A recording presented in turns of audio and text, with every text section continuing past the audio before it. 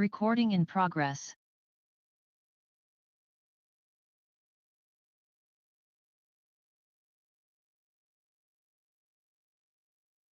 Yes. Okay.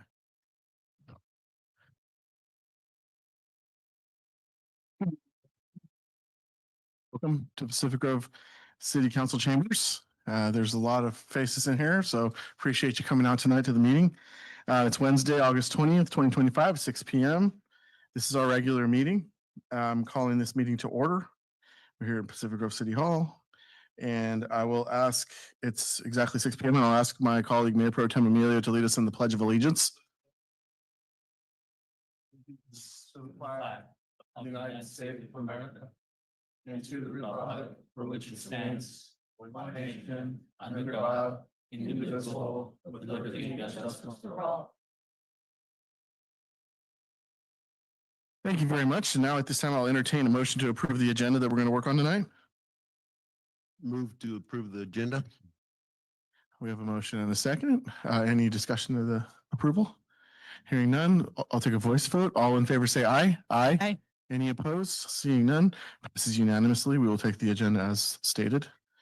Now we're on to item number 2. This is presentations, and we have one presentation tonight. And this is item 2A, in remembrance of Steve Eugene Clatterbuck, Jamie Lee Tabbs Scott, and James Vincent. And I know that a majority of the audience today is here for that purpose.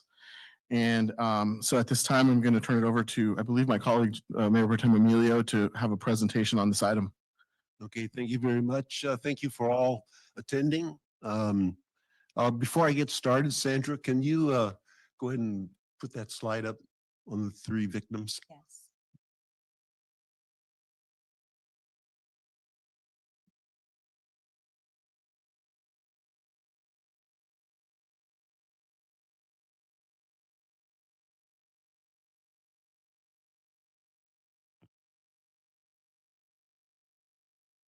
Having some technical difficulties, my apologies.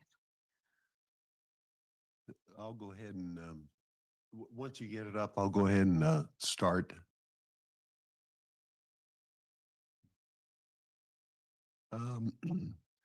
These 3 victims, once she gets the slide up, were in a plane crash off the Pacific Grove coast. I wish to acknowledge the countless hours of the first responders, Pacific Grove Police Department, Pacific Grove Fire Department, represented by Monterey Fire Department, the U.S. Coast Guard, and NTSB. I did not include everybody, okay? The list goes on. And so the victims, Steve Clatterbuck, Jamie Tasbick, and James Vincent. Jamie is survived by his wife, a 10-year-old daughter, and a 13-year-old son. One had a birthday and dad was missing. James owned the Aquarius dive shop, and Jamie owned another dive shop. Steve was a dive instructor, and I believe there's some dive people in here, and I really appreciate your help in the matter too. To honor the victims, I believe a memorial bench should be placed near the airplane crash. Honoring the 3 victims that were involved in Pacific Grove.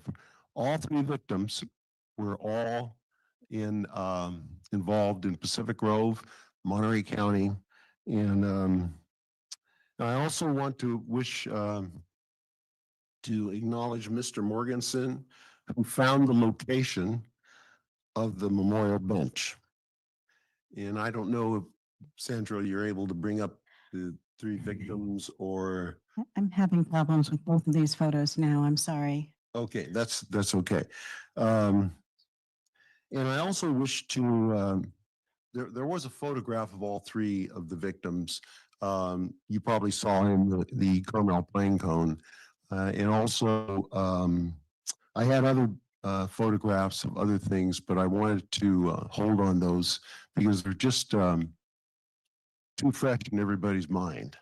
And I wish to offer if you allow me, Mr. Mayor, that anybody that wishes to speak on this, they may. I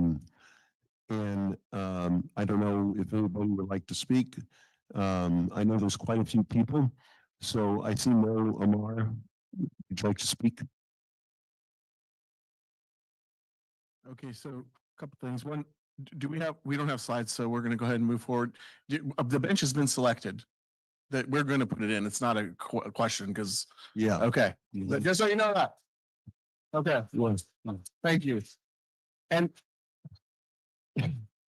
we do have a lot of business tonight too. So Mr. Amar has graciously decided to speak for the group tonight and take care of the comments.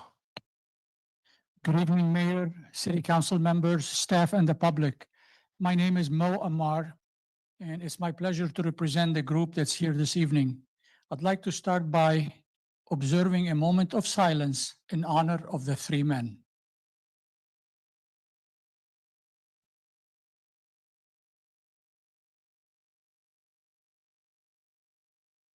Thank you. I want to thank Mayor Nick Smith for putting the item on the agenda. It's not easy to squeeze an item with short notice. I want to thank our Vice Mayor, otherwise known as Mayor Pro Tem Joe Emilio, for championing the cause. I did ask him, texted him, and I said, "Why are you championing this cause?" And he said, "Because of my Italian heart." We believe you have a big heart, Councilman Emilio. I want to thank our city manager, Matt Mogensen, who took the time from his busy schedule to go out and research the area and identify the best possible option with Linda Pagnella, who was a librarian, civic leader in the town of Pacific Grove. My final thank you goes to a wonderful lady who's with us tonight, and that's Nicolette Eason, local realtor born and raised in Pacific Grove. She agreed to take full responsibility for any expenses related to the bench. Today, thank you.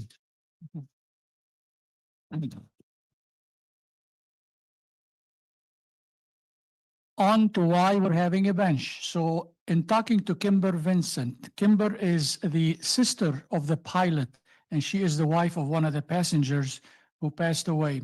We asked her, what would you like? How can we help you? What can we do for you? And Kimber said, "I would love to see a bench on the water." So we wrote a text to our mayor and to our vice mayor, and they immediately responded. She stated that the bench would be not only good for her two kids that are 9 and 13, it'll be good for the 3 families, it'll be good for the friends and relatives to visit and enjoy that site. As evident by the crowd that attended this evening, and I really had nothing to do with it, it's all social media. I want to thank everybody that has attended. Obviously, this bench means a lot to the diving community. If you're in the diving community, please raise your hand. Thank you very much. Those are the silent people that you just never see. What was really interesting is the amount of text that I got today saying, "Where is City Hall?" from people in Pacific Grove. In my 68 years of on earth, I have to confess to you, council members, I've really never met nicer people. They're just simply nice people. I had the distinct pleasure with working with Kimber at the Chamber of Commerce for a couple of years. Installing a bench shows the families and the public that we care and sympathize with their loss. I'd like to thank all the wonderful people that showed up tonight, especially the families. We have family members, we have daughters, we have sisters that showed up this evening to honor the 3 men. And we hope that we will be able to visit this bench site in the soon future. Thank you, council members. And I will be the last speaker in the interest of your time. Thank you. Thank you, Mr. Amar. We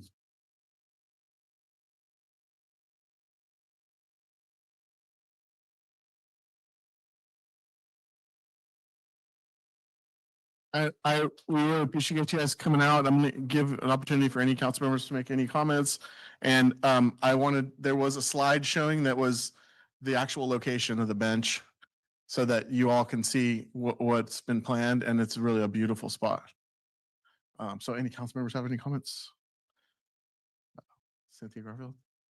Yeah, I think I speak for all of us when I say we really are sorry about your loss. This is a tragic thing. And I'm glad we can make a very, very small way of helping remember these 3 men. Thank you. Councilmember Walking Stick. Um, First of all, I wanted to say that my heart goes out to the friends and family of these three men. There's really nothing I can say to um, make any of this feel any better. I hope that we're doing some small measure to recognize these individuals, the community of Pacific Grove's appreciation for these men. And I wanted to say that a community is the people. It's not the buildings, it's not the streets, it's the human beings that make a community. And when you have three men like James, Steve, and Jamie that were such a core integral part of the community of Monterey Bay, the wider community of Monterey Bay, their loss has a disproportionate impact on the entire area and be missed. Thank you very much. Anyone else? All right. Well, thank you very much, everyone, for coming in. Yes?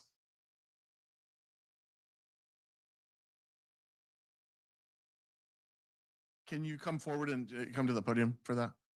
Thank you.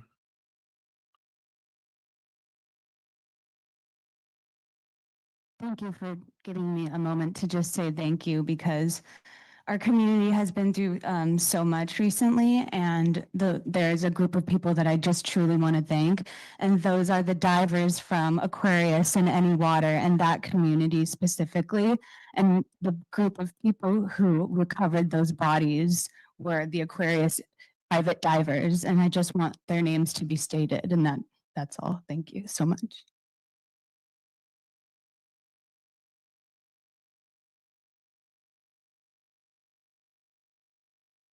So I just wanted to say the names of those divers and captains that were on the boat that day. It was Phil Samet, who was the captain, along with Dane Durand, Ariella and Brian Simke, myself, William Mariano, Kelsey Rosso, True Barnes, Mike Weber,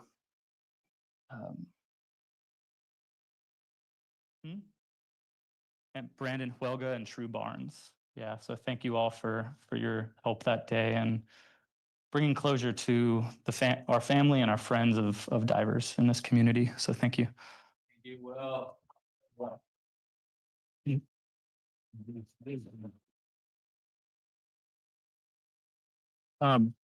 And so there was a question asked about the timeline on the bench when we expect to have that. I know they take a while to fashion them and create them and everything. Mr. Mayor, we thought at the appropriate time, we'd probably want to talk to the family about getting it dialed in the way we want it to read and everything. So Okay, I would say next couple months. okay. That's fair. All right. Thank you. I have a quick question. Is Nicolette in the audience? Okay, that's okay. All right. Thank you very much, everyone. That concludes the presentation on the Steve Clatterbuck, Jamie Tabscott, and James Vincent. So we appreciate you coming out, and feel free to stick around for the rest of our business tonight if you like.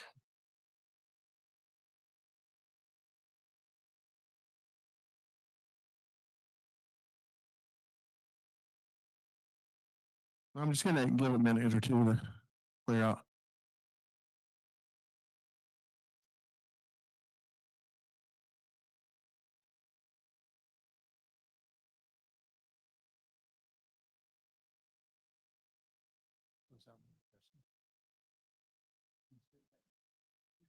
I did a great job on that. Thank you for doing this. You go first.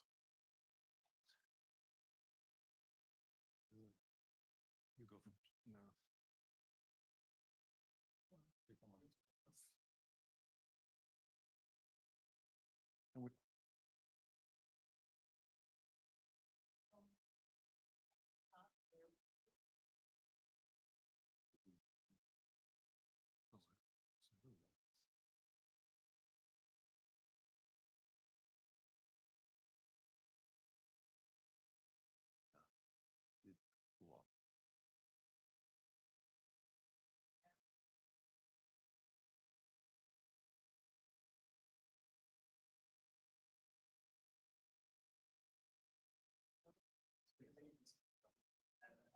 Excitement.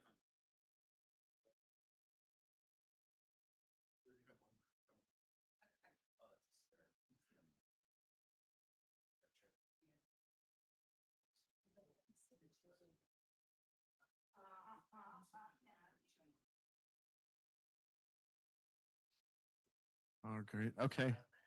All right, there we go. All right, so we'll bring it back to the council. We're at item 3 now. It's 6:15 PM. We're at council and staff announcements, and I'll recognize the city attorney on item 3A, report on closed session. Yes, I can report that there is no report out of closed session tonight. Okay. And we'll move on to item 3B. This is other council and staff announcements, and I'll recognize city attorney as well. Do you want to see if council has any comments? Oh, sure, we can go to council first. That's fine. Let's have council comments. Councilmember Rao. Thank you, Your Honor. I had the pleasure of being at an event where somebody from Meals on Wheels was being honored. And I just want to put a call out to the public. We keep all of our bags that we buy at the grocery store. They're looking for paper bags with a handle, new or like new condition. And if you've got a lot of those sitting around like we did, and this has been a great thing for us because we, got out of the habit of taking our bags during COVID. So we had a lot and we just kept donating over the last 5 years. So they spend an incredible amount of money just on bags.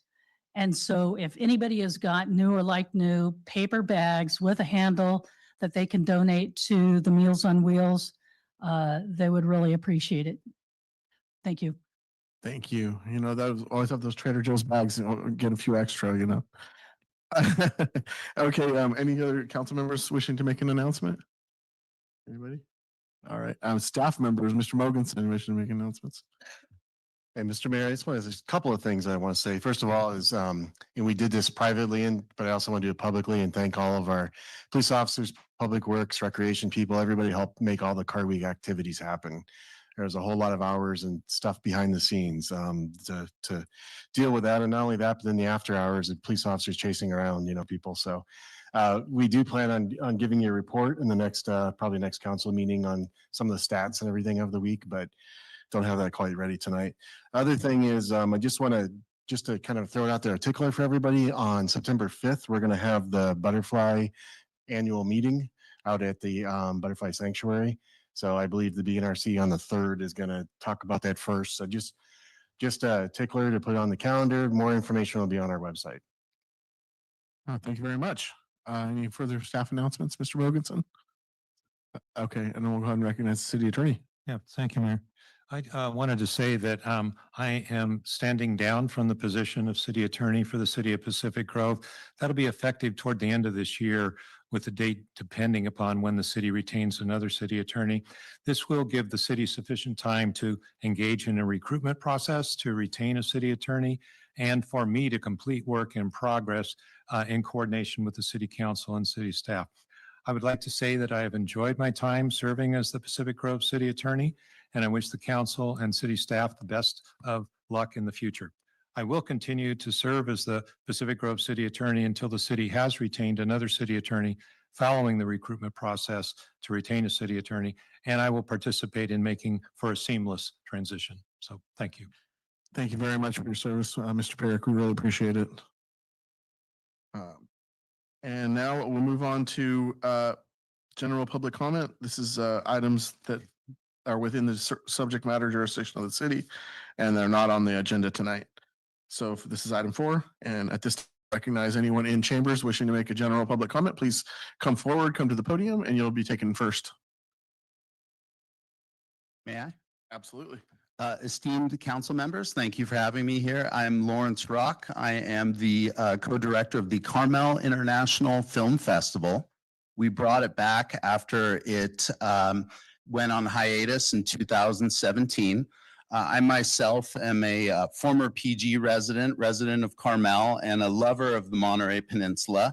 And I also work for Mr. Eastwood, and I'm a multiple film director. So when people begged me and my partner, Annette Anderson, to bring back the festival, we teamed up with some of the local people here and we got it going. So we do have a beautiful international film festival happening in Carmel, October 2nd through 5th. Now, the importance to Pacific Grove is Carmel International feels that we're representative of the entire Monterey Peninsula. We have some of the best filmmakers in Pacific Grove. We have Bob Franco here, who's the former editor for Candid Camera. Bob, could you stand up for a quick second so I can completely embarrass you? There we go. Bob has two films in the festival. One is Big Sur, The Way It Was, and the other one is about Wah Ming Chang, a very esoteric artist that created the metal sculptures for Hank Ketchum, the Dennis the Menace sculpture that kept disappearing.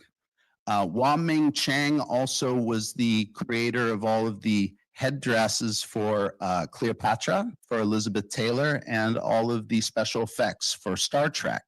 Now, in an interesting local historical twist, Wah Ming Chang's adopted mother is Mildred Taylor, an avant-garde journalist from San Francisco that first had the Carmel International Festival in 1929, which makes it the world's oldest film festival, predating Venice by 3 years. This is a little historical node that my partner, who's co-director, Annette Anderson, uncovered.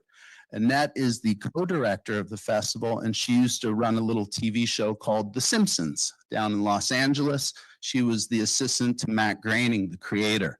So we couldn't be more pleased to celebrate our local filmmakers. We're also scheduling a, if he allows us, a special screening for Chuck Davis's film. Chuck is that gentleman right there, and he's probably one of the preeminent underwater cameramen on the planet. So we have incredible local talent. We have a wonderful venue in Carmel, and we also look to expanding to Pacific Grove, but our real focus is honoring the entire community and everybody here and putting it back on the world stage for the arts. So thank you for your time. Pleasure. Thank you. Appreciate it. Anyone else in chambers wishing to comment? General. All right. Good evening. My name is Susan Golbeck, and I plan on coming to every council meeting to just announce this so that people will know that we now have an online newspaper, and it will be published 5 days after every council meeting. It's an abbreviated version of the Beacon that we had many years ago. And I welcome everybody to go online at pacificgrove.com and take a look at what we've done. And we're going to get better every time. And we need volunteers desperately, because I can't do it alone. And we really need a paper, because you can't really have a hometown without a paper. Thank you. Ms. Anton? Okay. Good evening, council members. I'm Jeannie Anton. I'm here to give you a little update on our fundraiser for Chautauqua Hall. First of all, the application that you approved for putting the hall on the National Register has been acknowledged, at least that they've received it, and they will be hopefully giving us the positive response when they meet again in November. So we'll be waiting with bated breath on that. Next, we had a couple of events the last week of July that were successful in raising about $1,000 for this project. I have a special thanks to Claudia Samus of Back Porch Fabrics for sponsoring another quilt raffle, and to Linda Garofalo for her donation of 2 quilts. There's another quilt now on the wall at Back Porch Fabrics, another donation. So if you're looking for something to grace the walls of your house, have a look either at Back Porch Fabrics, or you can go on their website and see it. I'm not sure what the final date is for the raffle, but it's really a nice way that the community has offered to help out. And we have some more coming up in a couple of months. Last month, Public Works sent out an RFP requesting proposals for an architect for the Chautauqua project. Public Works received 6 proposals, which have been reviewed by Public Works and also by members of my committee. And so next month, Public Works is going to hold interviews with the top 3 applicants. And I do want to especially thank Dan in the back row there, Dan Go, for all of his help in helping this project move along. And I feel like it's really moving along, and it hasn't even been a whole year yet. So I'm pretty excited. Thank you. Thank you very much. Very important project for us. And we'll go online, see if anyone online wishes to make a general public comment. Mayor. Give it a minute. I do not see any hands raised online. All right, we'll go ahead and close general public comment and we'll bring it back to the consent agenda. This is the next item here. And it is, it deals with routine and non-controversial matters. It may include action on resolutions, ordinances, or other public hearings for which testimony is not anticipated. So at this time, I'll ask any members of the council or staff, do you wish to pull an item from the consent agenda tonight? Members of the council? Councilmember Garfield. Thank you, Your Honor. I'd like to pull 9C. 9C, Council Traffic Safety Commission rec? Yes. Okay. And Mr. Mogensen, did you have an item that you wanted to pull tonight? Oh, okay. Okay. We'll go ahead and we need to pull it. Yes. What is the- yeah, but what's the- Can you pull 7B or D? 7B like boy? Okay, 7B, we'll go ahead and pull. That's the ordinance amending salary classification for the city manager. So we'll go ahead and pull 7B as well. Just for the record, so everybody hears that we're pulling 7B and 9C. And anyone else wishing to pull any other items, why don't you come forward, sir?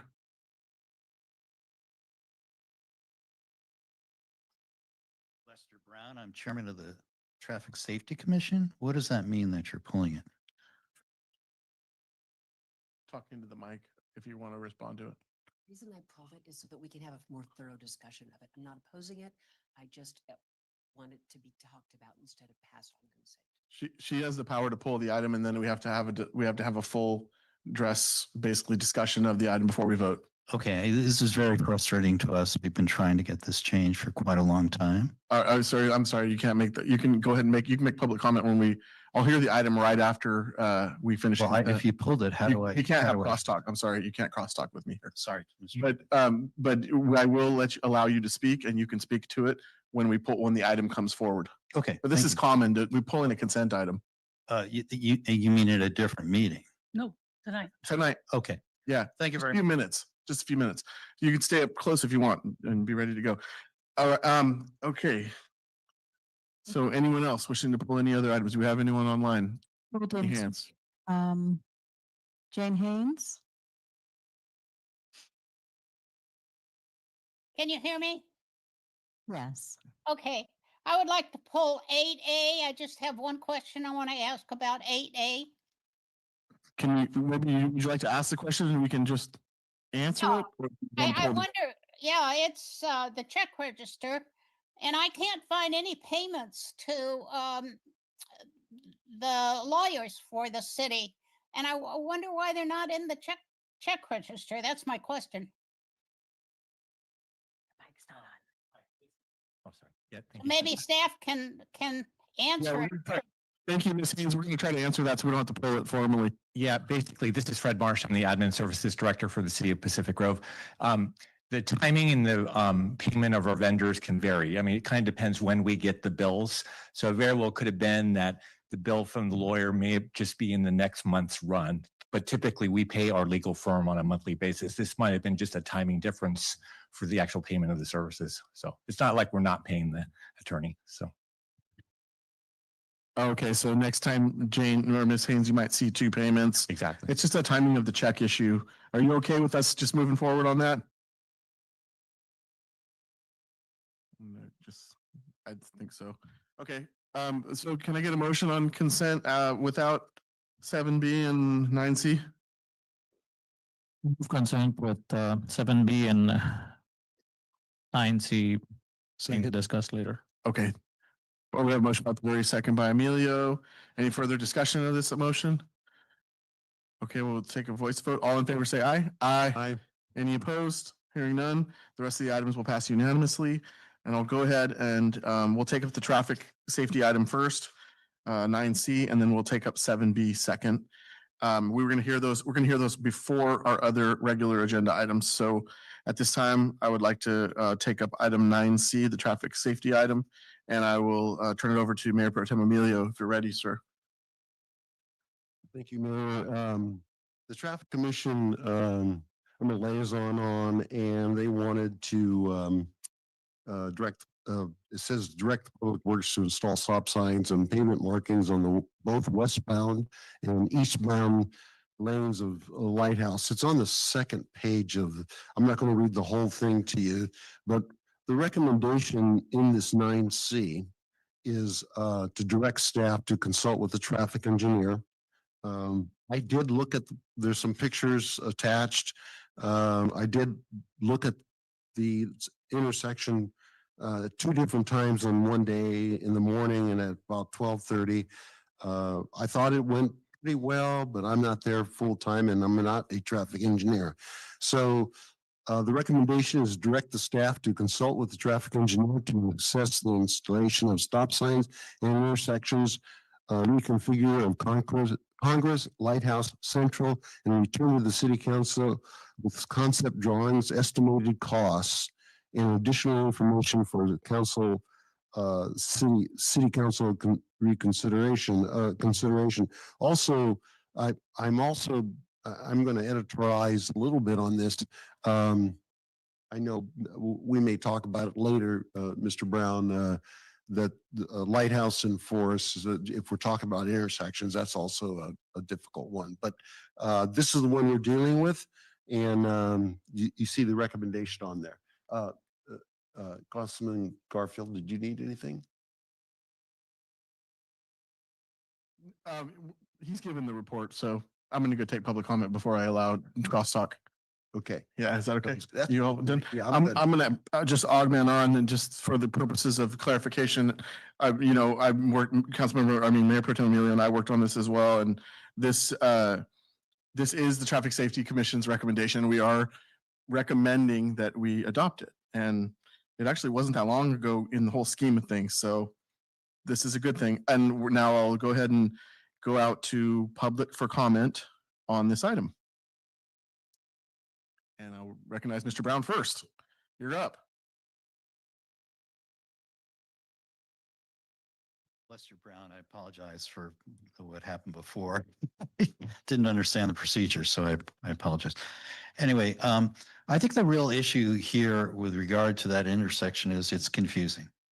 And since it's the entrance into the town and it involves very, routes through the town, that the idea is, look, let's just make it clear.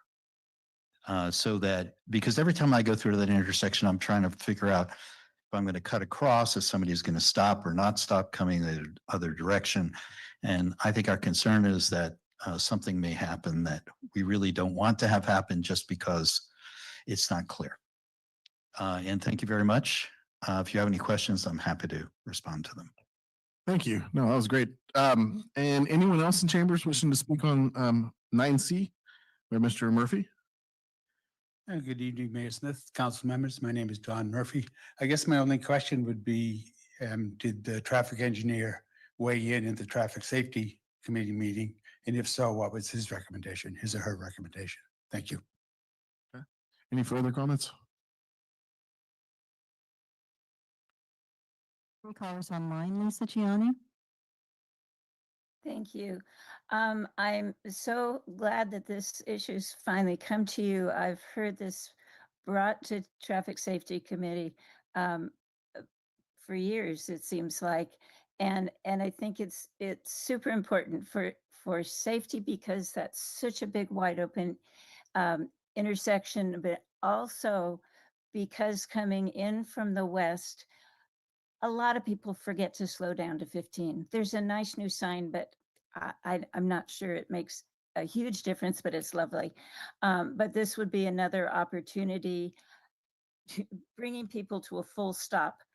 If there's good signage, then really can make the difference. And 15 miles an hour is a really great speed limit for a downtown community like ours.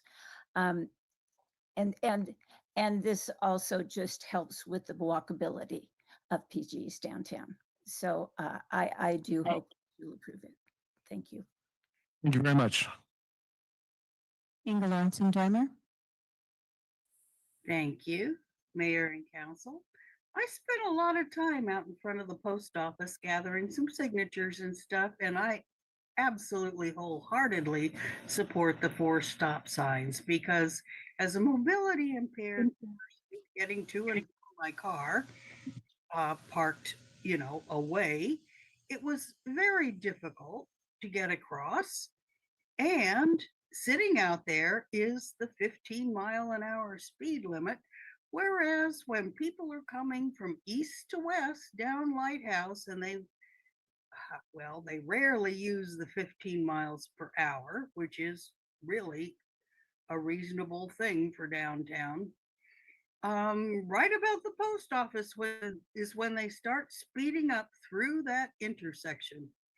And sitting there watching time after time that happened in the morning and in the afternoon, it just absolutely brought it home that we need these stop signs for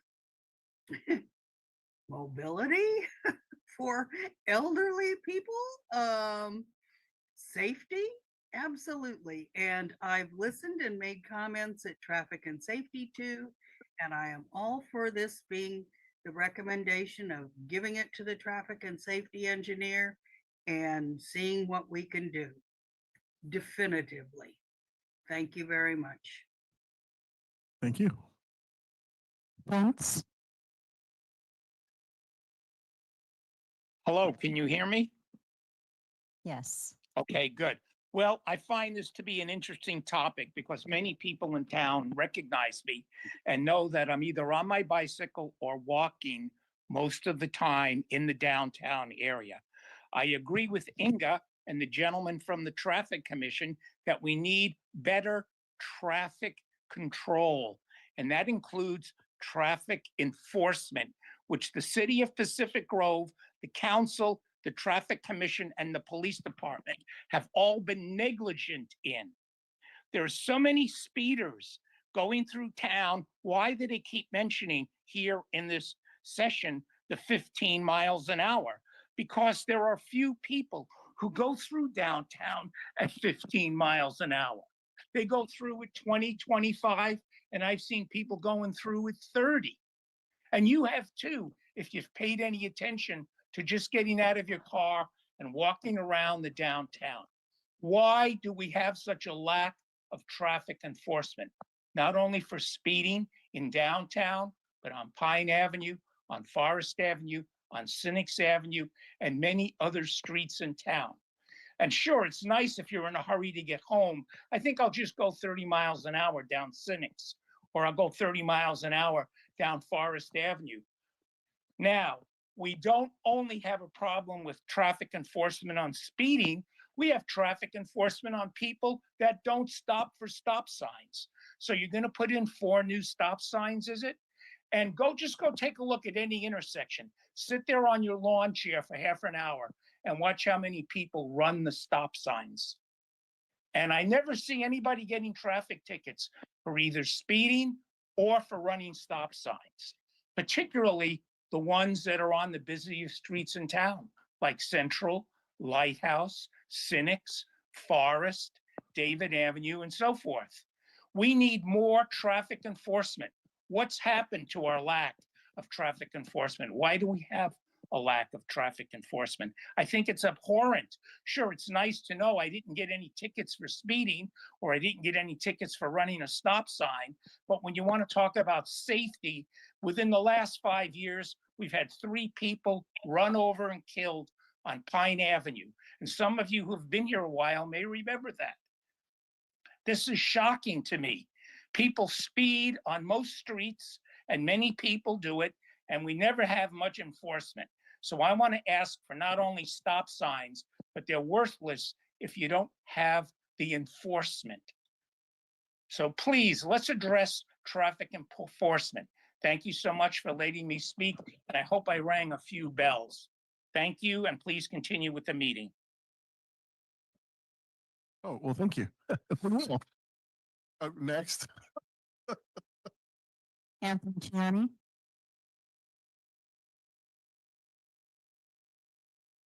Safety first is probably the most important concept that the city council should be considering. I've listened to all of the comments. I think what's really important here is to recognize that Pacific Grove's Thruway is an important site that invites both residents and visitors to enjoy the downtown area. But the safety first becomes the most important thing. So all stop is really important. And I think that from what I've seen in my experience of trying to traverse forest across Lighthouse, or Lighthouse across Forest, or any of the other intersections there, is the visibility is really difficult. So all stop is really, I think, the way you need to go. And I think the direction should be to look at the guidelines that Caltrans provides, not the city of Pacific Grove, but Caltrans provides for these kinds of situations. I'm sorry to see council members leaving the meeting during the discussion and public hearing. But what's really important is maybe that kind of distraction is what will lead to accidents on the road. So please don't do that. Address this directly. Get some experts looking at this. Thank you. Thank you. No further hands are raised. Thank you. Go ahead and close public comment on this item 9C. Bring it back to the council for discussion and action. Who would like to go first? Councilmember Walking Stick. Okay, first of all, wholeheartedly support this. That particular intersection is the intersection of two major thoroughfares right there at the base of Congress. I'm an able-bodied person and have had trouble getting across that street at times. It is dangerous, but putting a stop sign there is also highly strategic. That's where people first come into town, changing speed from 25 miles an hour to 15 miles per hour. People come down that hill blazing and then just continue through the rest of town at that speed.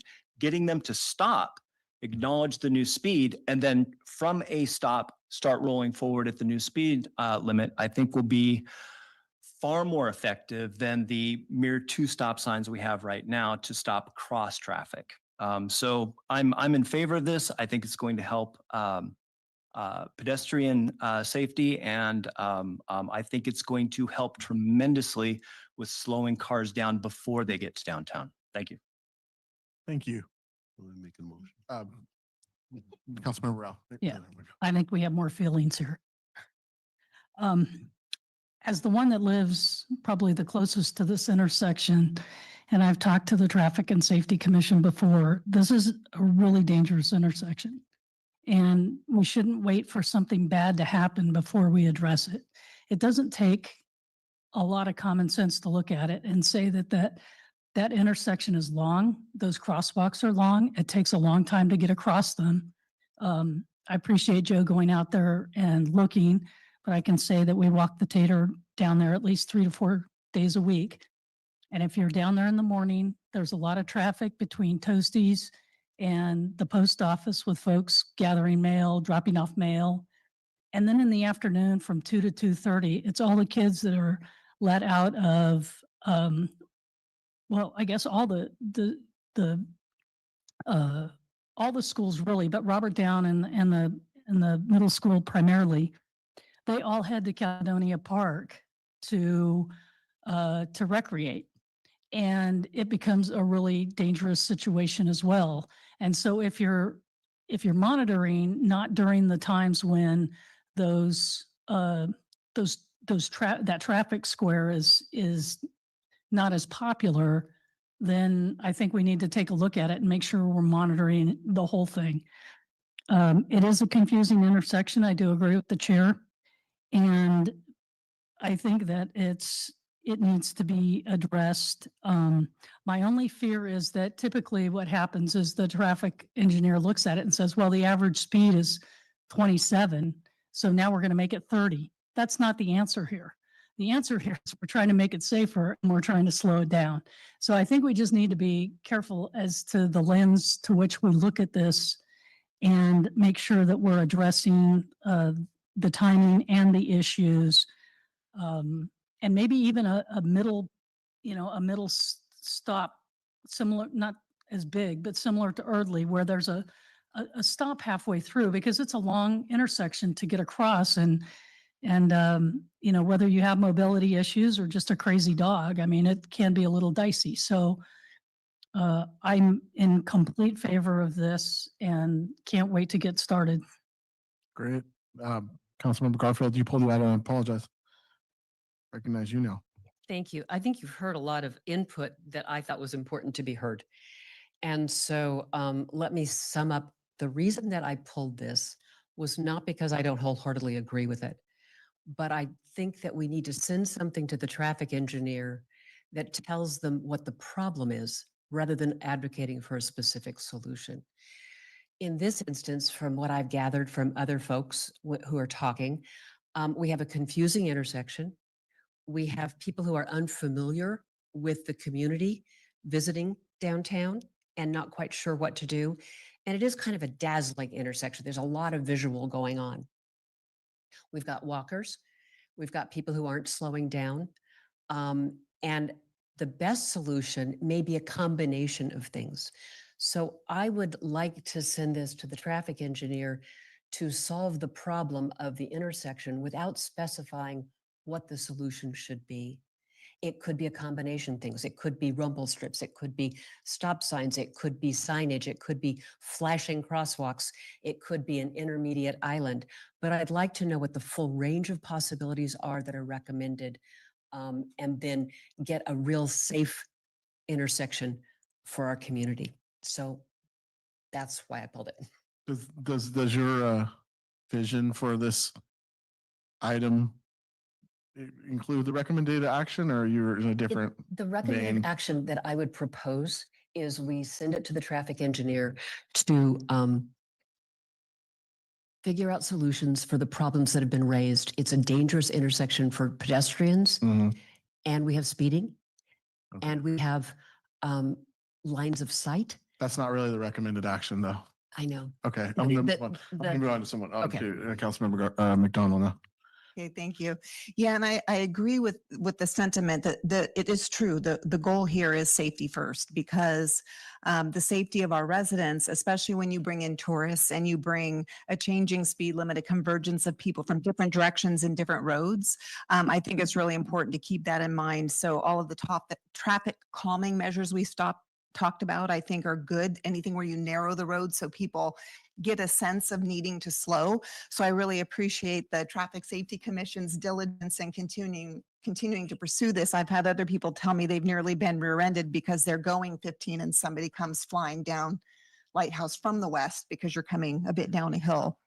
So I think that's really important. And my original thought on this as well was, before doing design drawings, I think it's a good idea to have the information, like assess the situation with safety first in mind, and what are the best solutions based on the challenges that we're seeing, and maybe having that come to council to kind of determine where to go from there.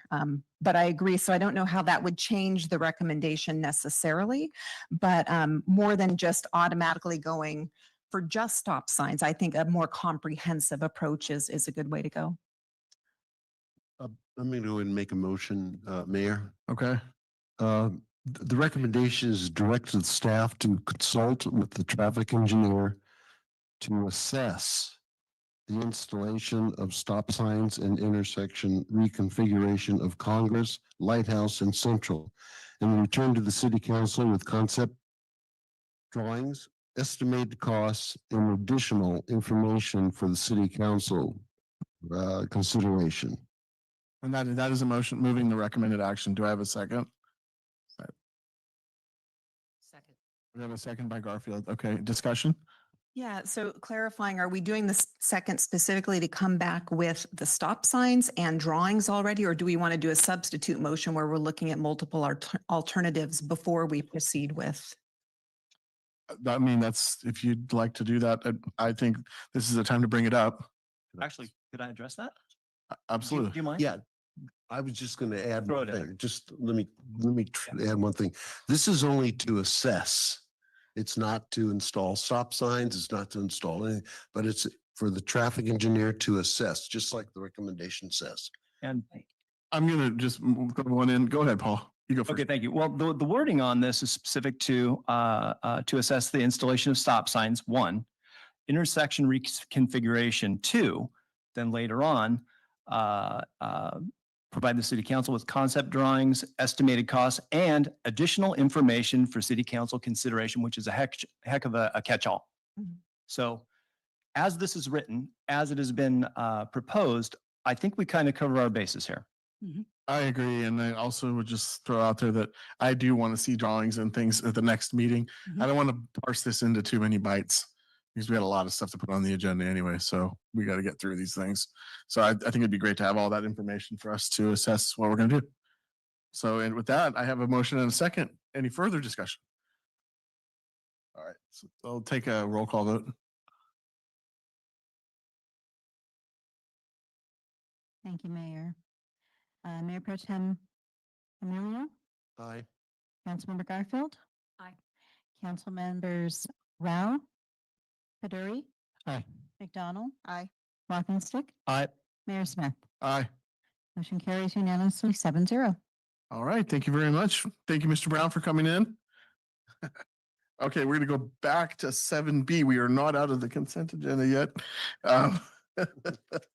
So we're going back to 7B, and I believe there was a slight error on on one of the pages of the documents, which is why we pulled this. There's a couple of corrections. A couple corrections. Okay, go ahead. 7B. So on the first page of the ordinance, there's findings, there's the title of the ordinance and there's findings, then there's ordinance, and there's what's called an enactment clause that follows that. The way it currently reads is, now therefore be it ordained by the city council of the city of Pacific Grove.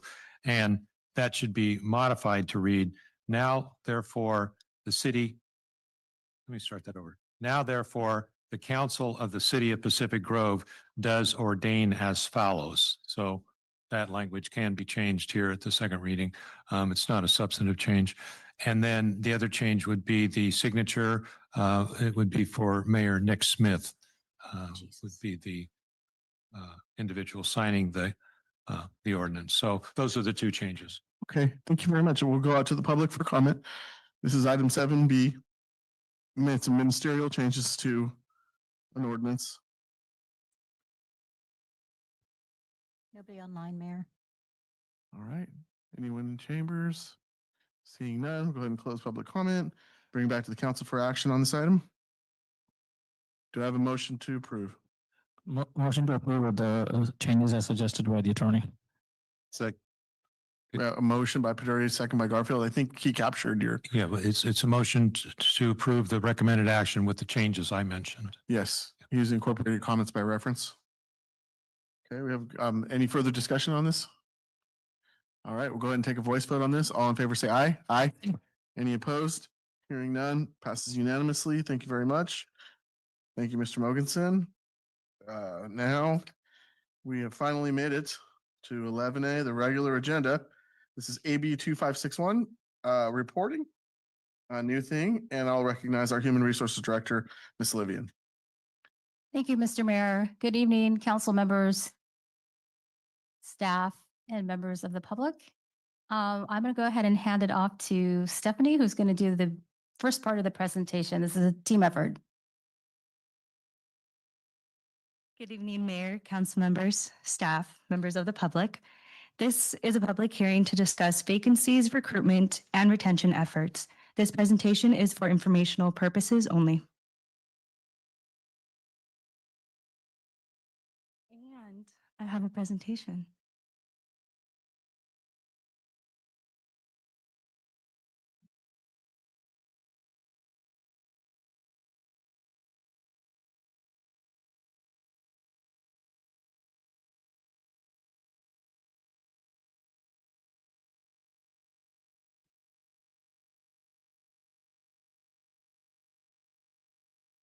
AB 2561 was introduced to address the issue of job vacancies in local government, which adversely affects the delivery of public services and employee workload.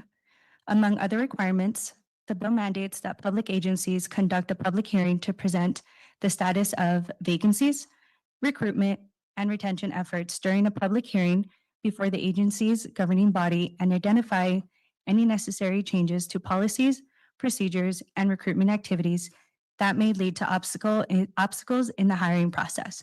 This went into effect January 1st, 2025, which is why we're looking back at 2024.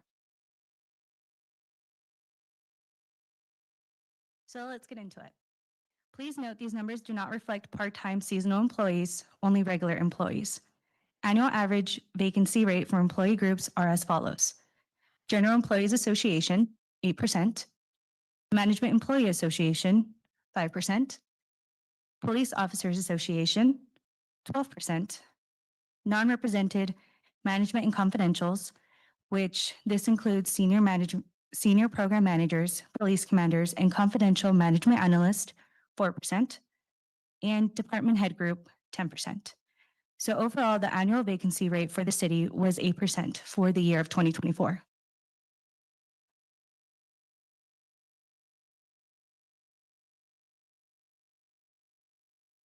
In 2024, we had 5 retirements, 15 resignations, and 2 involuntary separations.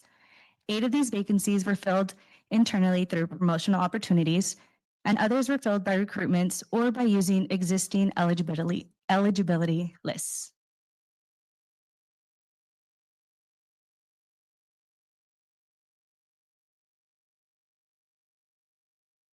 Okay, so here's a breakdown of the 2024 separations by department and classifications. There were 22 in total.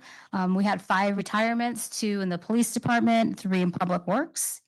We had 15 resignations. We had 3 in our community development department, 1 in our city manager's office, 3 in our administrative services department, 1 in our library department, 5 in our police department, and 2 in public works. And then we also had 2 involuntary separations, and these were classifications that were in their probationary period when they were released. Okay, so once a vacancy is created, as you can see, here is kind of a generic view of the steps that are taken to replace a position. As you can see, there are many steps to get to job placement. Human Resources works with the hiring manager to determine the recruitment plan. So we look at all of these different steps and we work together to see what that's going to look like for a particular classification. Again, this is a general overview for hiring staff, so it could vary depending on classification. Just varying on classification. For police staff positions, specific post-hiring guidelines and processes must take place, including a thorough investigative background check and various physical assessments. So those steps are longer for those classifications because of this additional requirement. So on average, the time to hire from when a job's open to when we put somebody in the position, it's about 66 days for regular staff and then about 122 days for sworn police officers, again, because they're going through that extended background check to fill the position. Thank you. Okay, so one of the requirements is that we look at potential obstacles in the recruitment process. And so here are a few that we identified. One of them is applicants don't consider public employment, believe it or not. That's when we go to job fairs, a lot of the college students it never crossed their mind. So we do a lot of education there. Applicants may not understand the hiring process for public employment. It is a little bit more lengthy than it would be in the private sector. So we hope to do a better job at educating applicants. And then, of course, because there is so many steps that we go through, the recruitment process takes too long. So solutions to address these obstacles are to increase exposure to public employment through social media outlets, career fairs, and proposed employee referral program. And I'll talk about that a little bit later. Revisions to the city website and information regarding the recruitment process and timelines would probably be very beneficial for people can see all the different steps and then explaining what those steps mean. And so we are looking to explore and revamp our website to capture all of that information so people have that information up front.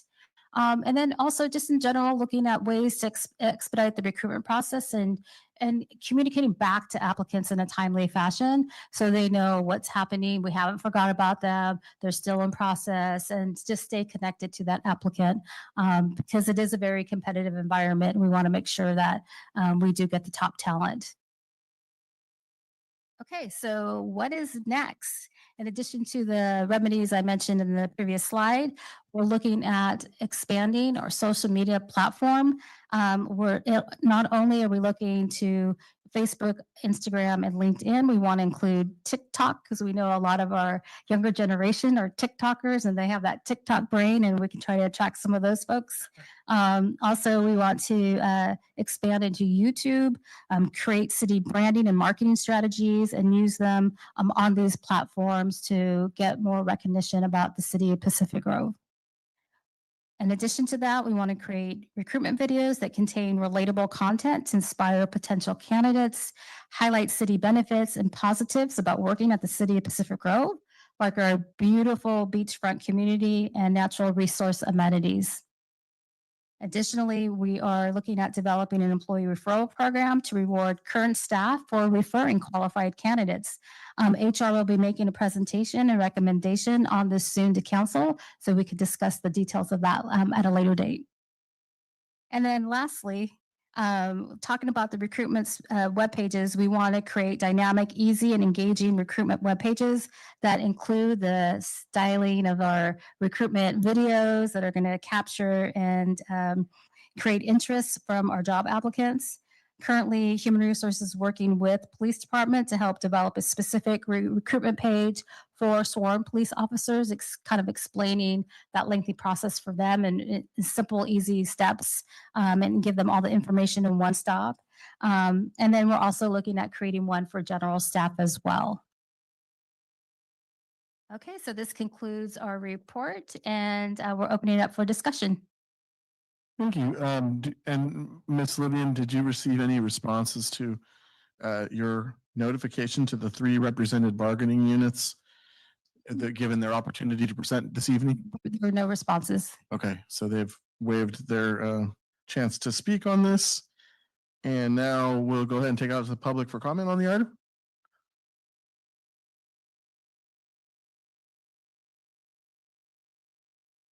I have one online Go ahead. caller.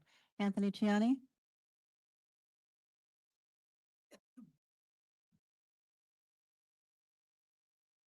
I moved to Pacific Grove here in 2011. I am amazed at how many people don't understand the amenities of Pacific Grove. To move here and work here, to contribute to the beauty and conservation and improvement of Pacific Grove is such an opportunity that I think that needs to be emphasized. I think that I'm watching this. I'm surprised that there aren't more people wanting to be part of the planning division, part of the enforcement division, part of the conservation division. And why that isn't happening, I don't understand. I think this is a wonderful program. I think you need to really look seriously at it. Pacific Grove is a unique location, and everything you can do to attract more people to carry out the vision, and I think the vision isn't described well here, but to carry out the vision of the council is really, really important. Thank you. Anyone else? No further online commenters. All right, go ahead and bring it back to the council for what this is we're receiving this report for statutory purposes. So at this time, do council members have any questions for staff that they'd like to ask in public? Councilmember Dury. Thank you. Thank you, and thank you for the report. Just a couple of questions. The report says that the hearing should review or discuss retention efforts. Could you just explain what kind of retention strategies are we planning or have planned? Yeah, thank you for that question. So, one of the things that we try to do here is try to promote first within the organization. So when we look at, when people leave, we look at, do we have the talent here available already? And sometimes those postings are internal only, so we can promote within. So that's something that assists with the retention of staff here, giving them a step to promote within the organization. We also promote our benefits program. We're always trying to improve those. We've increased our employee engagement efforts. We do some fun things on Fridays where we have people wear a fun shirt, or we have different types of contests to get people engaged. We try to get people together to get to know one another, because it's hard to do when you're in separate buildings. So kind of building more of a sense of community within the organization as much as possible. And then of course, offering like flexible schedules and things like that, so people can have work-life balance. And there's a lot of information on the employee intranet about those events and items. Okay, thank you. I know you started off by saying you're representing this as a team. I see that as a retention effort itself. But one of the things that I've seen in other boards, at least, is employee recognition, like employee of the quarter, items like that. Perhaps we can do something better there too. Because I for one certainly want to see all of the staff and hopefully put a face behind the name. But it can help there. The other thing is, this is supposed to be a fiscal year report. Is that accurate? And if that's the case, or can we expect this to be in the same kind of time frame next year? Is that how it's going to work moving forward? Sorry, yes, this is a fiscal year report. Next year, we'll probably have it earlier in the year, since this was the first year that we are required to do it, and it kind of came, beginning of the year. We did not do it before the budget, but that would be the ideal time to do the report. So going forward, it will be done before the budget. Okay, all right, thank you. You're welcome. Any further questions? Councilmember Rao? Thank you, Your Honor. I guess a general question.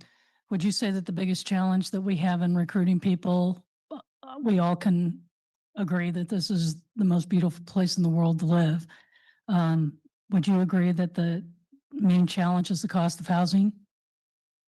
Oh, absolutely. Yes. I didn't want to get too deep in the weeds about that, but housing definitely is a factor. And so, we have a lot of people commute.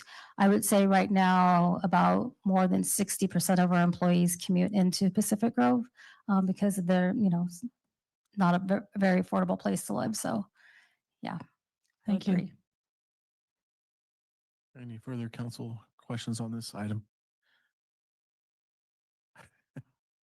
Okay, go ahead. Thank you. It's just bothering me.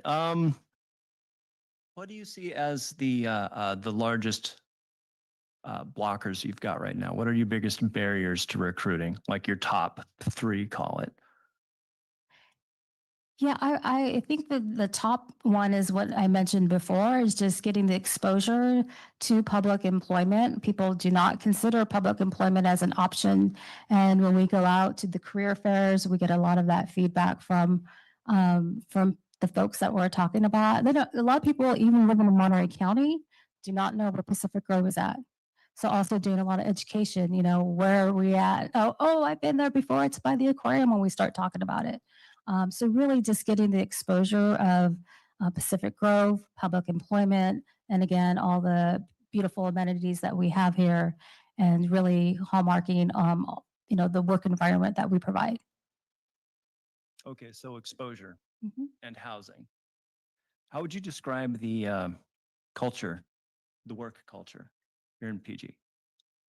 Oh, I'm so biased. I know, and it's kind of a put you on the spot question. I'm sorry about it. I would say in general, I think the work culture is positive. When I look at exit interview surveys that are being conducted when people leave, of course, the number one reason why people leave is basically pay and benefits. They're leaving for better pay and benefits somewhere else. The second reason would be looking for career ladders. You know, we are a small agency. We try to provide career ladders. We try to provide promotional opportunities wherever we can. But sometimes it's not enough, and people do feel like their only option is to, move on to another bigger city somewhere else. Okay. Anybody listening to this in the future, you will never find better benefits or retirement. That is, I'd like to have a longer discussion with you. Maybe off, we'll take that out of the meeting. Okay, I would be glad to have a conversation with That you. would be a good thing. Thank Okay. you. Well- I'll stop. Would you like to say something, Mr. Mogensen? I would if you're ready, just kind of, if you're on the wrap up stage. But no, that's definitely on. I was about to wrap right now. Okay. We got a lot of other things to So, go to. so thank you. Our HR director is one of the most fun ones in the area, that's for sure. So that's a big recruitment tool. But I think a couple of things that the council's done a great job, I think, over the years is keeping us somewhat in the media and in the market. And we say that we were looking at our local area. So when people are leaving for more money, they're not leaving for Monterey, most likely. They're leaving for cities in San Jose.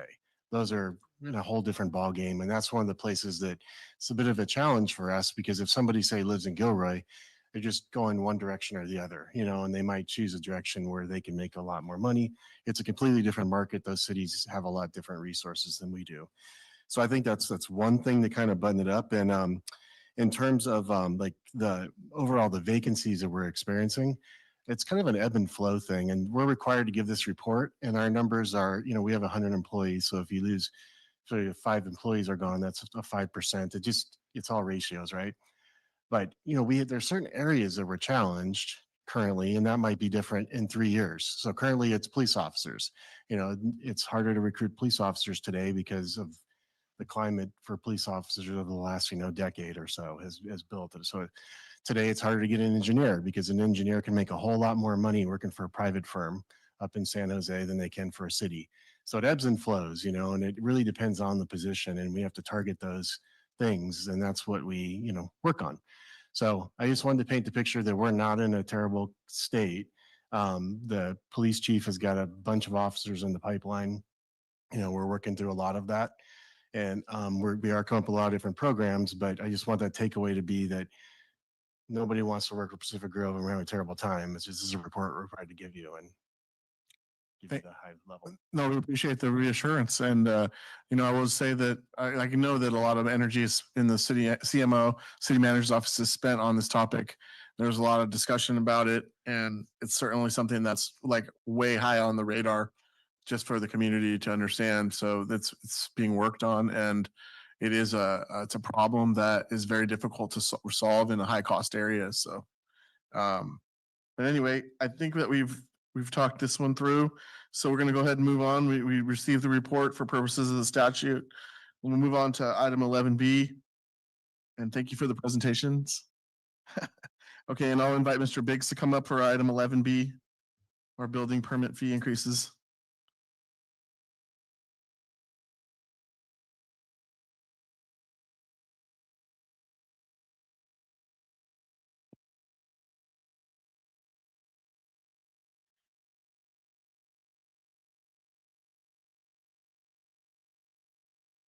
Good evening, Mayor Smith, members of the City Council. John Biggs with your Community Development Department.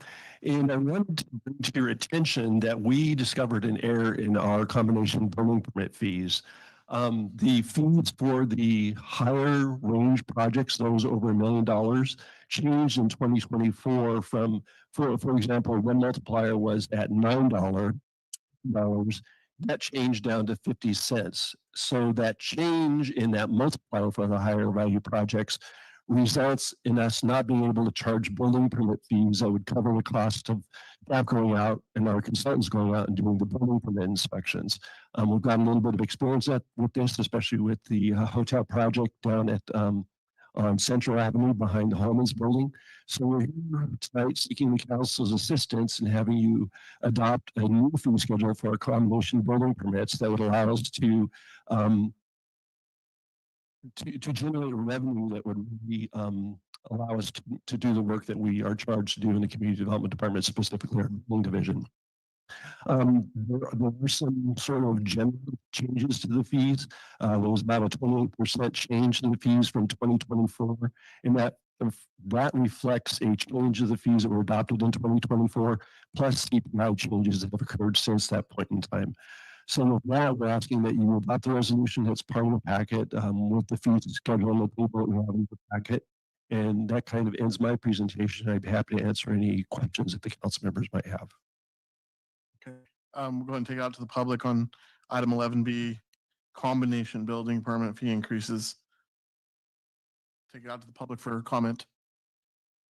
See I do one. have one caller online, Mayor, Anthony Gianni.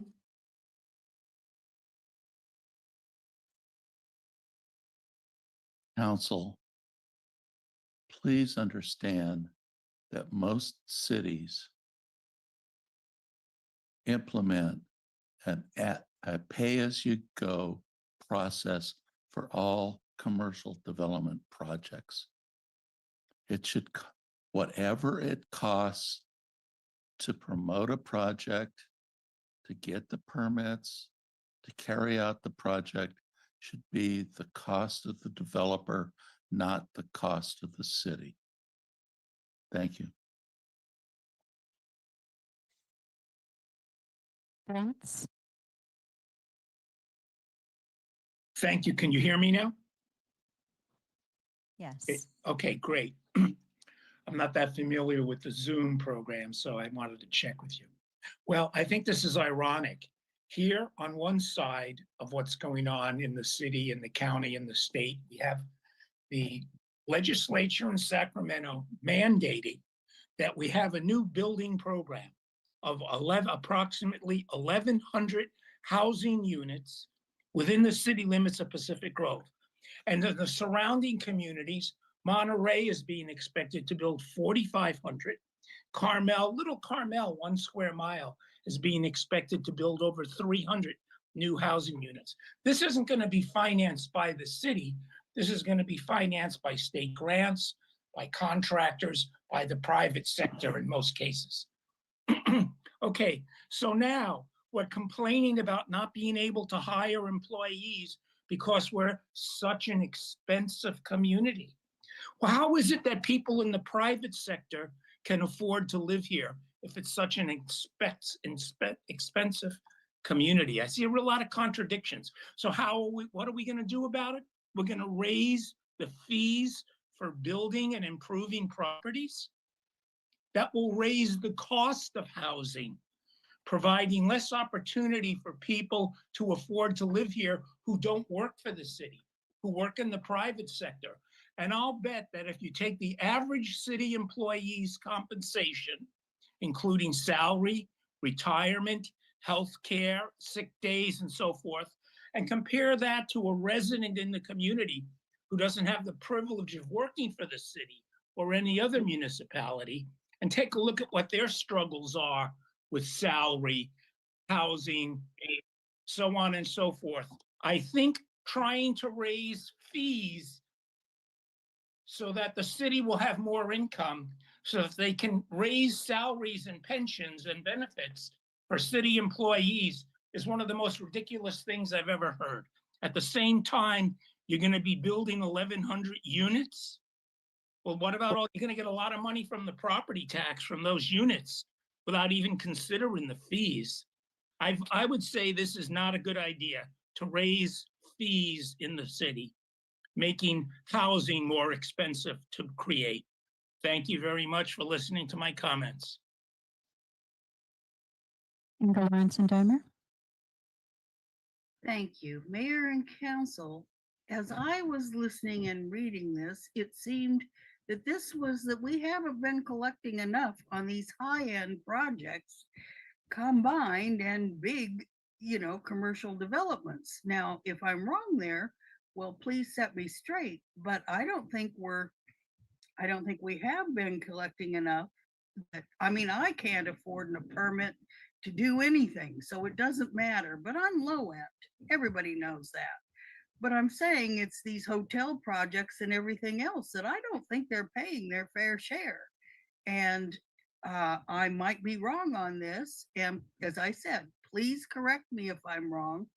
But yes, I think the city needs to cover its costs. They should have their costs covered. Thank you. No further online callers, Mayor. All right, thank you very much. We'll go ahead and close public comment on this item. And I think that the last caller actually kind of put her finger on this. We'll bring it back to the council for discussion. There were nominal increases in the fee all the way up to $5 million and $5 million and $1 to $10 million.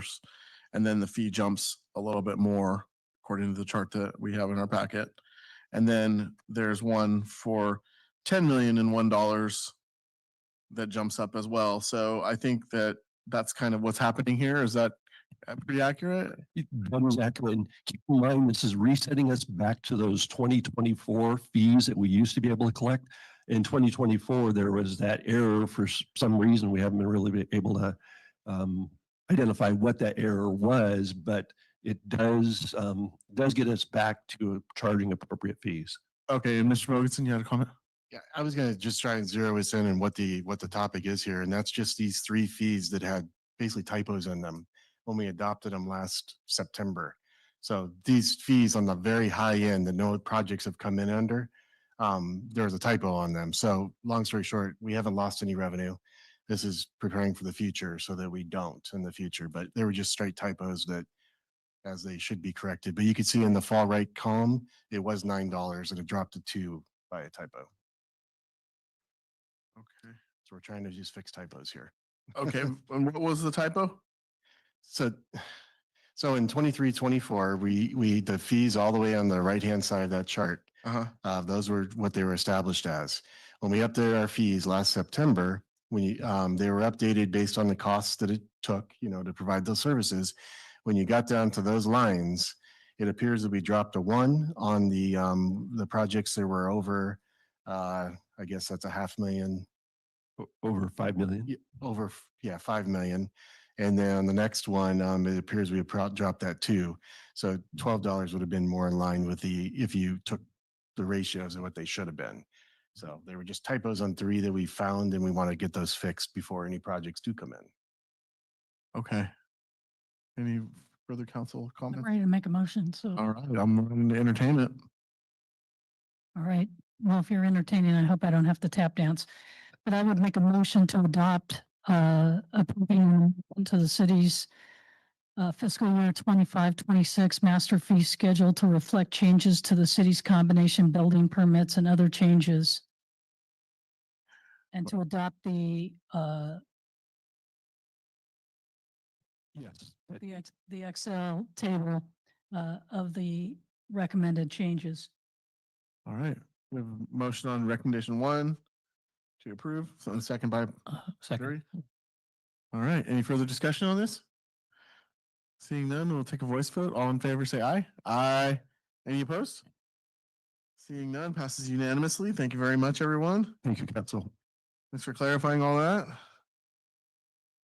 All right, now we're moving on to item 12A. This is the amended protocol recommendation to council for boards, committees, and commissions. And I'll invite Deputy City Manager Hallaby forward.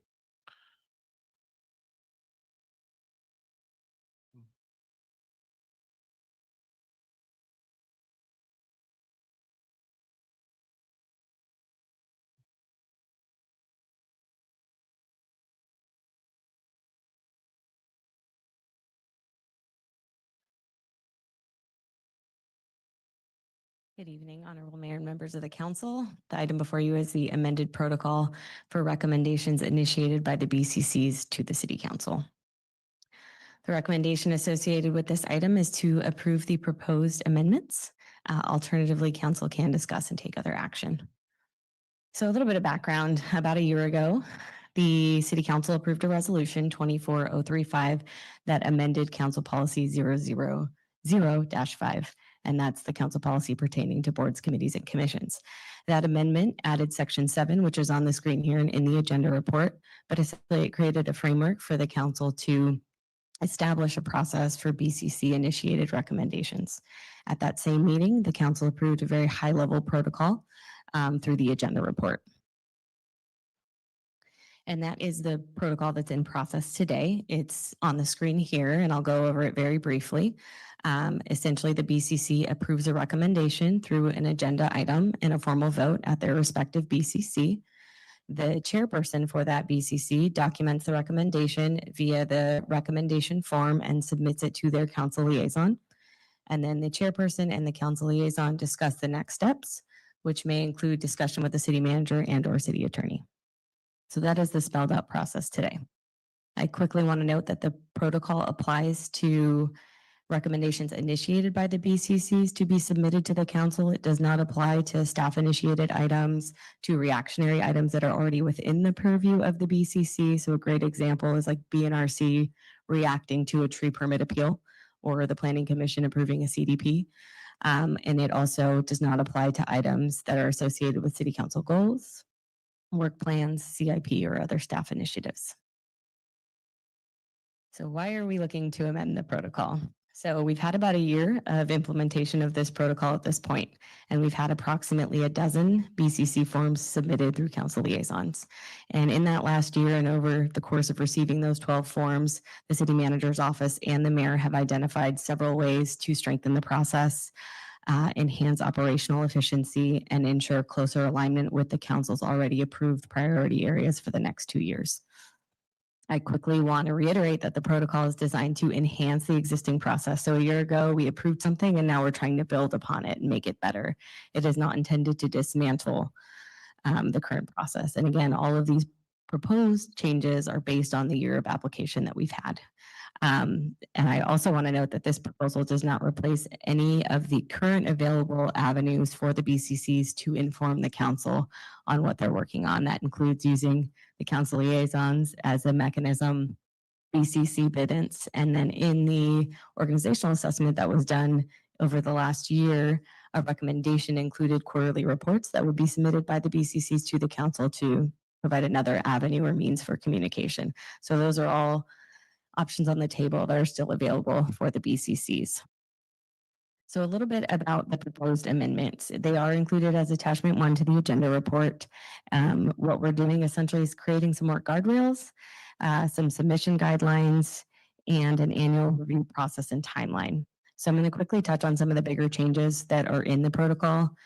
One of the bigger changes is we're looking to limit the number of recommendations per year per BCC, and the proposed amendments include 2 per BCC per calendar year. The reason for this limitation is that it ensures that the BCCs are prioritizing items that they want to bring forward to the council for consideration. The other element of that is it creates a manageable total. So we have about like 9 BCCs. If everyone were to submit 2 per calendar year, that puts us at 18, potentially 18 new projects in addition to the essential city services that staff's already providing and the items that were approved on the city council's goal and work plan. So really trying to create a manageable list for consideration annually. Establishing an annual cumulative review of submissions. So right now the process is a form gets submitted and then there's no necessarily a timeline that's established for when that might come forward to council or what that looks like for review. So this allows council to review them all at one time to more effectively evaluate and prioritize the proposals that are submitted.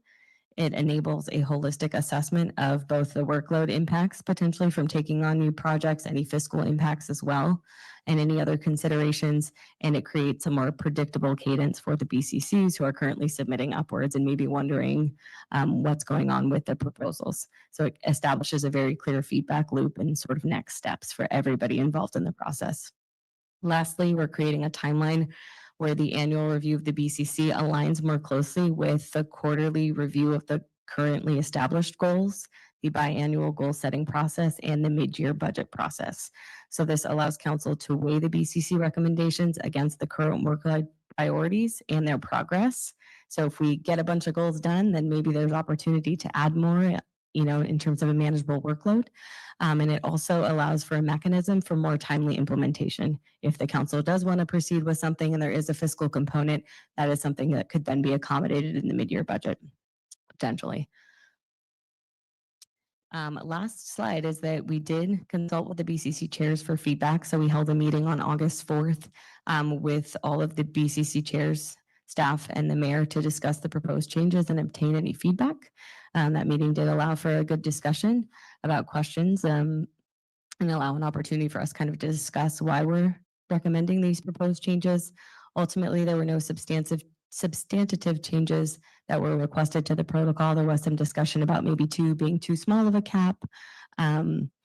So putting that out there. Subsequently, I did send an email to the BCC chairs that were unable to attend the meeting and requested feedback. We received 2 comments through that email, and they are attached to the agenda report.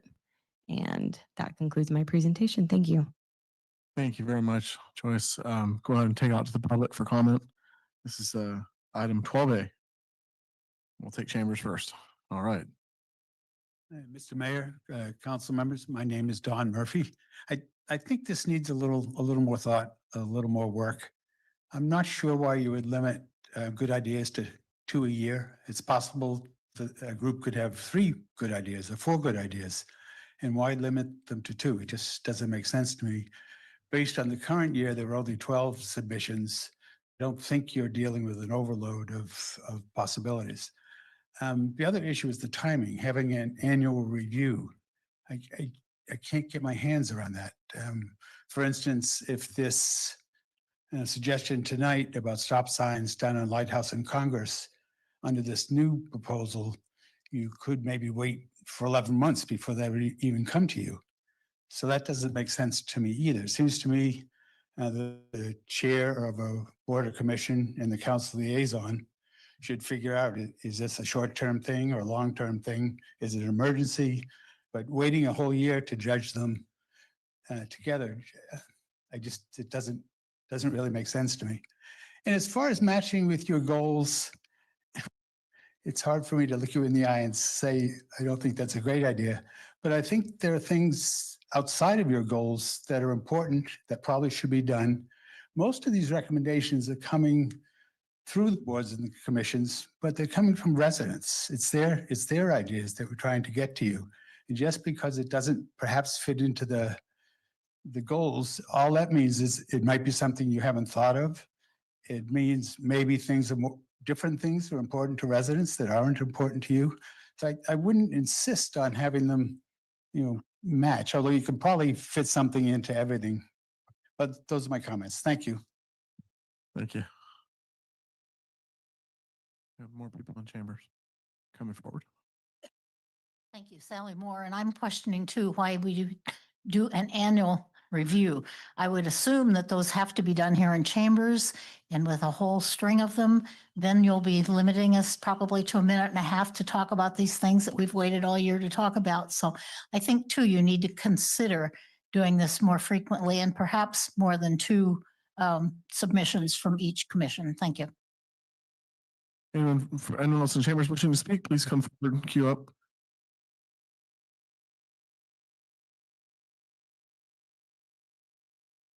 Good evening, all. Dixie Lane, a resident. And I didn't plan to speak on this topic, although sitting here, I'm going, oh my. This comes across to me as tone deaf, okay? And I look at this council and I go, there's not a lot of institutional knowledge sitting up here, okay? So I'm going to share some of that with you. When these BCCs were created, and they were created so the residents had a place to go and discuss what they thought was going on, what they'd like to see happen in the city, and kind of just vet a little bit and also bring forth a lot of good ideas. And I remember those days, and they were really positive and really great. And with the different BCCs, we were able to come up with some really great ideas. And If they needed to, then they came to council. Also, the staff was not that involved in the BCCs. Their one role was to sit there. If there was a question that needed to be answered, they would answer it, but they did not participate in the setting of the goals. They did not participate in the setting of their agendas, which they now control. And those were the residents' BCCs to get information to the council. So that's why a lot of them are, the people still refer to them as the mayor's BCCs, because that was how the mayor often communicated with the public. And over the years, I'd say about the last 20 to 30 years, they have been chipped away at. They are the management of those BCCs are not with the BCCs and the chairs themselves. I think a lot of people like myself no longer bother with them very often because it's not productive. And the staff has too much control, and it's not that open dialogue that we used to have. So I really think that it would be, you could tell the residents you've heard them, and you need to hear more from them. And this is the way we used to get information to you. So I think maybe looking at this, you need to stop worrying about whether they're in sync with the city's goals, and are they really in touch with the residents who they are supposed to be listening to, and then bringing that to you. That's my 2 cents. Okay, anyone online wishing to comment on this? Thank you, Mayor. Lisa Chiani? Thank you. I appreciate the previous comments. My first thought is just that it seems like the board and commission chairs were brought into the process of reassessing this kind of late, and not in a very open-ended kind of situation. So it's like, here's what we're going to do. Any problems with that?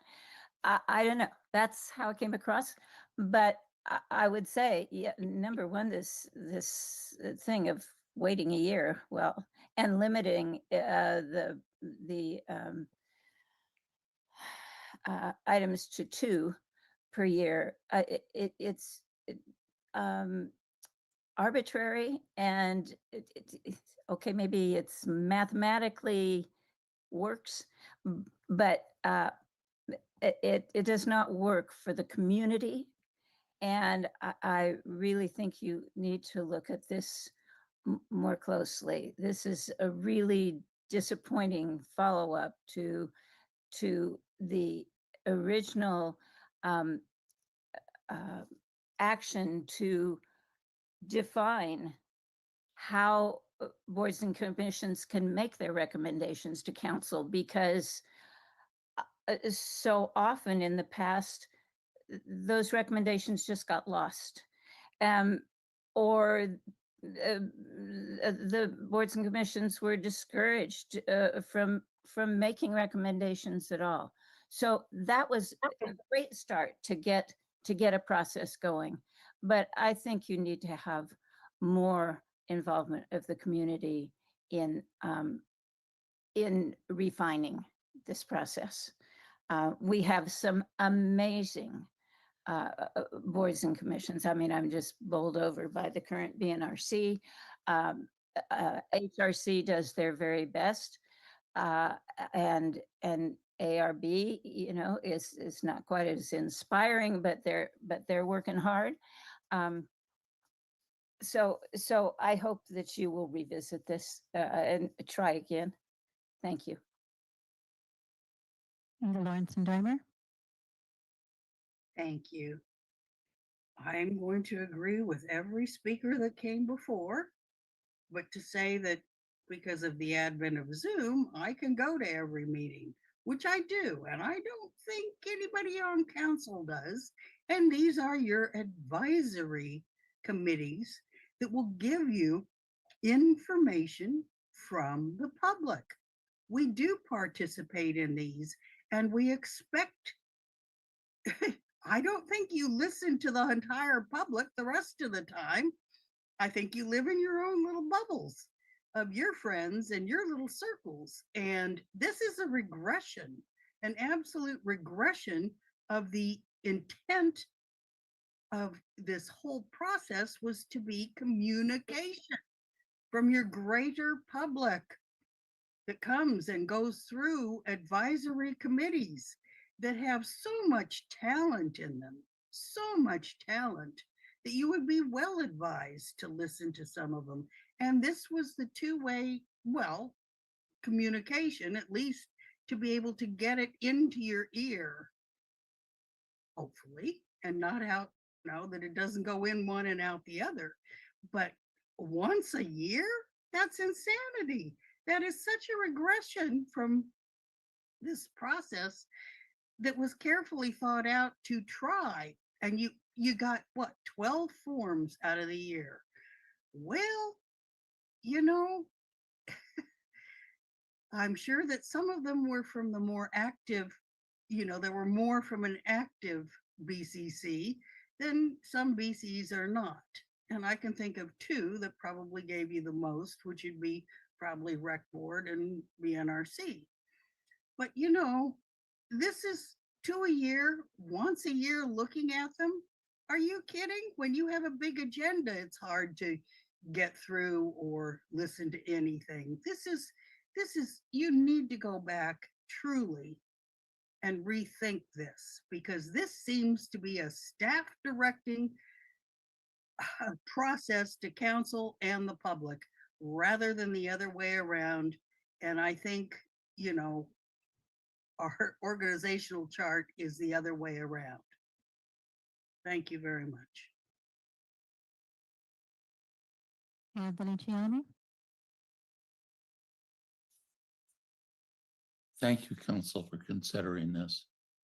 I'm looking at you all sitting behind this wooden curved barrier, trying to listen to all of this. But what's really important is the vitality of the community and the participation of the community and being able to communicate with you through the boards, the committees, and the commissions.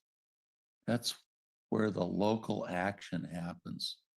And it's through that vitality of an activity that we're able as citizens to be able to participate in the decisions that you're making behind that big curved wooden barrier that sits between us right now. So I think it's really important that you open this up rather than close it off, that you try to see this as an opportunity for discussion, not as, oh, we're going to limit it to a certain period of time, a certain number of events. It needs to be more open than that. And that's what the boards and commissions and committees do.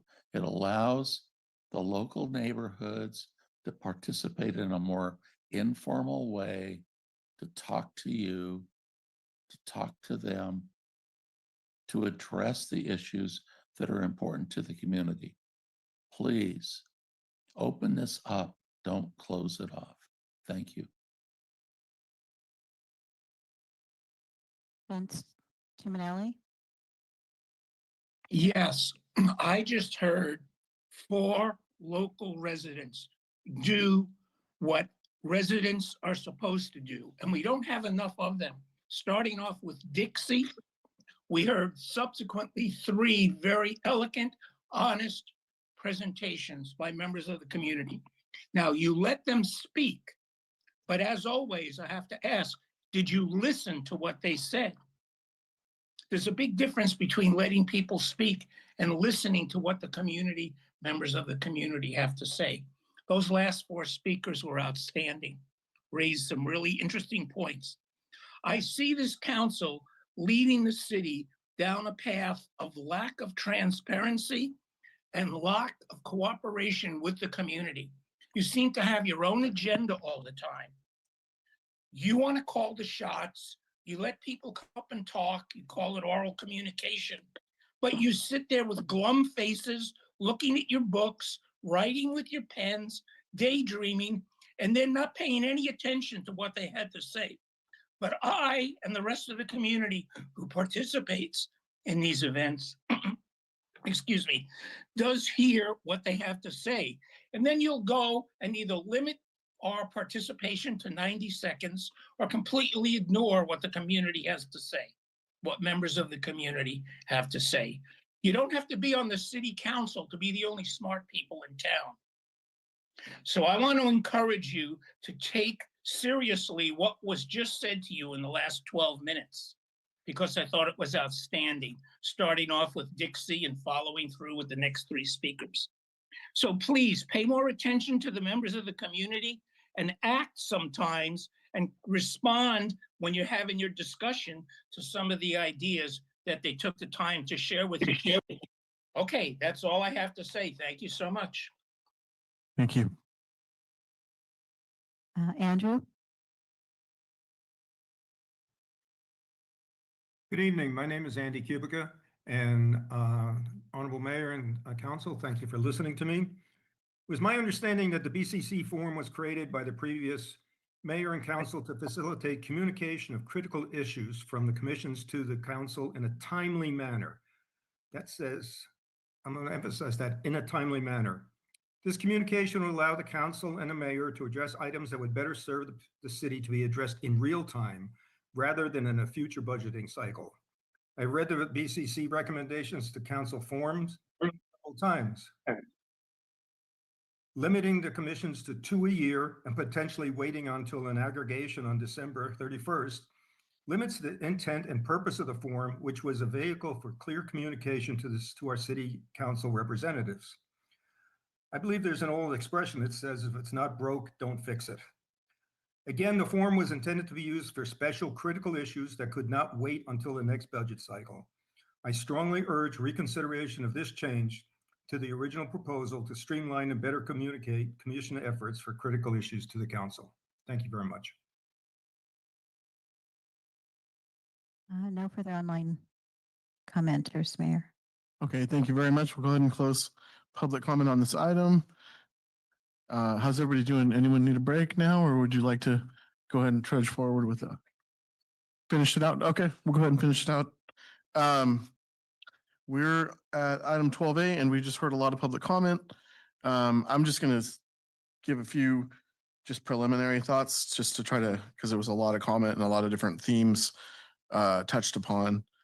The forum was created last year, so it's not a long-standing process. I think I heard some comments that kind of seemed to suggest that this is a long-standing process, but it actually was created last year.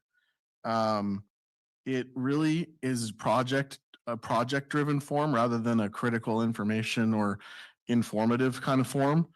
It's basically telling us we want to do this project, so council, go do this project is essentially what I've seen for the most part.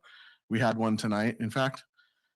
So it's not necessarily a vehicle for information. I think so I want to clarify that for the discussion tonight, that there's this idea of delineating information to the council that we get from the public at public comment or at the board meetings or via a letter or report, possibly a quarterly report from an active board and commission.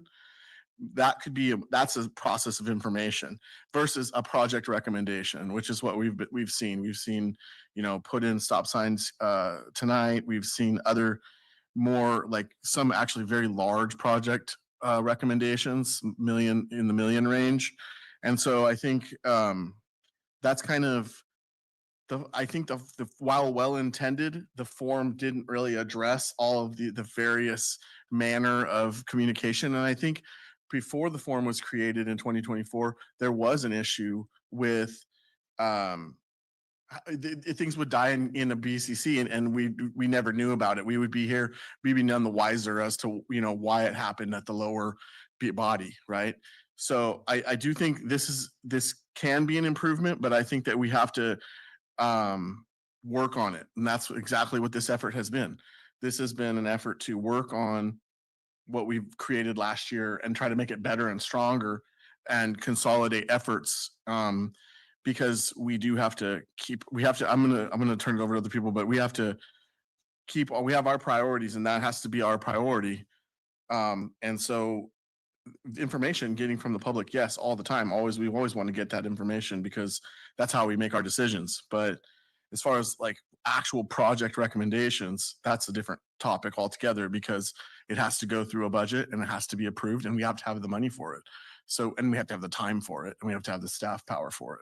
So with those comments, I'm going to, hopefully that helps with the discussion a little bit and I'll recognize somebody else. Yes. I'd like to ask either Mr. Mogensen or Ms. Hallaby if they have any additional information that you want to clarify. Did anything get left out or you wanted to offer some clarification? Thanks for the quick opportunity. Just based on some of the comments and questions that were asked, I thought maybe, I think the mayor just summed up, precisely a lot of the conversation here, which is we're talking about projects and not about things that the BCCs are doing within their daily or their routine work. But the reason for December is because people rotate off of the board in December. So this is more of a deadline than it is like, don't give it to us until December. We just want to make sure that any recommendations that come forward happen by December. And the reason we would then combine those together is because in January is when we start preparing for the budget for the next year. We're also going to be looking at this work plan that has 27 items on it and comparing it with the council. If any of these things are going to fall off, you want to put in new things. So it makes sense that all these things that are competing are thought about at one point in time. So that was one of the major, just the question of why December and why that. As far as, the two, that's up for the council's discussion and decision. But I think that was the main thing is we went to all the BCCs prior to creating this work plan this year and they all gave us input and the council considered that into the work plan. So that was the starting point. Now we're talking about how we do it going forward. It's just about management of all the different projects. It's not about information flow and the mayor had great ideas on that already. So thanks. So it's really just December 31st is the end date for any project that a BCC in their current appointed year would have. For projects that you want to be considered the next, year as we go into the cycle. And But that doesn't mean if we see a sidewalk or an intersection problem, like I anticipate one at Fountain and Lighthouse because of the ice cream store, that doesn't mean if we see that there's a problem there that we don't bring that because we have to wait. I would say anything that came forward if it's something that's of critical importance, I think you're going to hear about in the council in addition to the BCC, but we would certainly bring that forward faster and, have a budget amendment if we needed to or something. This is kind of a way of just managing a lot of information into something that's more decipherable that we're trying to improve on. Councilman McDonald, you finished? Okay. Go ahead. Thank you, Mayor. I feel like on this agenda item where the confusion I think is coming in is I went back and I looked at the agenda item and all my notes because I am always writing notes because I think it's really important to hear from the public, from the other council members to understand what the issues are in the community. Looking back at that, the goal of the BCC form was not, so we used to have a separate CIP process and that's where we brought the projects forward. This form was supposed to be an add-on to give a mechanism for the BCCs to communicate things that aren't a project. So now it seems like we're saying these forms are project-based. So it feels, I think, to the public and the BCCs that we're now cutting off opportunities for communication.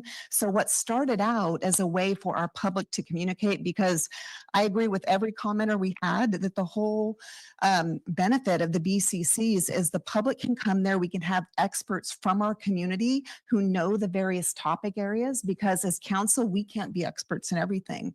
So I think it's really valuable to have the input of citizens willing to volunteer their time to bring their expertise to the table to help advise us on what our public needs and what are the best ways to maybe implement some solutions. So I think when reading the agenda item, it really sounds more like we're cutting off opportunities for communication. And I know, Joyce, you had mentioned that currently they can go through the council liaison. So is the way staff envisions it that we will now use these forms more for what would have been a CIP in the past that's project related, which makes total sense to assess all those related to budget and goals.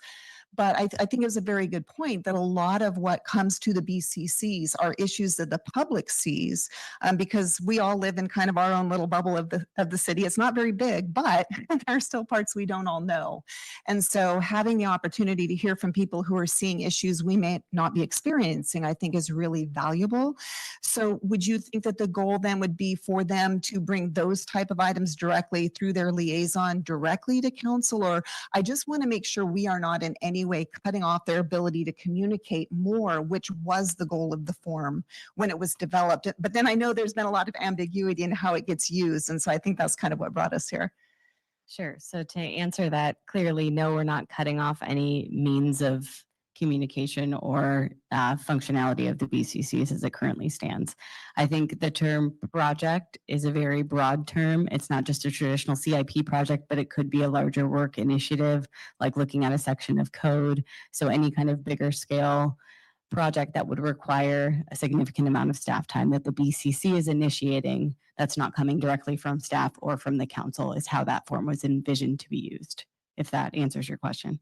I think it does somewhat, but I guess my concern is still that the point, as the mayor mentioned, was that the BCCs were discussing a lot of things that council never heard about. So we didn't even know it was an issue for it to be included. So that's great that we have a formalized process for that to happen. But I think that it may limit if we wait to assess them in December. It makes sense that they can come in all year, but if we wait to hear them until December, we might be missing things that are important. So I want to make sure we don't lose that mechanism. And I actually had a similar idea that was mentioned about maybe having quarterly reports, something they could put on the agenda, because the one thing I will say is now that now that the BCCs have had to go to action minutes, the rich context that we used to be able to get from the BCCs through their minutes is lost.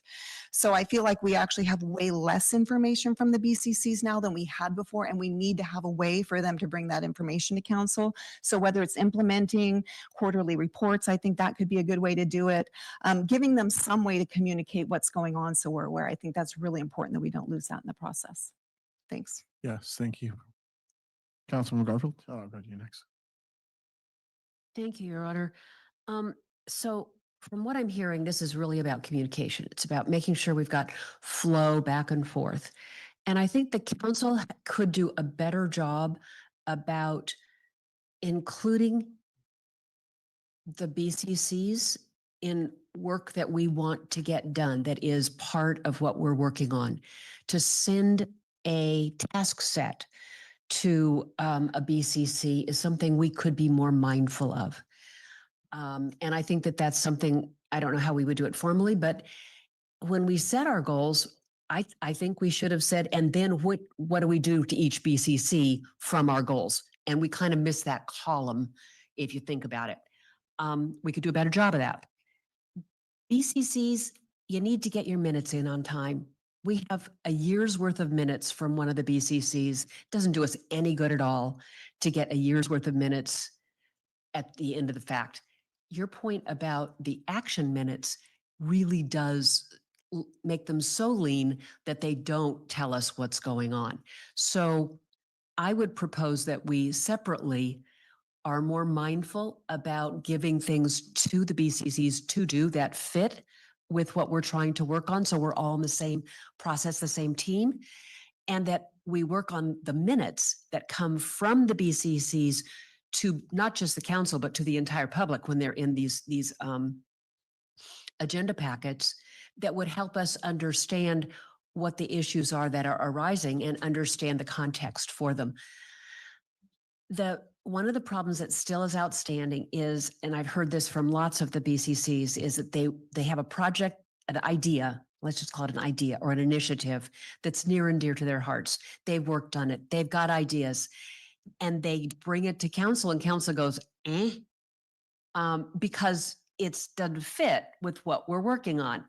That's insulting. It's frustrating. It feels from council's perspective like you're drinking from a fire hose.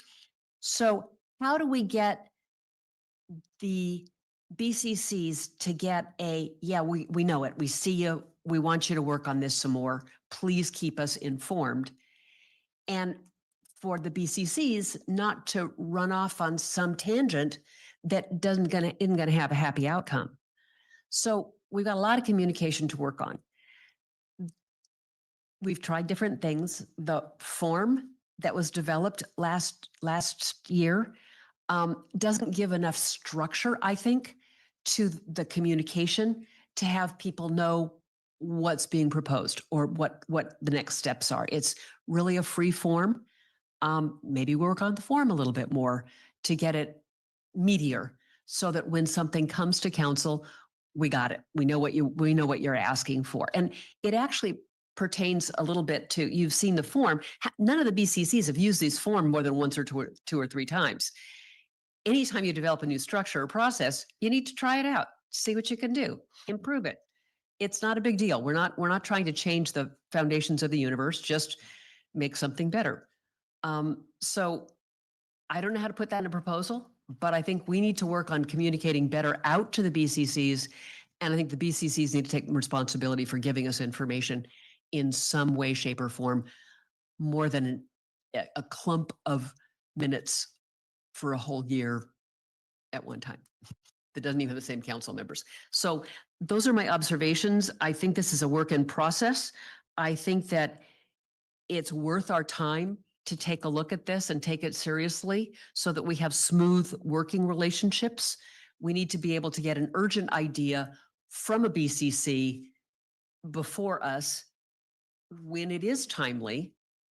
But we also need for the BCCs to understand that there's a fixed amount of staff time that can be devoted to fulfilling these projects. And the idea of limiting it is not so much about every BCC, but we have some that are pretty active.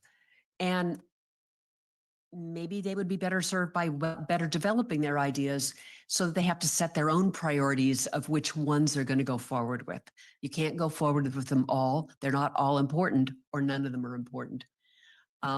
So those are my thoughts. It doesn't really help move into a solution, but there you go. Oh, that's great. Yes, Councilmember Walking Stick. Actually, I think it does help move into a solution. You and I were thinking something very similarly on one of these points, and that's that, Matt, I would like to formally request an agenda item on tasking BCCs. I think that's a worthy discussion. I think it's very related to what we're doing here. I think that will help us with kind of the larger picture of kind of what's at issue here. And obviously, since you and I, without discussing it, we're on the same page with that one, I think it's a good way to go. There's a lot to unpack here, but I'm going to start at the beginning. Ryan, is it legal for an elected or appointed city official to prevent a city council from receiving a recommendation from a BCC? Is it legal for an elected or appointed city official to prevent a city council from receiving a recommendation from a BCC? I'll get to why that's important. I'm not sure I understand the question. Let's say a BCC, whether it's a municipal or charter, wants to make a recommendation to city council, as is their job according to ordinance or law. They want to make that recommendation and then it gets short-stopped. And there's a gatekeeper. Someone is deciding whether or not that recommendation goes forward to the city council that BCC is supposed to be delivering the recommendation to. So my answer is that it depends on what the city charter, your ordinances, and your policies provide in terms of that process. Okay, let's say it's PG. Would you need time to review that? And if so, when would we be looking at an answer on that? Well, the answer is yes. I would need some time to review that because I generally don't try to give answers off the cuff like that. So it would take some time to review. Okay, I would like to point out that that's at issue right now. If we are limiting the number of recommendations to 2 per year, I realize that I respect that there are other avenues forward. However, if we are putting a limit, that means we are preventing other recommendations from coming forward by preventing those recommendations, we are inhibiting the role of the BCC, the responsibility of the BCC to deliver something to the city council. Moreover, if we've got one or two people deciding which ones come forward or decide that, okay, I'm going to stop you from doing any more than two, then we've got one person standing between the BCC and the actual city council whom they're supposed to be reporting to. And so as a city council member, I don't want an intermediary filtering for me, deciding what I will or will not receive from the BCCs. Legal questions aside, although I think that's fundamental to our discussion and needs to be answered, where we kind of started to go off the rails here as a community, as a government, was that our code does not provide mechanisms or an owner for getting these recommendations to city council. There's no prescribed recommendation for how to bring a recommendation forward or who is responsible for doing so. And so because of that, we've all just kind of made it up over time as we go. And I think the first recommendation form and these following recommendations are trying to address that to a large degree. But efficiency isn't necessarily is not created by having many hands, many touch points. It's not created by having many gates. So I would like to try a more simplified method instead of a more complex method. And I think if we had if we created an agenda item where we reviewed all recommendations with an up or down vote, we're not there to discuss the whole thing. We're just there to decide in order, like here's 15 recommendations. Do we want to hear these? Are these things that we would like to receive and like to discuss with the public? And that just simple up and down. And I think we could get through like 15 recommendations in 15 minutes. Again, just a yes or no. Yes, put that on a future agenda or do not. And at that point, we've decided if we say not, we've shut the door on that at that point as a group, as a city council. And we've heard it. The BCC has had the opportunity to, and the public has had the opportunity to have their voice heard. We as a city council have got to enjoy having that, having received that recommendation in the first place. So city government is working the way it appears it's supposed to according to our ordinances. And I think we can get through a lot really quickly that way. Anyway, so that's where I'm at. I'm not for this particular iteration. I'm not for this particular suggestion. But I recognize the importance of needing to streamline this. And I think we can, and I think we're close. I think the form plays a large role in that. But the idea of placing limits on it puts constraints, I think unnecessary constraints on both the BCCs and the public. You know, they can bring a suggestion forward and we can decide real quickly whether or not that's something that we would want to take on just at first blush. And yeah, I think that's all my points. I will go ahead and let loose there. All right, thank you, Councilmember Perdue. Thank you. Obviously, a lot of thoughts here. I just I think when I look at this item, I have a different view, or maybe a same view as everybody. But I think the original intent was the right way, which is there was essentially a black hole. BCCs had recommendations, and nobody knew where it went. And then this process was instituted. Now we're getting information, which is great. And the information project or otherwise, there are constraints that everybody operates under. We operate under staff time and budget. Both of those are constraints for us. So anytime some recommendation comes in, then essentially we have to weigh in staff time and budget, which is what we're here today for. And I think the intent of this essentially this agenda item is to make sure that staff time, budget, goals, everything fall into place.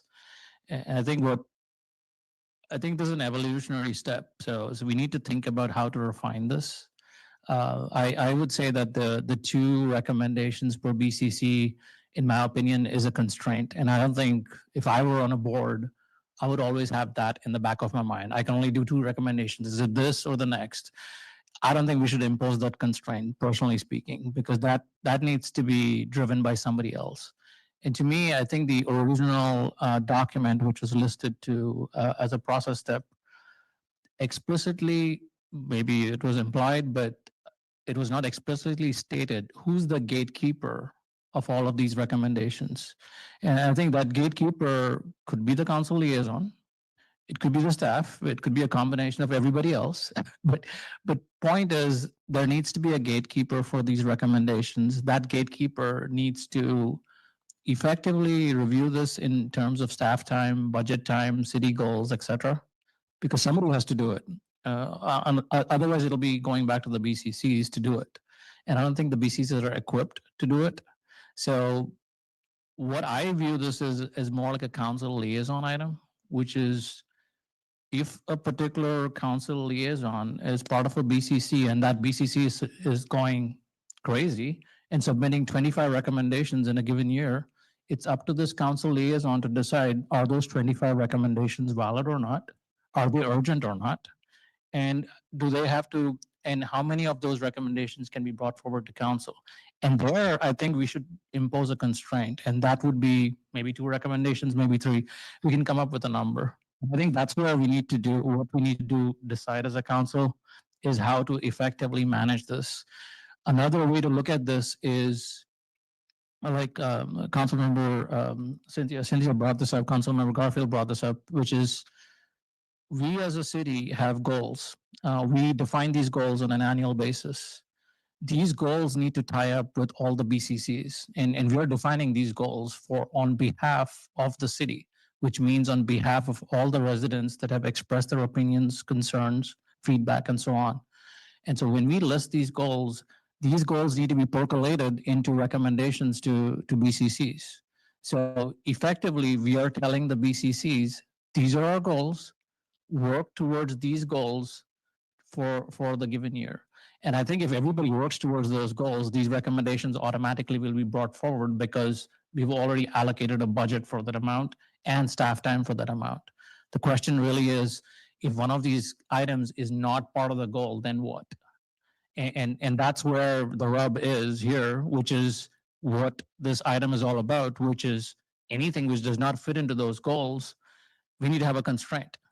And that helps the council and the staff manage their time and the budget effectively. And I think it'll improve communications, effectiveness, infrastructure, whatever you want to put it accordingly. And a long-winded thing to say that, like, I'm supportive generally of this direction. I'm not necessarily supportive of 2 per BCCs. I think that's it's well-founded, but I think it's going to be a little bit impractical for the BCCs to take it that way. I do think that somebody else needs to manage that. Thank you. Okay. Joe, go ahead, Joe.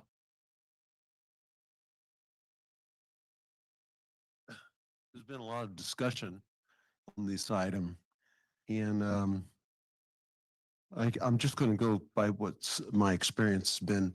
I was on the Recreation Commission for 3 years prior to being elected, and I remember on the Recreation Commission we came up with goals, which were related to the goals of the city at the time, and those goals were brought to the minutes to the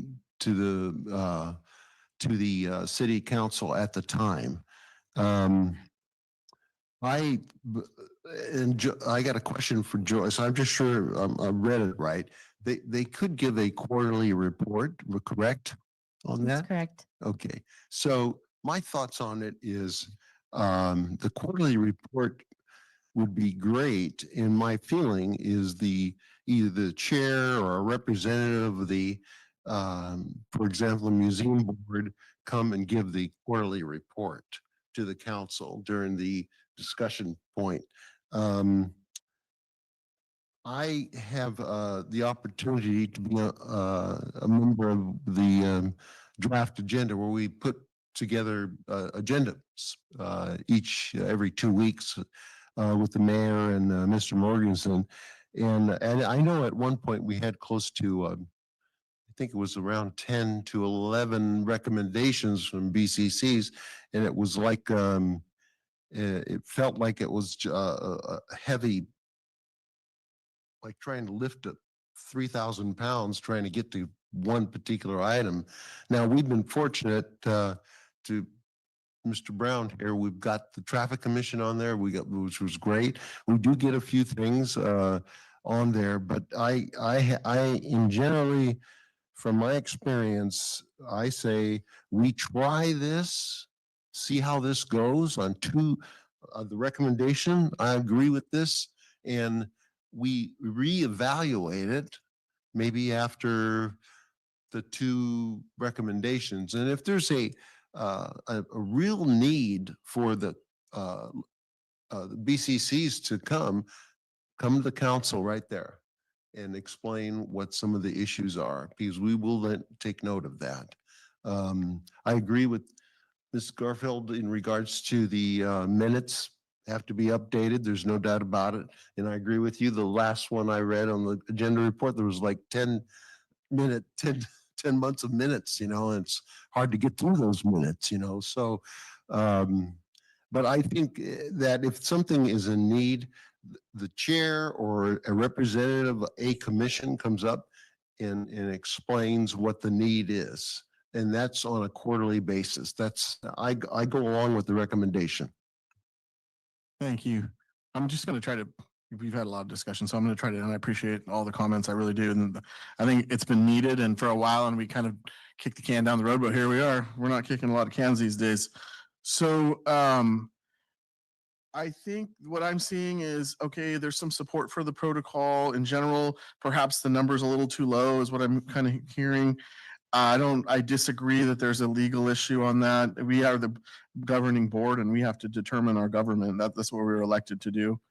So that's what we should be doing.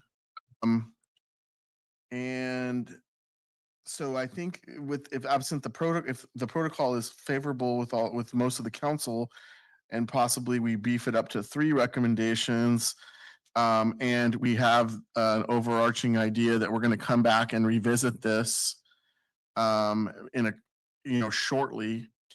That's kind of what I would recommend we move forward with.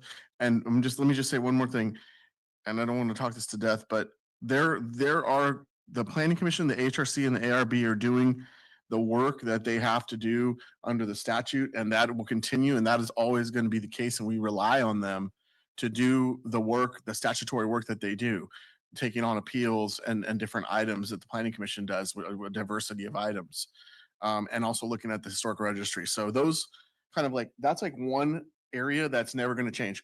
All this just deals with recommendations coming from it seems just a few of the boards. So my recommendation would be, and they don't make a lot of those recs, they have too much work on their agendas already is probably the issue. So my recommendation would be if someone would be willing to, maybe we beef this up a little bit to 3 recommendations today.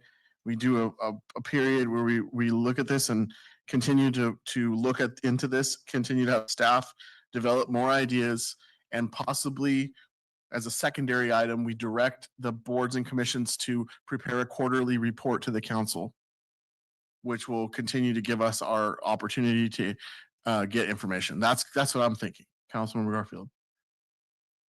Yeah, I support that. Here we are in almost September, so we have a quarter left. And if we had a limit of 2 before December, that's a lot. Right. So I would suggest that before the end of the year, we give this a shot. We see how it works. We have mechanisms for things that are urgent, timely through the BCC's council liaison. I am a little concerned about making the council liaisons locked into this structure and process. Other cities don't have council liaisons. It's not clearly a functional role, but maybe we can make it more functional. I would like to see a quarterly report started sometime within the quarter from each BCC about what they're working on. And then have a section in the minutes so that when they're timely, minutes come to us, it has a paragraph, a few lines of this is what we're hearing. And if we want to use the BCCs as a sounding board for the community, we need to hear what they have to say. So I would propose that we institute this as is before December 31st, see how it works with a plan to come back for a review in December. As this is initiated, and feel free, we'll change it. We'll know a whole lot more. And my question is to Ms. Hollaby and Mr. Mogensen, how do you think that's going to work?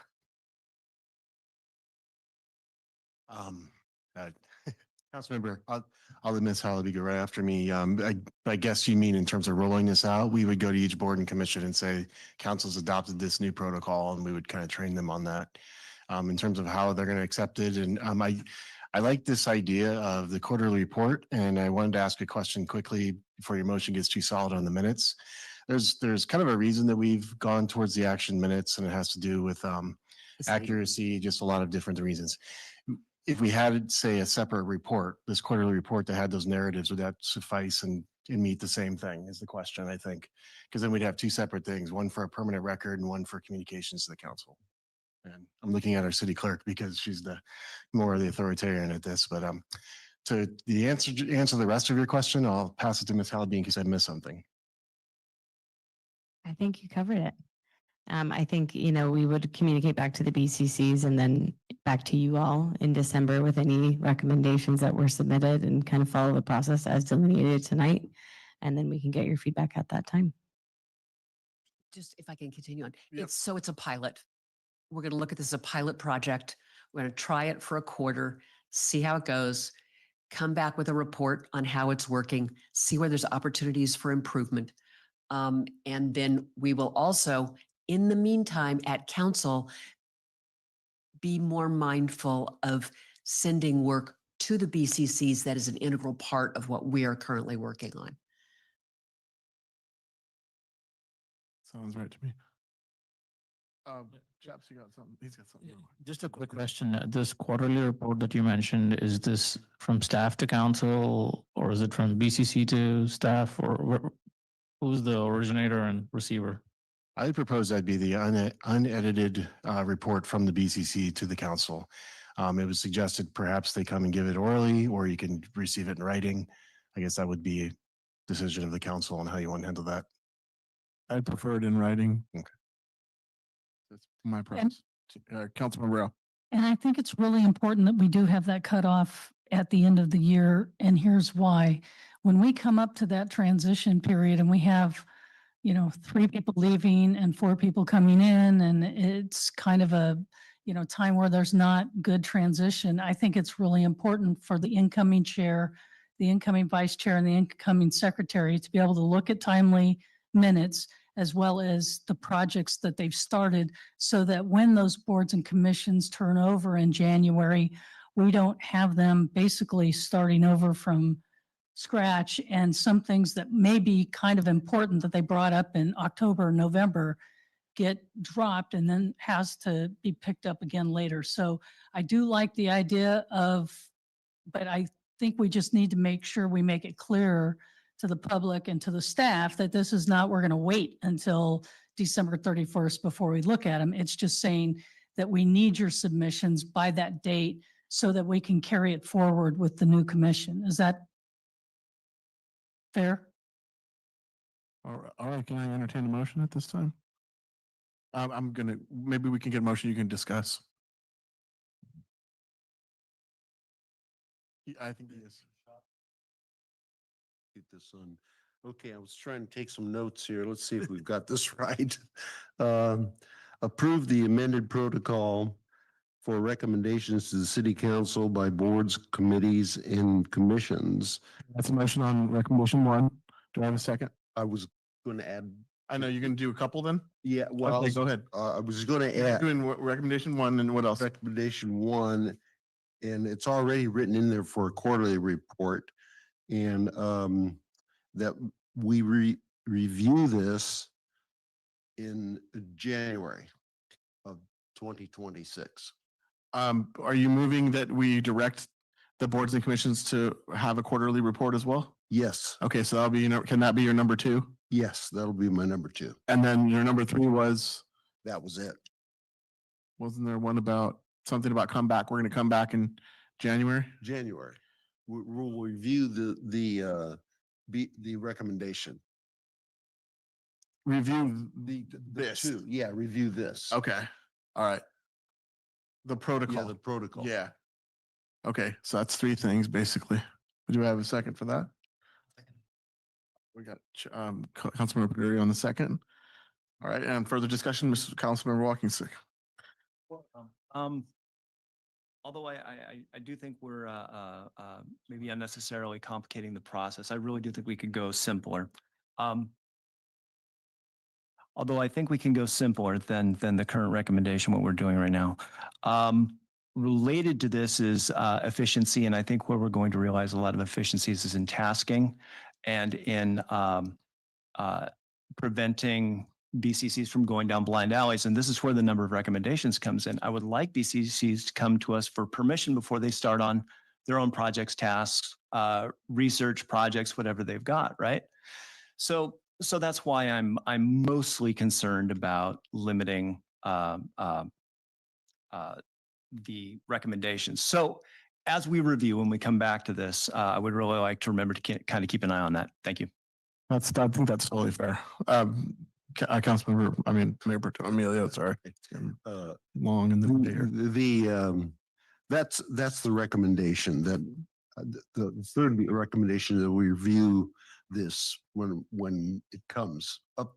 Go with the staff recommendation and then review it in, say, January. Right.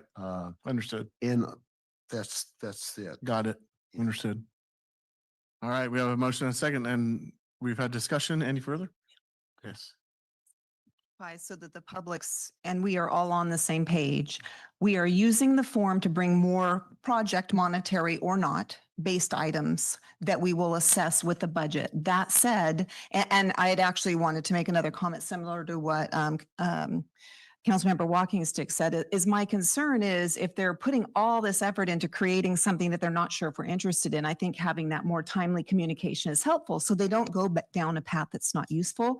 So in the meanwhile, the idea is we will still bring items to council via the liaison or via the quarterly reports that might be more timely so that they have better direction from us, because part of this is giving them more directions on how they can help us. And I actually really like that direction where BCCs have been asking us for a long time, how can we help? How can we be helpful? And I think this finally addresses that, and I think that's great. Thanks. Great. Thank you very much. So Mayor, I have something to add. Yes. I think it's been a very good discussion. I believe I understand the motion, which is to approve the recommendation to ask for quarterly reports and to have a review in January of 2026.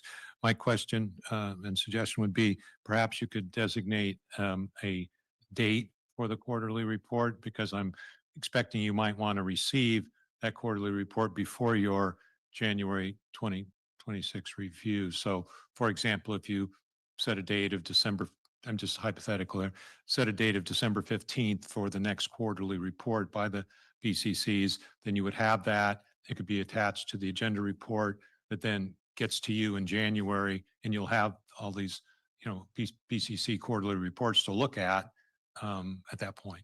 Yeah, and I'd favor that. And then, moving month to month, it'll be December 15th, March 15th, June 15th, September 15th. Another way, because it moves, like you say the second meeting of the last month of the quarter. Yeah, we might not want to do the 15th, but I want to do a deadline of prior to the agenda production for the second meeting. Do we need a motion on that? Pick the 10th then. Should we just clarify the motion that was made to incorporate that, or are we good? Well, I'm not sure. I've heard the specific date that I had mentioned, which was December 15th for the next one. And then you went on from that to propose March 15th, et cetera. Am I hearing there a different schedule? I was just thinking the deadline should be before the second meeting drops for the quarter. So for example, before the second, we don't have a second meeting in December. Okay, we have another suggestion, the first day of the last month. My suggestion is first day of the last month of the quarter. That way nobody has to look into dates and it'll be easier. That's fine. We already had a motion, so I think that's probably okay with that. all right. All right, let's take a roll call vote. Thank you, Mayor. Mayor Pro Tem Emilio, Aye. Councilmember Baduri, Aye. Councilmembers Garfield, Aye. Rao, Aye. Walking Stick, No. McDonald. Aye. Mayor Smith. Aye. Motion carries 6-1. All right, thank you very much. That was a great discussion. Thank you for the public input. We've been going since 5, so we're going to take a break here at 8:30 and come back at 8:45. Recording stopped.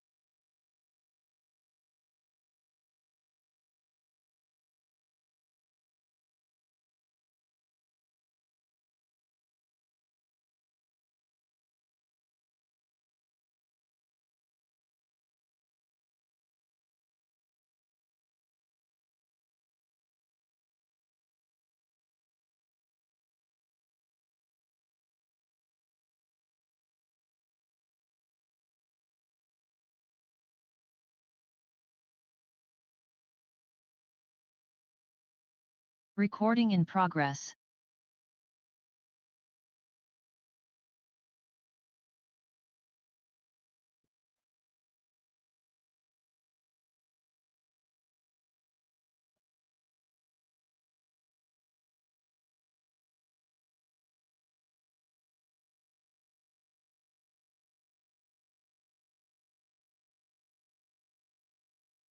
All right. Are we ready to rock and roll? Okay. It is 8:45 and we are back from our break. It's August 20th, continuing the meeting, the regular meeting of the city council, 8:46 PM. And we have arrived at item 13A, the referendum on ordinance 25007. And I will recognize Mr. Pirk. Yes, I'll start. Thank you. All right. So you have before you a agenda report. And it's on the subject of the referendum on ordinance number 25-007, increasing the compensation for the mayor and the city council members. The agenda report has some background information in it, so that has been available to you and the public to review. On May 7th of 2025, the council had a discussion regarding a potential ordinance and then eventually voted to hold a first reading on that ordinance to increase the salaries of the mayor and the city council members. The second reading was held on May 21, 2025. Subsequently, there was a referendum that was submitted. That's the subject of our discussion tonight. And that ordinance has been suspended in light of the referendum. So there are a number of items for your consideration this evening. The first item in the recommendation is, can we get the slide on the screen here, would be a motion to adopt the resolution accepting the certificate of sufficiency of the referendum against the ordinance 25-007. So that is something that needs to be done tonight to adopt that resolution. Then the second, if we go to the next slide, the second recommendation is that you select from one of three options with respect to how to proceed in regards to this referendum. So the first option, call it option number one, would be to direct staff to return to the council on September 3 of 2025 with an ordinance repealing ordinance 25-007. So that's option one. Let's go to option two. Option two is a little more wordy. I'm not going to read everything on the slide here, but basically this would involve a motion to direct the staff to return to the council at the meeting on September 3 of 2025 with documents to call for a municipal election on the question of the referendum, and to decide at that meeting, A would be the selection of an election date, and B would be with respect to designation in regard to arguments on the measure. So that is option two. And if we go to the next slide. Option three tonight would be a motion to direct staff to return to the city council on September 3 of 2025 with an ordinance repealing ordinance number 25-007. And let me just add parenthetically that the reason you need an ordinance to repeal ordinance 25-007 is that you can only repeal an ordinance with an ordinance. As I said, the direction would, if you choose option three, would be to have the staff return to you with an ordinance at your meeting on September 3 of 2025, repealing that ordinance, and to return to the council at a future date a meeting for a discussion of a possible ballot measure to be presented in 2026 for a public vote on an ordinance increasing the salary of the mayor and city council members. So those are the three options that are available to you tonight.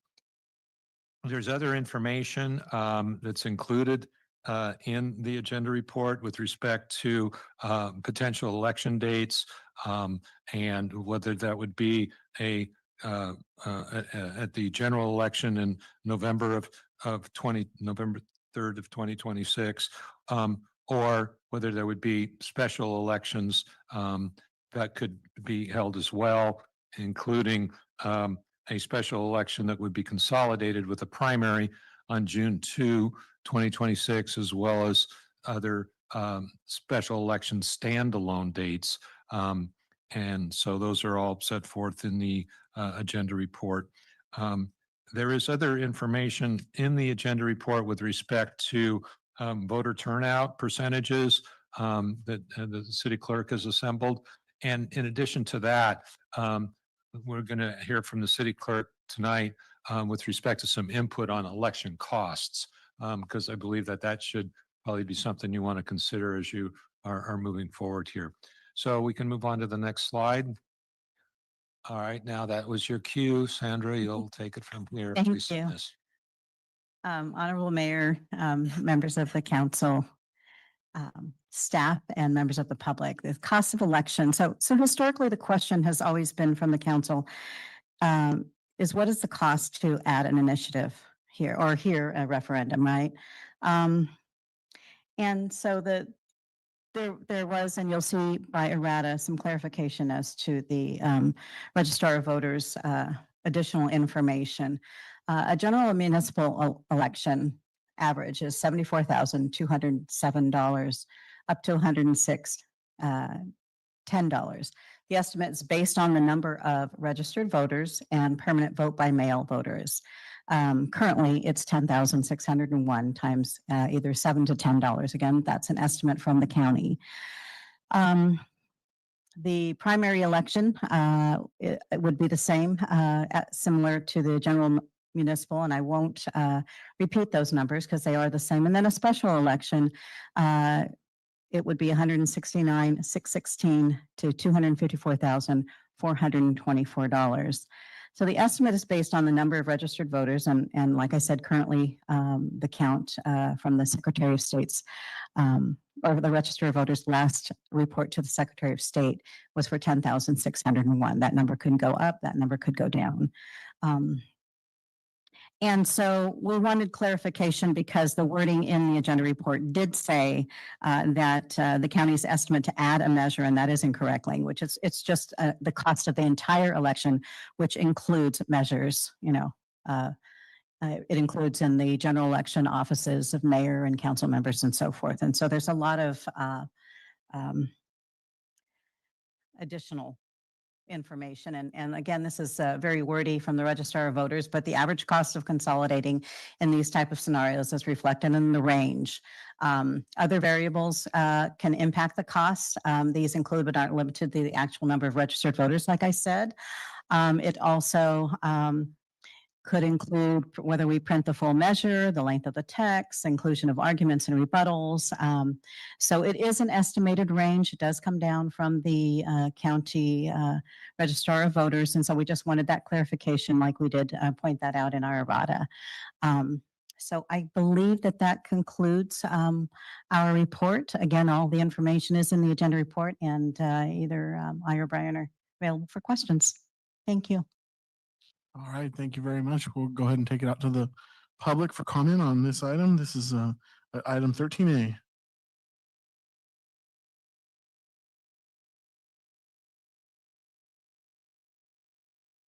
we'll take people in chambers first.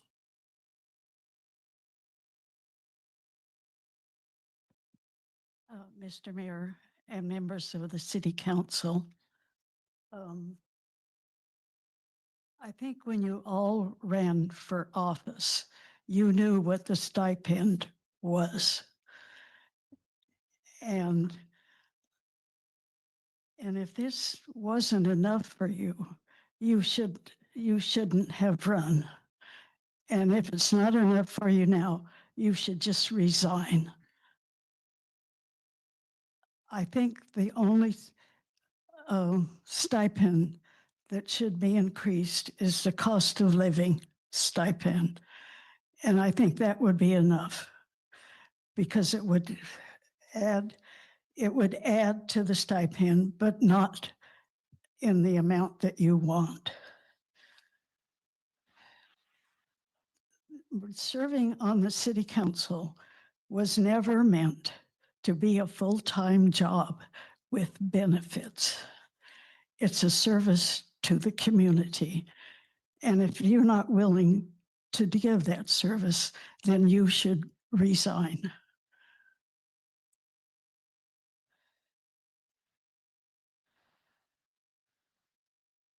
You should resign and go get a job, okay?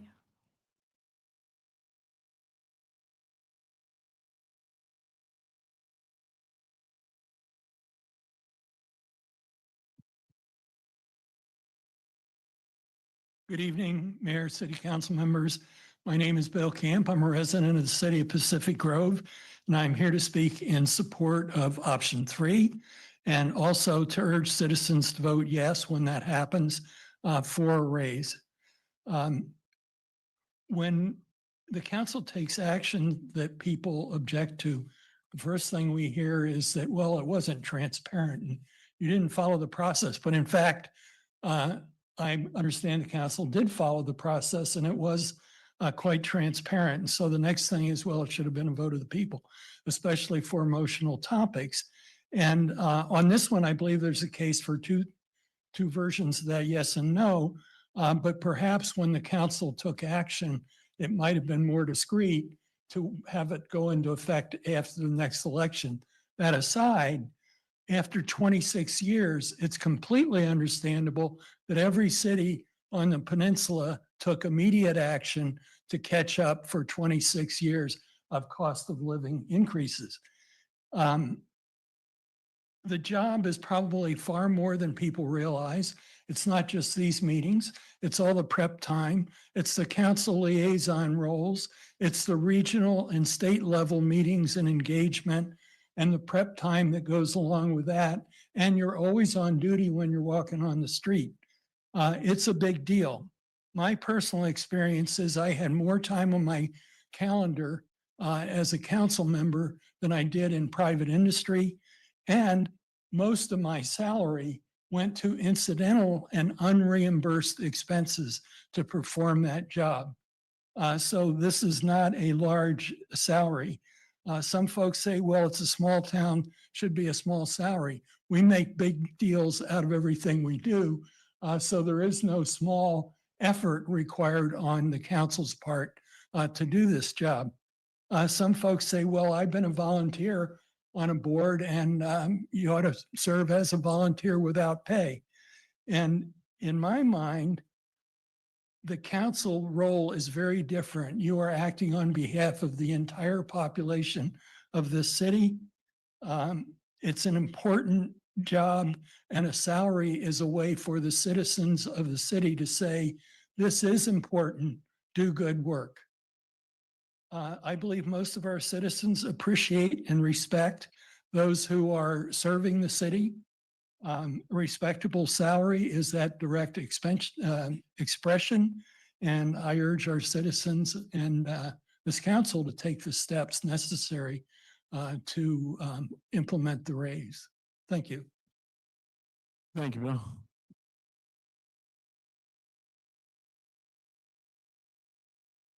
Susan Millmeyer, and I want to thank you very much for all the hard work that you do up here. I am in favor of option number 2, to submit the referendum to the voters in the next general election because it would be the least expensive of the options. And this would give the residents an opportunity to vote on the very first city council proposed raise in 136 years. Thank you.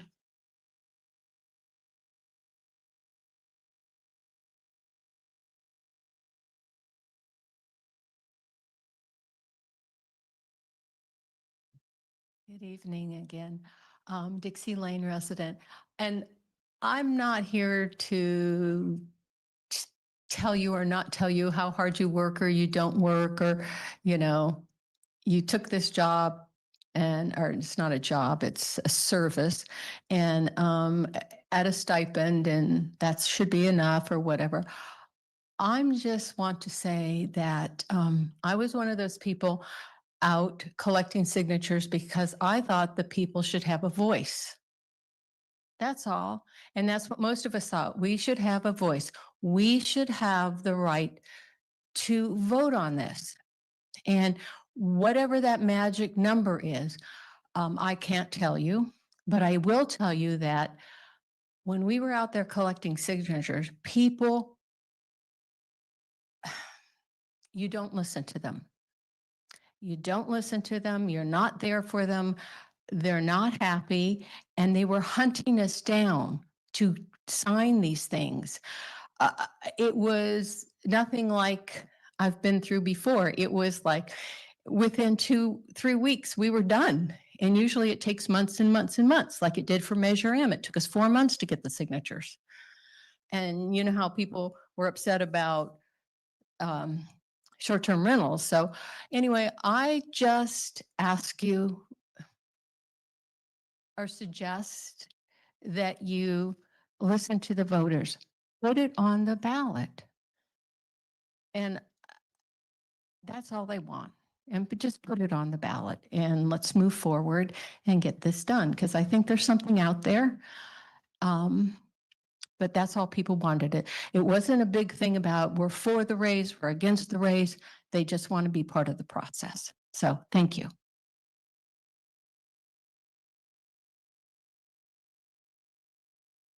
I have a couple of callers online, Mr. Mayor. Anthony Gianni.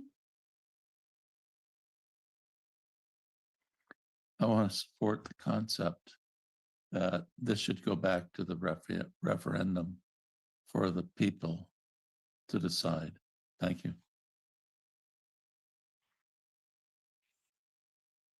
Inga Lawrence and Danner. Thank you. Mayor and council, I hope you're going to use this as a learning experience to listen to your public comment. Listen to your greater constituency. Please remember, Mayor, that you won on little over 3,000 votes out of the 10,000 voters, registered voters. This is no wonderful mandate for you, but I am urging all of you sitting up there to listen. You had overwhelming public comment that night and you ignored it. You knew you wanted your raise. You've been working on it for a long time. Boom, boom, boom. This is what I'm going to get. Well, I hope this learning says that no, maybe you should actually listen to the streets, so to speak. And yes, all we wanted was put it to a vote. And Dixie was absolutely right. They were clamoring up to the tables to sign. I mean, all different walks of life, all different parts of the community. And all we're asking for is you to start listening to us, please. So I hope you use this as a learning experience. Choose your option, no matter what, it's going to be rescinded, you know, that ordinance. And yes, we don't want an absolute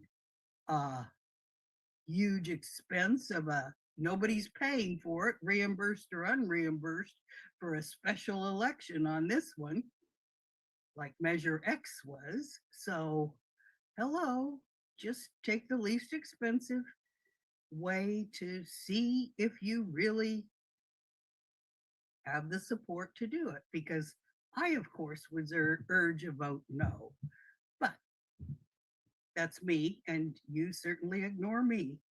So thank you very much.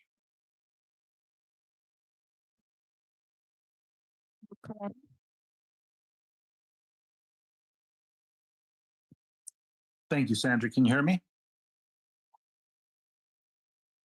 Sandra? I can hear you. Okay, thank you. Well, first and foremost, I want to say it was a fantastic experience connecting with the Pacific Grove voters during the referendum campaign. The voter turnout was phenomenal, as others have mentioned. We collected 160% of the required signatures in only 3 weeks' time. So again, many thanks to the voters and their enthusiastic response, as well as the 31 volunteer signature gatherers that made this happen. They did a great job. A special shout out to Debbie Beck, Carmelita Garcia, and Sally Moore. I also want to say I appreciate staff providing the errata to the agenda report that clarifies the true cost associated with placing a measure on the ballot. In the end, the cost is zero. All election contests, Mayor, council, and ballot measures are covered in the estimate provided by the County Elections Department. Consult the errata for details. As far as what happens next, I would only ask that the City Council not repeat their past mistake of adopting such a self-serving ordinance. Also, to maximize voter participation and minimize costs, any vote should be held in November. So please listen to the voters. I think they've spoken with a loud and clear voice. And maybe what we need next is a charter amendment that forces any council compensation increase to be mandated to go to the vote of the people. I think that might be a good idea. Have a good evening. Jane Haynes? I want to thank the two council members who did listen to the people, Lori McDonald and Paul Walkingstick. You heard us.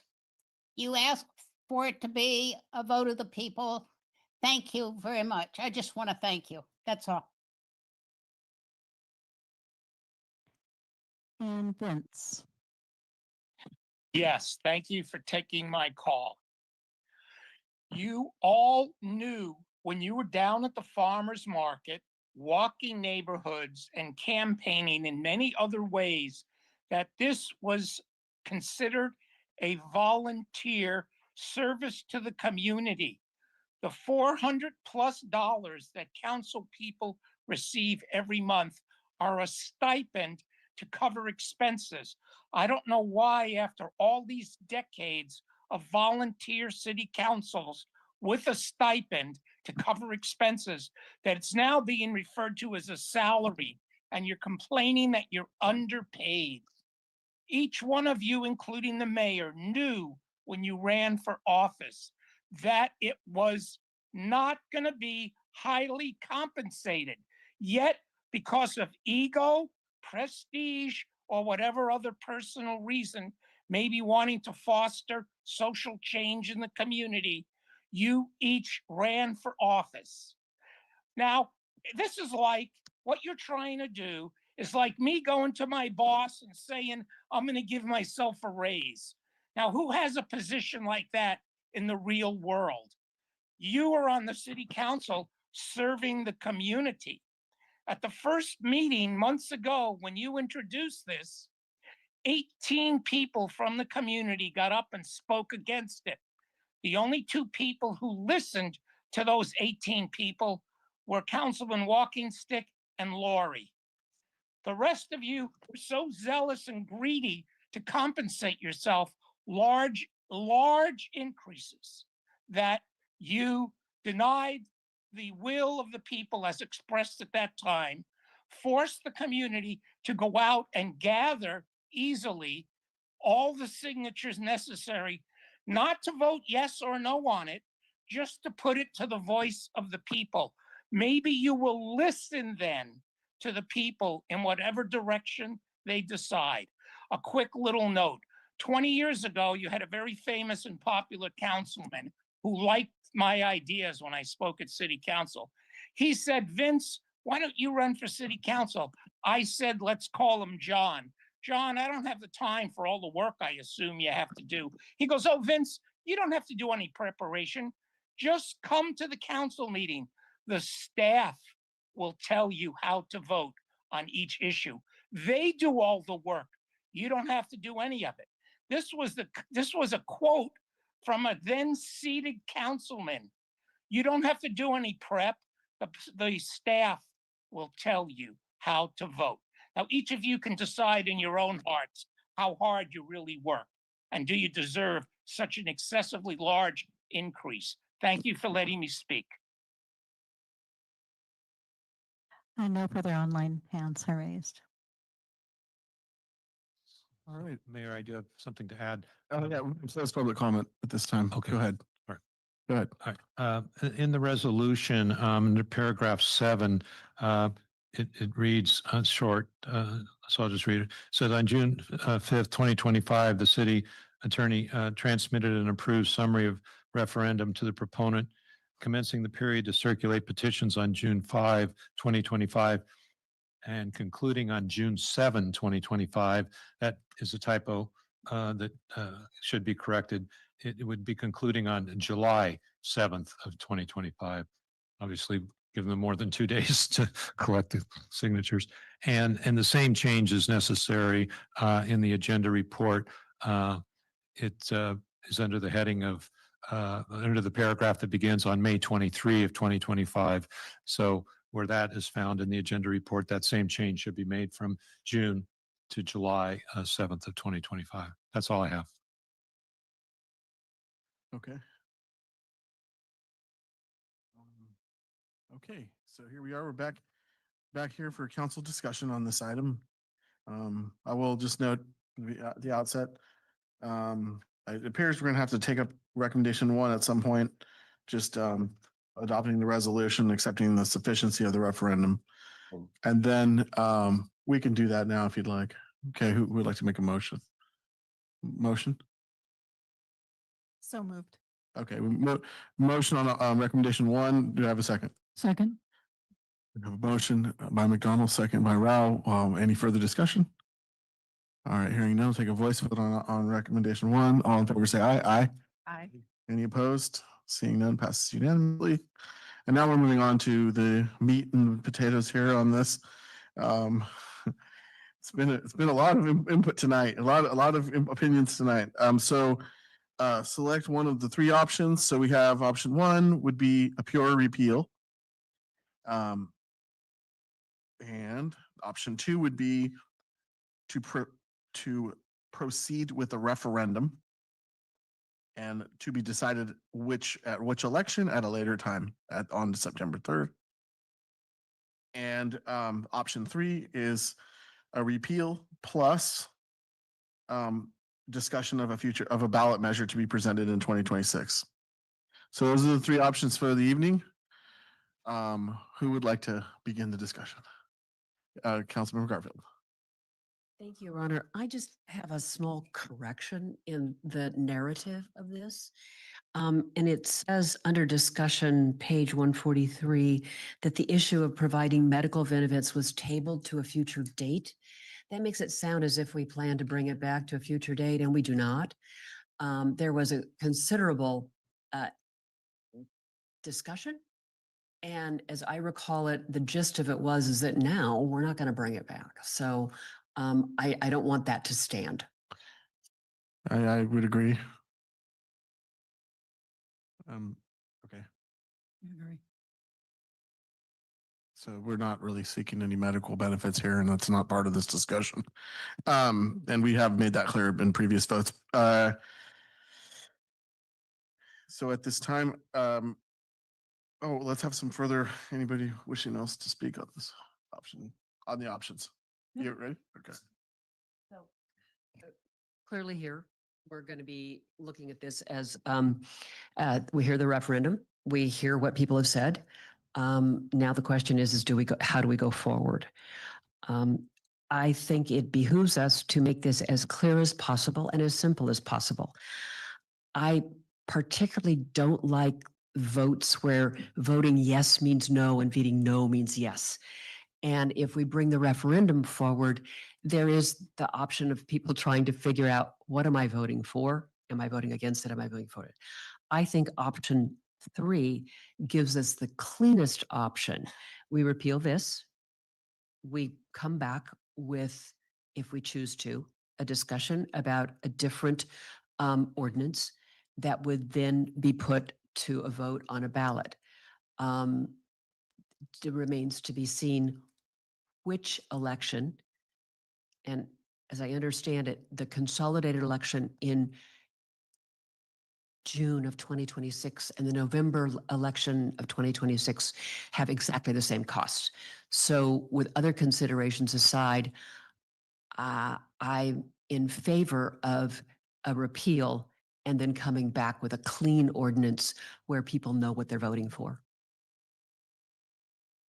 Very good. Anyone else? Councilmember Walkingstick. Thank you, Your Honor. A couple of clarifications for the public's sake. Sandra, To clarify, the cost of elections are standard and they're based on the voters only. That the number of candidates that are in that election and the number of ballot measures do not influence the cost of that election, correct? It does affect it because if you have, it depends if you have full ordinances that are included in the ballot, if you include all of the language of the ballot measure, that also takes into consideration. It's also split amongst other districts that have their own measures and have their own candidates, elected offices that are on there. It's a very, again, I can share that and it's also in the errata, which is on the dais, the language that came directly from the Registrar of Voters that really, I read it. yeah, Just apparently we're not 100% there yet. So right. I'm going to grab that so that I have it right in front of me.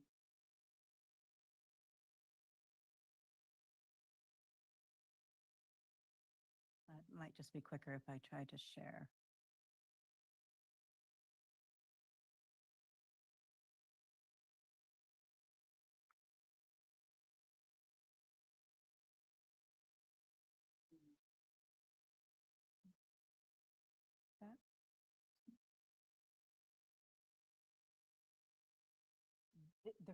Yes.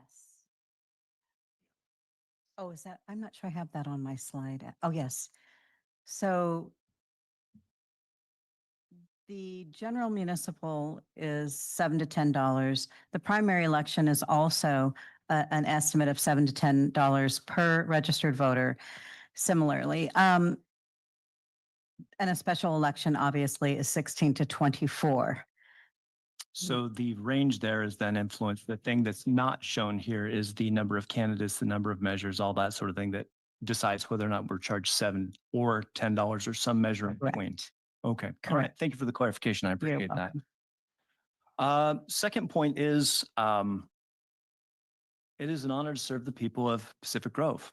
I ran to serve them, not for compensation.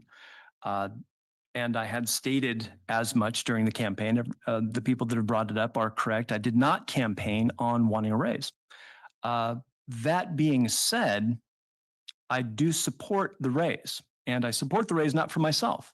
I support the raise in hopes that that would help attract people to run for office now that we're moving over to districting. One of our districts, I don't believe we've ever had a city council member from over there by the ATC. That is now a district, and we're going to have to get not just one, we're going to have to attract multiple people to campaign in each of these districts. And in order to help attract working class people, people that otherwise still have to pay their bills, they still have kids to watch, they still have financial responsibilities, we're trying to help in some measure alleviate, and from my my point of view, my motivation for backing this. I'm backing this so that we can help get more people in here onto city council and create more opportunity for more people to run so that hopefully our districting can be successful. Although I wasn't for the districting, I think at large is better for our particular community. That doesn't mean I want it to fail. I don't want our community to fail. I want to give us our best chance at success. And by supporting the raise, I feel that we're doing something to try and make that work, as opposed to doing nothing to make it work. I mean, I don't see what our other options are that are before the council right now. I know we can get more advertising out. We can try and do more to get people involved in local politics, just as community members willing to write in, so that they get that toe in the pool, so that they just get a little bit in. But a substantial move is actually compensating people so that they can actually take the time to do this work that's required, and encourage them to try and run. That's why I back this. This is why I want this to succeed. I also support the, but I do feel that that's the public's decision. And I hope they decide to provide a raise for, as an incentive and as a a means of encouraging more people to run. So both things can be true. I want the people to decide, and it is your decision. But I also want this to happen so that we give ourselves the best opportunity at success here in our community. And having said all that, option 3, I think, is our best option. I think a reboot and being able to go back to the public, restart the conversation, rebuild this from the ground up. If we're going to the general election, we have time to do this right. And I think that offers both our best chance at success and our best opportunity at public engagement. Everybody wins on that option, I think. Thank you. Thank you for your comments. Councilmember McDonald? Thank you, Mayor. Yeah, I agree with both comments that were made. I like the idea that we are giving the people the voice, and that is what they said they want. I've had people say they also support it, but they wanted to have a voice, and I definitely respect that. I also agree that doing option 3 is good because, and thank you, Sandra, for answering about the cost difference, because really the cost is going to be largely the same. I would also support actually putting the full content on there. So we had that in our original ordinance. And the reason for that is because there's a lot of findings and context that make it more clear to the voters why it's on the ballot in the first place. We've gone way lower, less than half of what most of the local communities have done. We went with the minimum. We just went with the cost of living increase. So it was kind of following state guidance, cost of living increase. And I do agree with the sentiment that, you know, we often give up work hours and real money to volunteer for our community. And we want to be able to do that. We did make the choice to do that, and we are doing that. But I think it will be important to make sure that we make city government accessible to more of our community who may not have that access now. So I'm hoping that if we can provide the full ordinance to the public, and I think option 3 lets us do that, they're voting a yes for a raise versus a no to pull a raise. And I agree, that was going to be my comment too. That's very confusing. So putting it on the ballot in a clean way, letting them know what exactly they would be voting for and why we're proposing it, I think is the best way to go. It's the best way to have transparency and really have involvement of our community to let them decide the direction that they want us to go. Thanks. Thank you. Councilmember Rao. Thank you, Your Honor. I agree with the other council members' comments. I would support this going to the primary election on June 2nd. And the reason why is I think that then the people that are going to declare in July will know what the compensation is, and it'll be clear. If we wait till November, I think we get back into that, you know, kind of muddy water situation. And I think it would be much cleaner to have it in the primary election. I do not favor a standalone special election under any certain circumstances. And I do agree that we need to clean up the language before it goes to the voters so that they can make an option, you know, they can make a choice that's clear. You know, yes, it is true that, you know, this didn't come up. We were never asked about it in the candidate forums and all of that other stuff. And with the state passing the resolution, I think that's, you know, sort of how we got here. But I do agree with the state and the reason that they did it. And so I feel like it's the right thing to do for the people that are going to come behind us.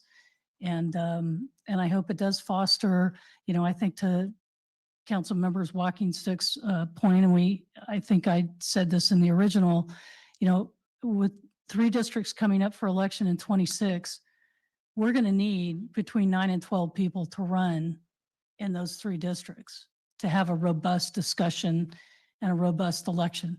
And so I think we need to do whatever we can do to encourage more people to participate in the process. And to answer, I think, you know, when you say we should only get a cost of living increase, you know, I mean, that's what we did. It was a cost of living. There hasn't been an increase in 27 years. And I think that, you know, I know gas is more, everything's more, parking's more, everything. And so I don't think, you know, childcare elder care, all the costs have gone up. So I don't think this is out of line. I think it's well below what other cities on the peninsula have done. I think we were very measured, and I think that the voters, when presented with the ordinance and the supporting documentation, will agree with us. Thank you very much for the comment. Councilmember Joe, go ahead. Sure, thank you. I'm in agreement with the comments here. I think we're going to discuss this again. I'm in favor with option number 3. Just moving forward with the item and discuss when we get back on what to do with the dates and language, etc. Thanks. Yeah, I'm just going to point out, I agree with that. I just want to go with the pure option 3 tonight and save the question of the exact election, although I will tell you that I'm definitely leaning towards the primary. Mr. Emilio?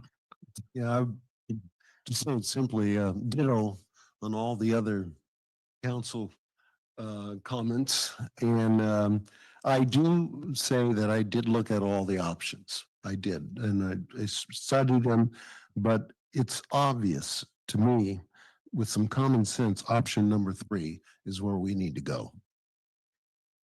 Can I get a motion to that effect? Sure. Let's see.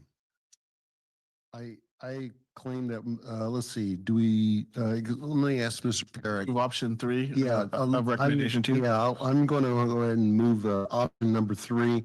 I think it would be transparent, and option 3 is the way to go. Do you, Mr. Perrick, do I need to read the whole option 3? No, Okay. you can just say, I am going to move option 3. Okay, I'm going to move option 3. Second. All right, we have a motion and a second. Any further discussion on this topic? Did want to ask a Yes, question of, absolutely. Go ahead. Mr. Perrick, when you look at the option 3, I guess there's not a mechanism to also ask the city attorney to come back with, language, or to direct you to start working on language for the next ordinance? No, tonight is under option 3, there's 2 steps. One is that you're directing staff to come back on September 3rd with an ordinance to repeal ordinance 25007. And so we'll do that. And then the second part of that motion is to return to the council at a future date for a discussion of a possible ballot measure to be presented in 2026 for a public vote. So it would be at that future meeting, whatever date it's set, you would be presented with an agenda report.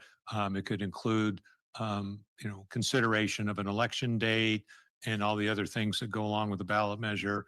And then you would seek your direction would be sought at that point in time. And then presumably at a subsequent meeting, the documentation would be returned to you, appropriate resolutions and the like, for having measures put on the ballot.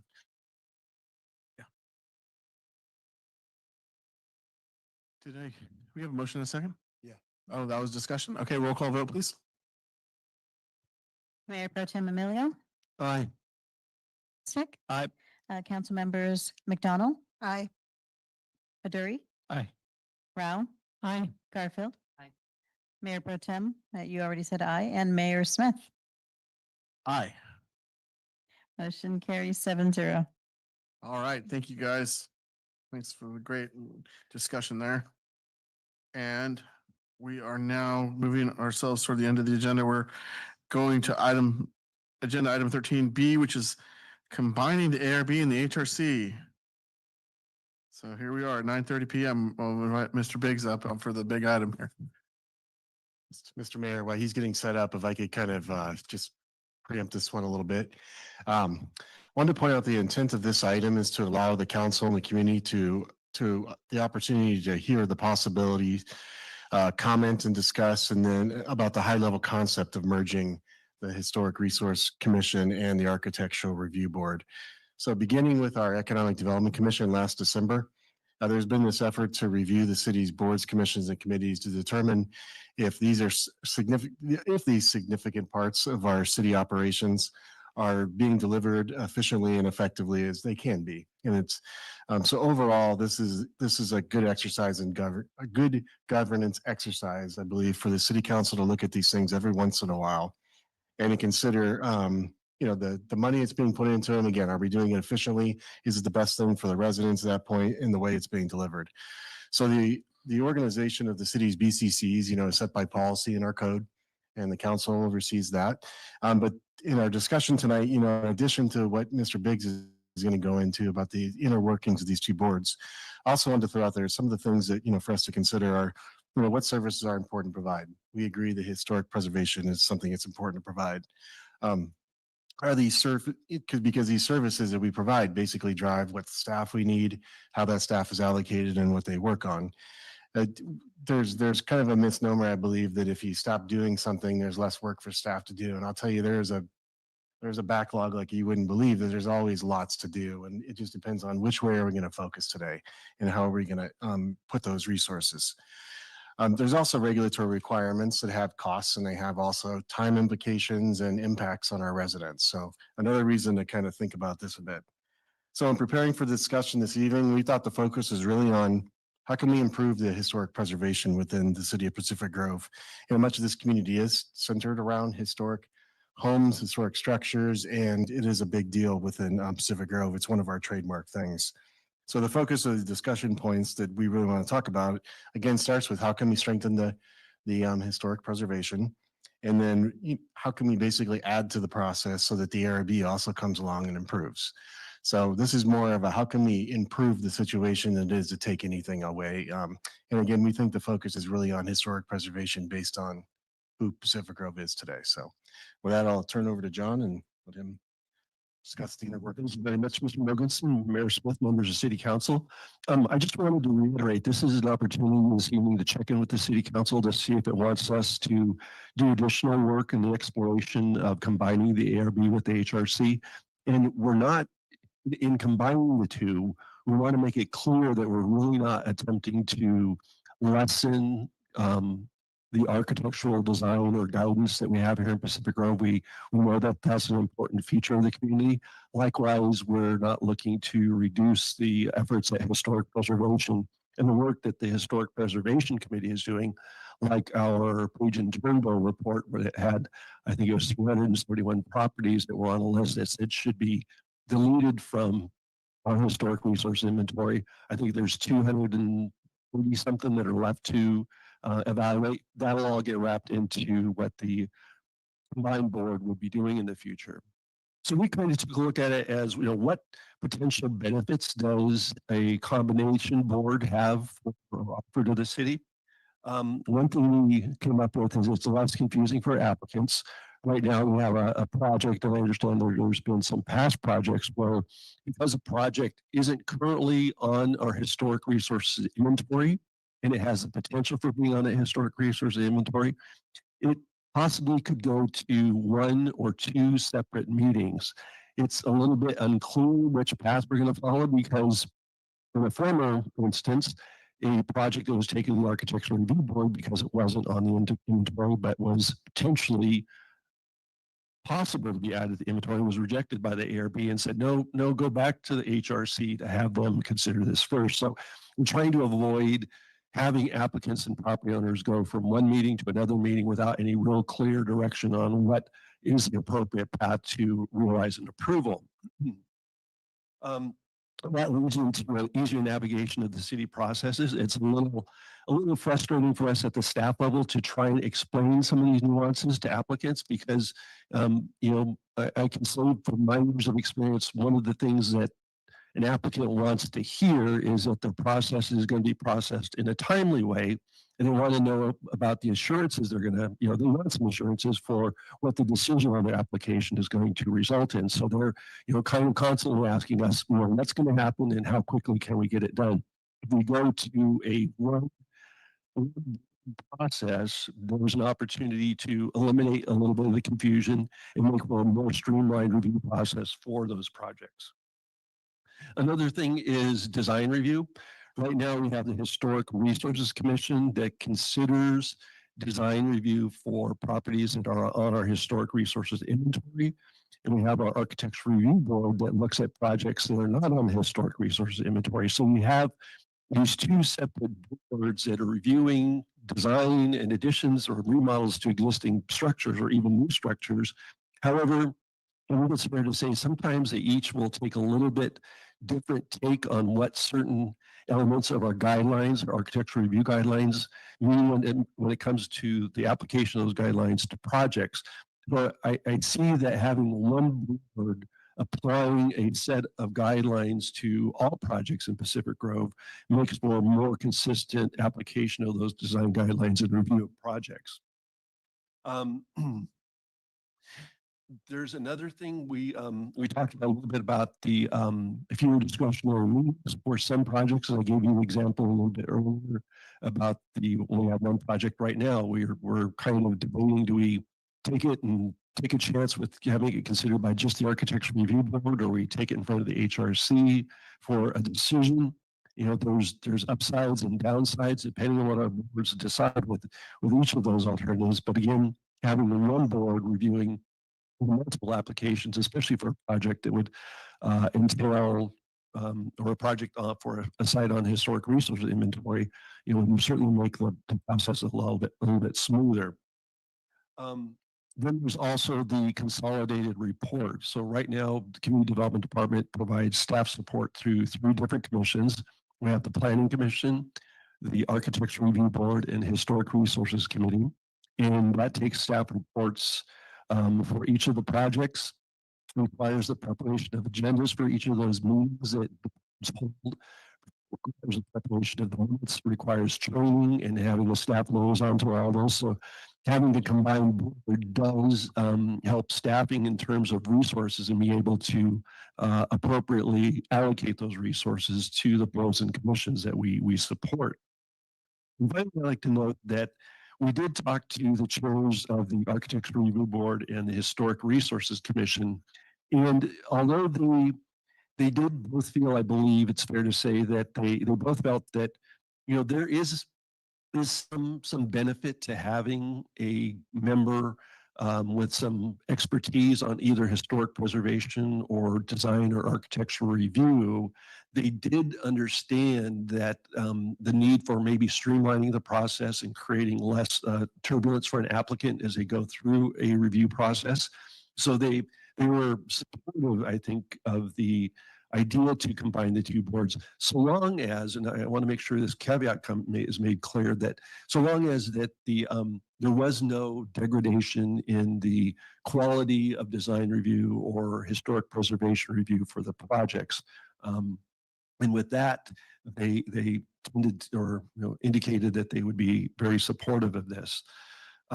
If the council decides that this is something you would like to explore, we would go back and take a look at the various regulations where the Historic Resources Commission and the Architectural Review Board are referenced. I think I found 14 separate sections in our municipal code where one or the other board is referenced. So we would need to do some cleanup, make sure it was consistently, if we did go to one board, applied throughout those sections and be able to bring forward to you a recommendation and one following taking that ordinance and changes to our policies through the various boards and commissions to get their recommendations to you as well. So again, I'll wrap up by noting that this is just a check-in with the City Council to get your thoughts and ideas on whether you want us to move forward on this, and we will be happy to answer any questions that the council members might have. Thank you very much. Go ahead and take it out to the public for comment on 13B, concept on combining ARB and HRC. Mayor Smith, City Council members, my name's Don Murphy. You've gotten some letters, I think pretty good letters explaining why this is probably not the right path to take. And I agree with those letters. But I've done something a little bit different. I've looked at what the HRC has done in recent years. In 2023, they had 11 meetings. At those 11 meetings, they had 18 action items on the consent agenda, but any of those could have gone to the regular agenda. And they had 63 public hearings during 2023 on historic projects. In 2024, they had 10 meetings. They had 10 items on the consent agenda, any of which could have been pulled, and they had 41 public hearings. I looked at this quickly. I think my numbers are accurate. I might have been off by one or two, but I think I'm accurate. And I just can't conceive of a combined body handling all the ARB meetings plus all these HRC projects. I think this group is in favor of shorter meetings. I've noticed that as I've watched you. You're setting up ARB combined meetings that would be really long.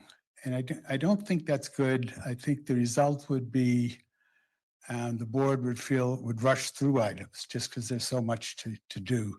So just as a practical matter, I don't think this would be a wise course. I haven't mentioned the 2025 schedule at HRC because that's a little confusing to me. They've had 7 meetings, only 6 items in consent, and only 6 public hearings. So I'm not sure what's happening this year to make their workload so small. Part of it is, I think, they're struggling with only 3 members on HRC.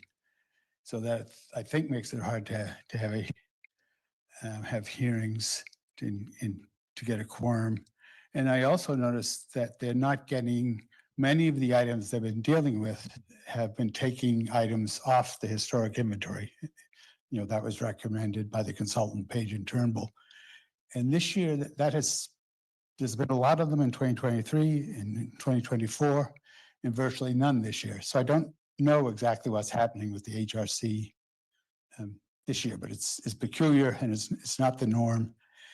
And in the past, when boards haven't had enough members, you know, the mayor and the chair have made extra efforts to recruit new members. And I guess I would urge you to try to find members for HRC. It's traditionally been one of the toughest to fill because people need expertise and it's a lot of time.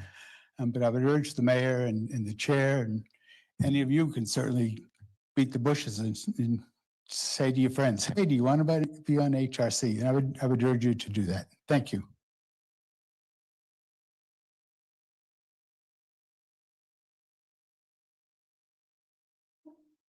Mayor and council, this was discussed and batted around at great extent about 2010 and 11. And both commissions were very adamant about being separate. They are focused on entirely different formats. And to take their time to bat that around as a combined commission really would be more time consuming than staying focused on individual criteria. So I think it would be advisable to keep them separated. Again, there are people who probably with a little bit of encouragement would be willing to join the HRC.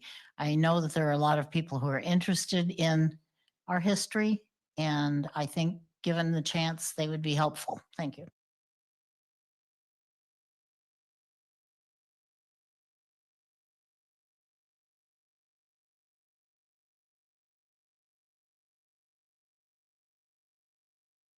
Okay. I'm going to try and put a few sentences together. And then it's time to go home. I just wanted to kind of talk a little bit about big picture about why this makes no sense. First of all, I'll just, for those that don't really know me, there was a period of time that I designed custom homes in this area. I've got a few of them standing around, and I've gotten to know a lot of the architects, and the architects generally, they focus on either doing historical renovations and things like that, or new construction in different designs. You won't find somebody that doesn't know a lot about historical homes doing a renovation on a historical home, because they would certainly butcher it. As a historian and a nonfiction writer, it's important to know the nuances of all periods of history. And And it's important in architecture to know that. And so then I think about all this stuff and I think about the people like Rick Steers, who's a grand architect who does historical renovations. And he's the one that renovated all those cottages in Carmel with the little slopey roofs like this and everything. Anyway, whatever they're called. It's too late. My vocabulary is suffering. Anyway, and that's the kind of things he does. And then there's people like James Smith Newell, and he does very modern kinds of things. He would never, even though I sat with both of them on the historic or the Heritage Society's board of directors, they were both on it with me. And so it takes all kinds of people to look at these things. So then I get down to, okay, so you want to have one committee. What are the qualifications to get on it? Who's going to go on it?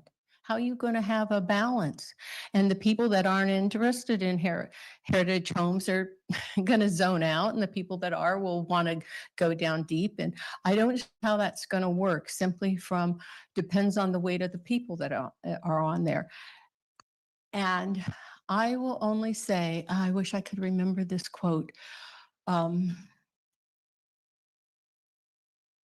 If we give up all of our heritage and history to bright, shiny objects, those that come after us will not understand our history. And it goes, I don't know, it's a very eloquent quote, but I'm butchering it. But the point is that you can't mix the two, not in this, not when we're trying to preserve what makes this, oh, I'm sorry, time's up. I just want to end with this one thing. I looked in the last, I don't know, year, I was asked to do a, I'm sorry, I'm gonna. okay. Yeah. But We have a bunch of callers online too, so. anyway, you can't mix the two. Okay, next. Bill Camp, resident of Pacific Grove, Mayor, council members. This is causing flashbacks, so I got to think. Back many years ago, when my wife and I first had a house in Pacific Grove, we were doing projects. I remember a conversation in the planning department with one of the senior members, and I was asking a question about what are we going to face when we go to this board or that board, and the answer was, right now, we're not sure what the boards are making their decisions on.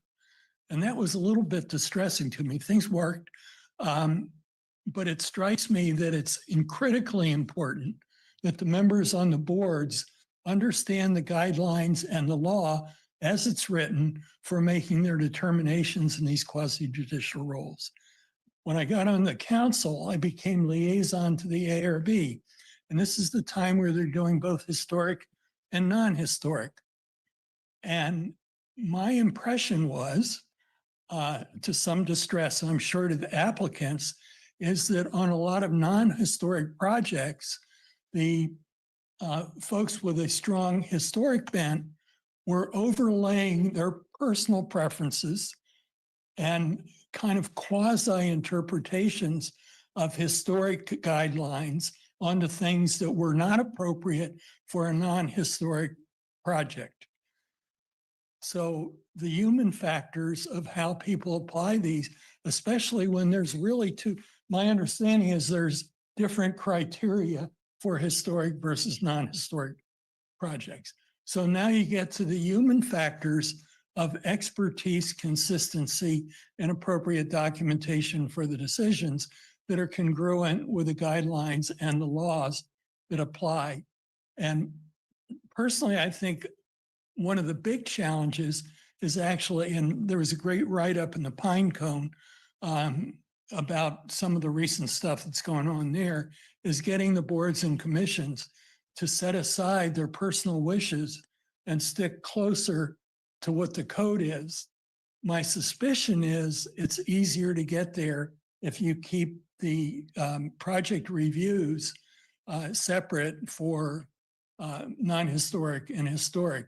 In any case, you've got a process challenge that the first step, if there's any question about whether a project is historic, you've got to take the first step, and inevitably it's separate from the next step because how do you take the next step until you know that? So I don't really have a dog in the fight about what you end up with, but I think the human factors are a big deal in any version of what you decide. So thank you. Thank you.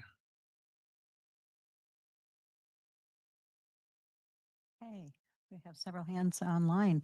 Carrie Rotoli. Hi, good evening. My name is Carrie Rotoli, and I'm here tonight to urge you to City Council. First of all, thank you all for the hard work that you do. Really want to urge you to take whatever steps are necessary to maintain separate Historic Resource Committee and Architectural Review Board. It sounds like trying to combine them, while it might be expedient or push things through faster, you might sacrifice some of the character that we hold so dear in this community. I live in a historic home. It was built in 1896, and it has a plaque from Heritage Society on it. I'm proud of that, and in looking around our neighborhoods, just that overall character. I know I don't need to explain that. I think it's understood that that is what attracts people to this area, residents and visitors alike. When I say that our historic buildings are a major attraction, that's kind of an understatement. It's second only perhaps to our incredibly beautiful coastline. And we should do everything we can to preserve that and maintain the charming historic character of Pacific Grove.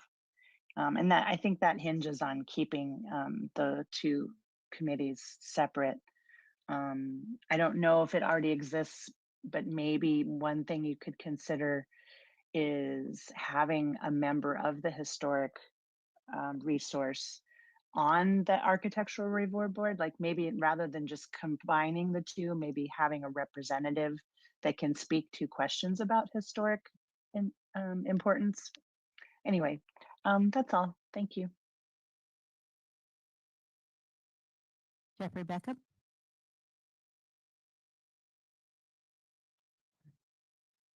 Hi, Jeff Beckham. I'm speaking from some long-term historic perspective.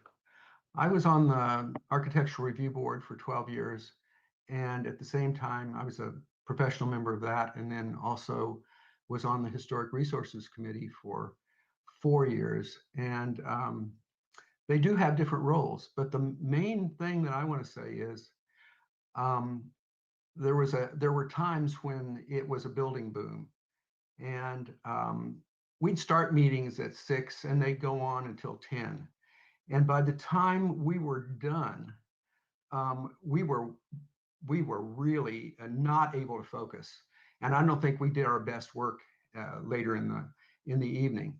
There were we were seeing every project, both the historic projects and the non-historic projects. The only role that the Historic Resource Committee had at that point was to determine which sites were historic and which ones weren't. And so we on the Architectural Review Board saw everything, and it was just too much work. It was overwhelming.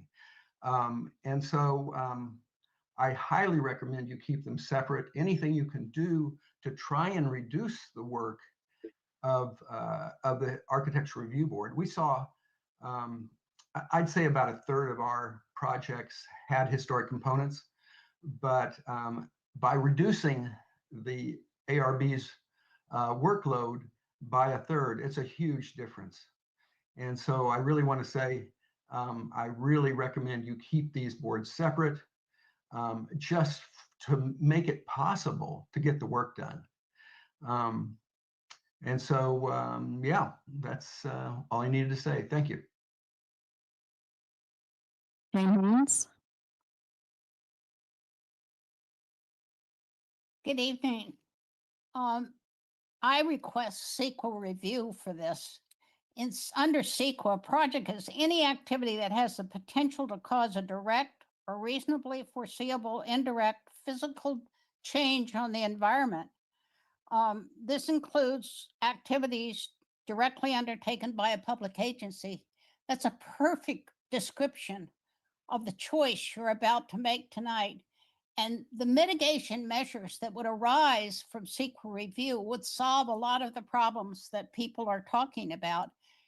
It would result in mitigation measures to make sure that the members of the Historic Resources Committee understood the criteria and how that criteria was distinguished from the criteria for the Architectural Review Board. So I request CEQA review for this.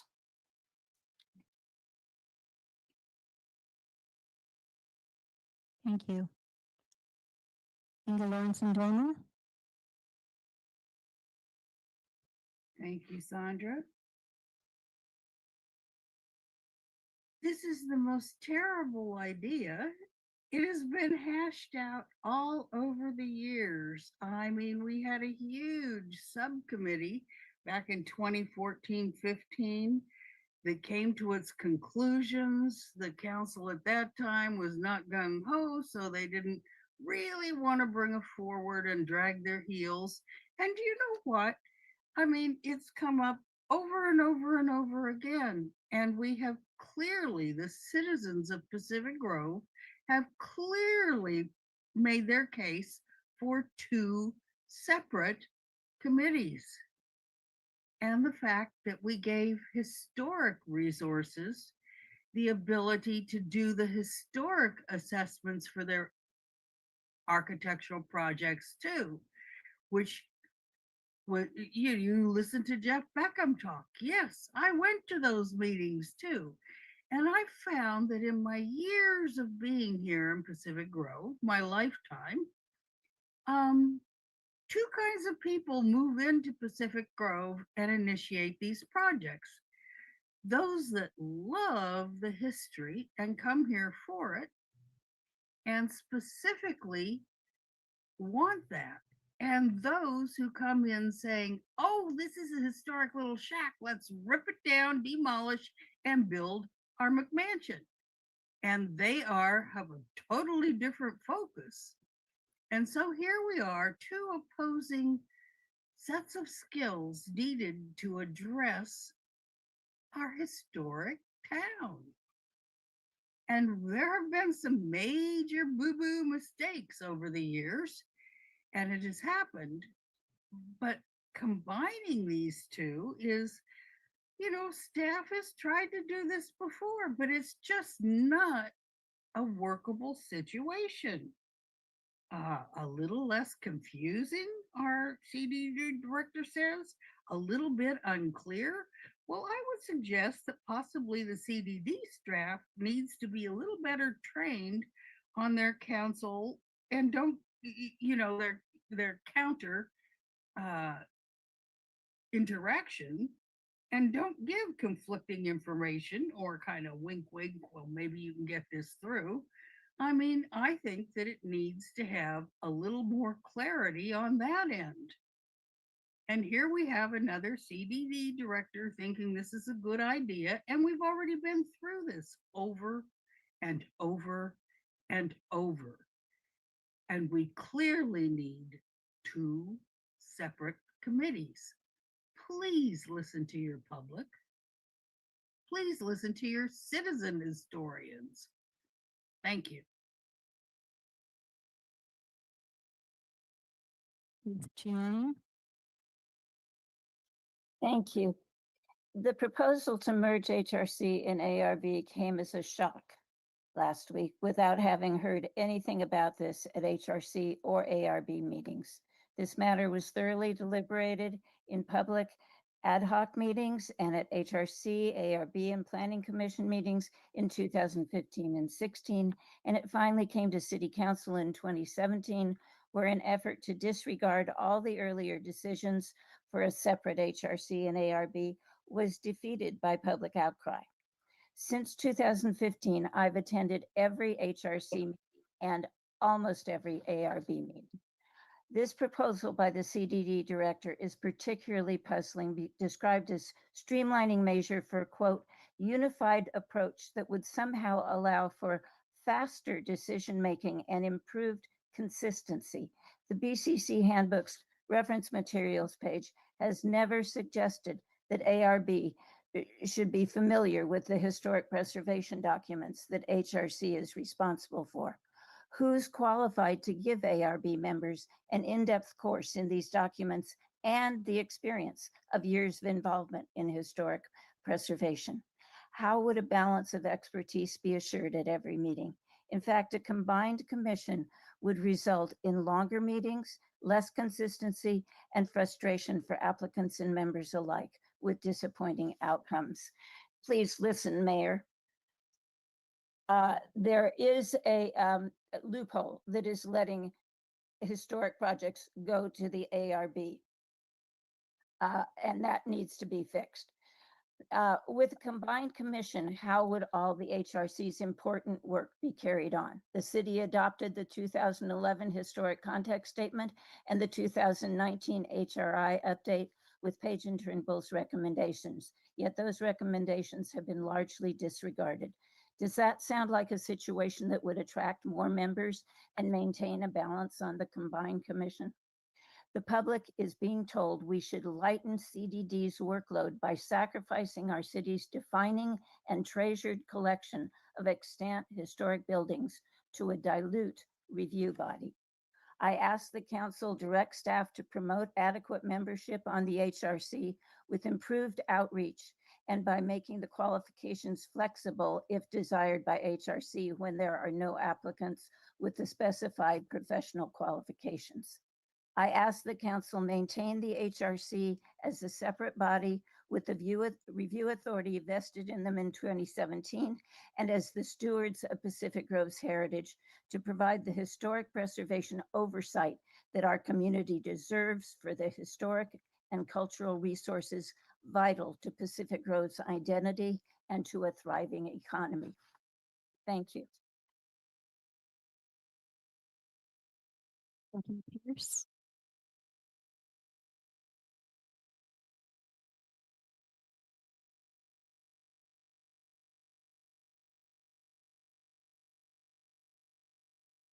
Becky Pierce.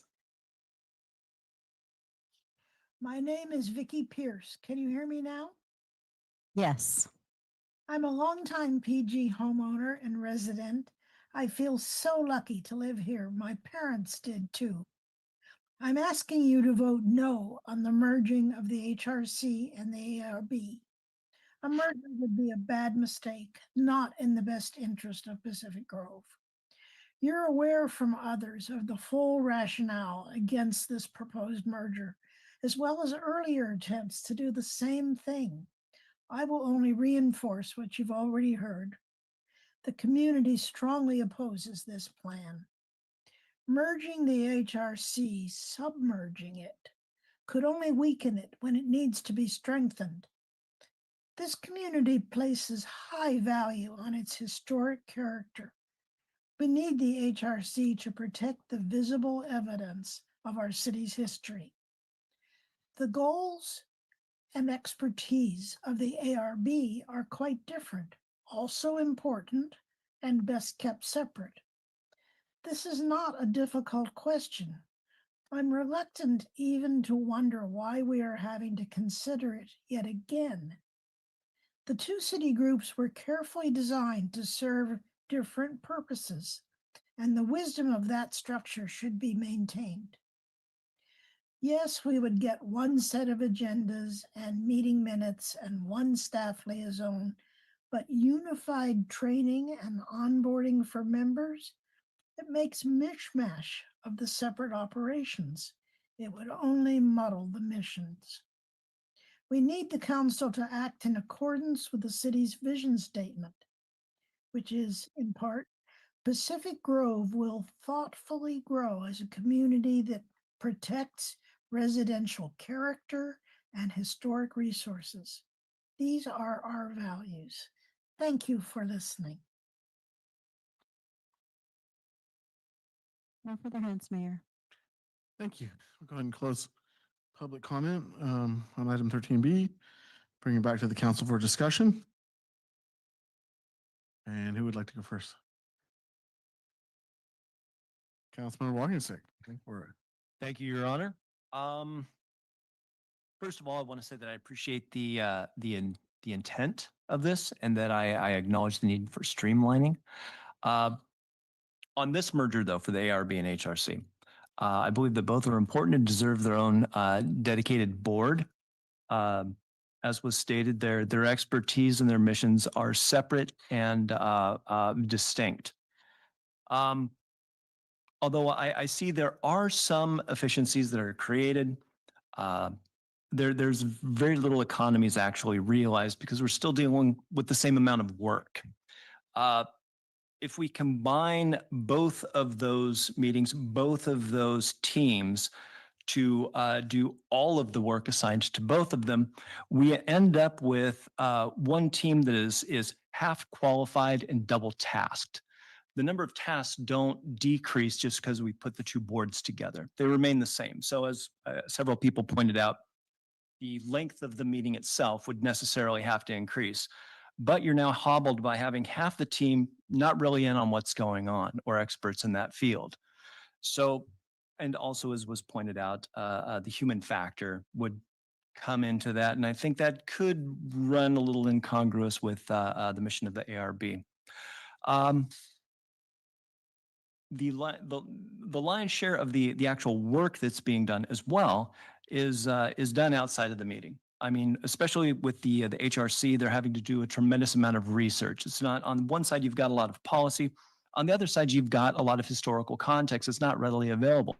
So even if you see a short meeting from the HRC, that's not really indicative of the amount of work that's gone into the research for reviewing the HRI. You don't necessarily know where to go to get all of the information you need. So they're having to kind of play sleuths out there all the time. Again, that's not something that I see translating well over to the ARB. I see some overlap, but I've been thinking of this kind of like a dentist and a proctologist, where they're both medical professionals, but you don't want to mix them up. They're completely separate fields, right? That's kind of what we're dealing with here. Putting those two things together doesn't necessarily make sense in this context. When I was looking at the work being done, I see a lot of work being done on the municipal BCCs, and I think that when we're doing our review, we're not looking at the charter BCCs so much because they're charter.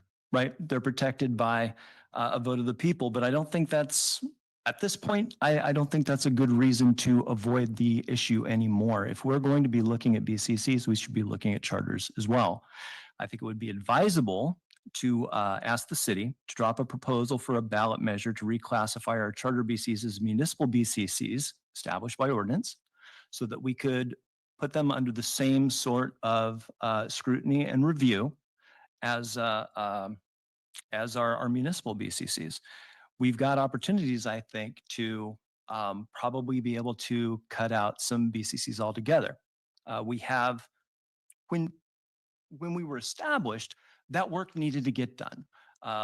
Library board, museum board, those were tasks that weren't being done by others. They are done by others now. And so the necessity of some of those boards, the relevancy of some of those boards is much less now. And it's not that they didn't do a good job, but they've kind of run their course. And I would very much like to kind of bite the bullet on this one. I'm willing to throw myself under the bus as the unpopular one on this, but I think it's important and it's necessary. And I think we're at a point in the life cycle of the lifespan of our city where we should probably start entertaining this ballot measure where we transition those BCCs over to municipal so that we can then do the editing or the review just like we're doing with all the rest of them. Thank you. Thank you for the comment. I had Councilmember Rao next and then go here. Okay. Thank you. And I think nobody wants to degrade our historic resources. I mean, everybody understands that that is the character of our town. Some of the challenges that we've had, as an example, on the ARB We've had to have recusals because the architect that sits on the board is the architect on the project, or the contractor is the same. We ran into a situation last week where we only had 2 members of a 5-member board. And so personally, I don't think that a 5-member board is tenable on any of them. But I think what this does is it gives us the opportunity to have a 7-member board that's consistently trained, has all of the codes that they need to follow to take some of the personal, I don't like it. Well, okay, show me on the code where you don't like it. Well, I can't do that. I just don't like it. Well, that's not an answer. So I think Mr. Biggs has realized that that's an issue, and I think more training needs to happen. I think we can all agree that the building workload is not the same that it was 20 years ago. And I think in this case, some cross-training might be helpful because we're having a challenge finding the subject matter experts that can sit on the boards for those exact reasons. They have to recuse because of they're bringing their projects to the board. So I understand the hesitancy of it.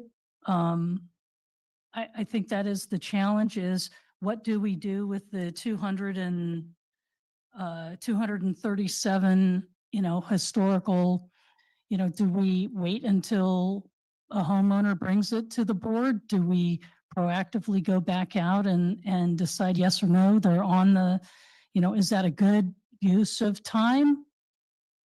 I don't know. I mean, it may be that, we need to let the homeowners bring it to the, to the boards when they want to either take it off or put it on, and then have them make a decision. But, I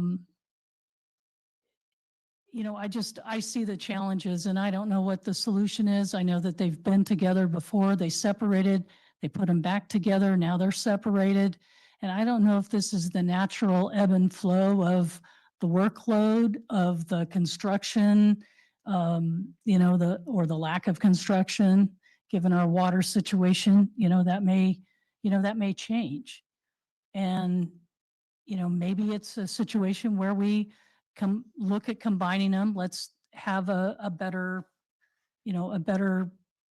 blueprint and discussion about it, and then decide if that's the way we want to go. If it is, I mean, it's not written in stone. We can separate them if we find that it is too much work. But I guess my biggest plea right now is to say, if you don't like it, please apply. If you've got the wherewithal, we can use people. And this is a challenge right now, is we've got folks that are not, I'm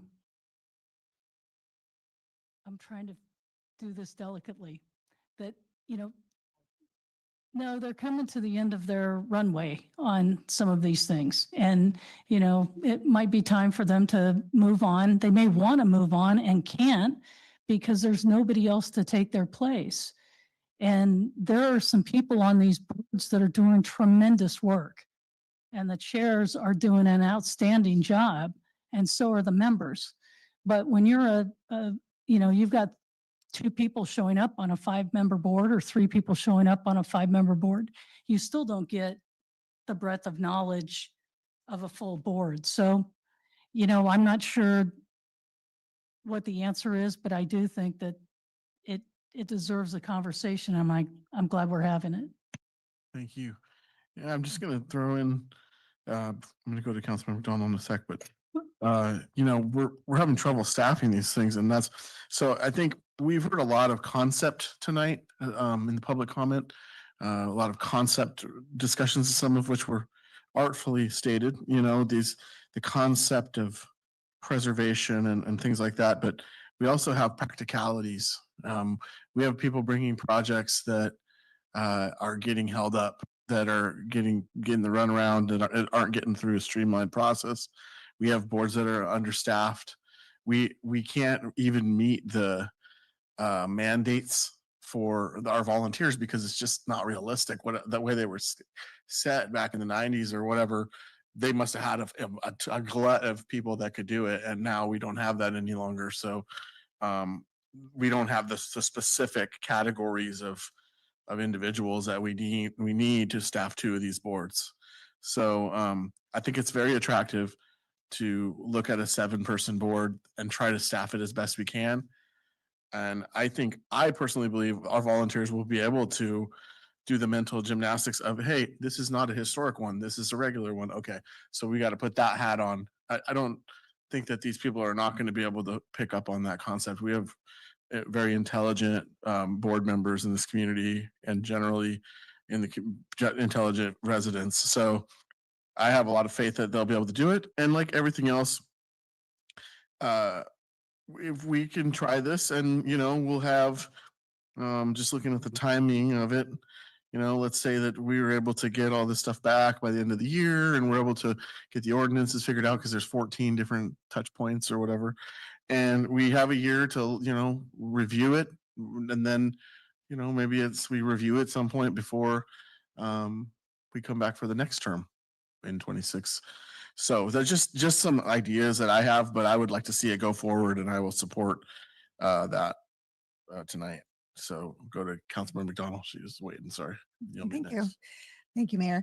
Yeah, and I really appreciate all of the public input on this because as you've mentioned, we don't all have the same history. So kind of understanding what the history of this has been, more clarity on the difference of knowledge and perspectives that comes to both boards. My real concern is, and I totally appreciate trying to find something that's streamlined both for staff, for the boards, and for people who need to have their projects reviewed. My real concern is it sounds like there's a lot of workload already.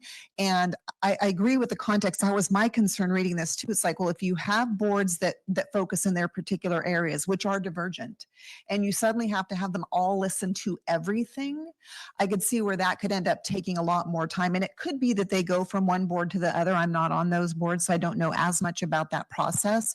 But my biggest concern related to that would be losing the expertise of the HRC. So if the rest of the council decided they wanted to move forward with this, I would not like the recommendation of having only one HRC member, I think, or historic society member. I think we really need to keep it more balanced. And if we're going to have 7 members, minimum 2, more likely at least 3 should have that historic background because it really is something that our residents value. It's something that makes us a tourist destination. We always say we want the tourism dollars. That's a big part of our draw as a city, is that character of Pacific Grove.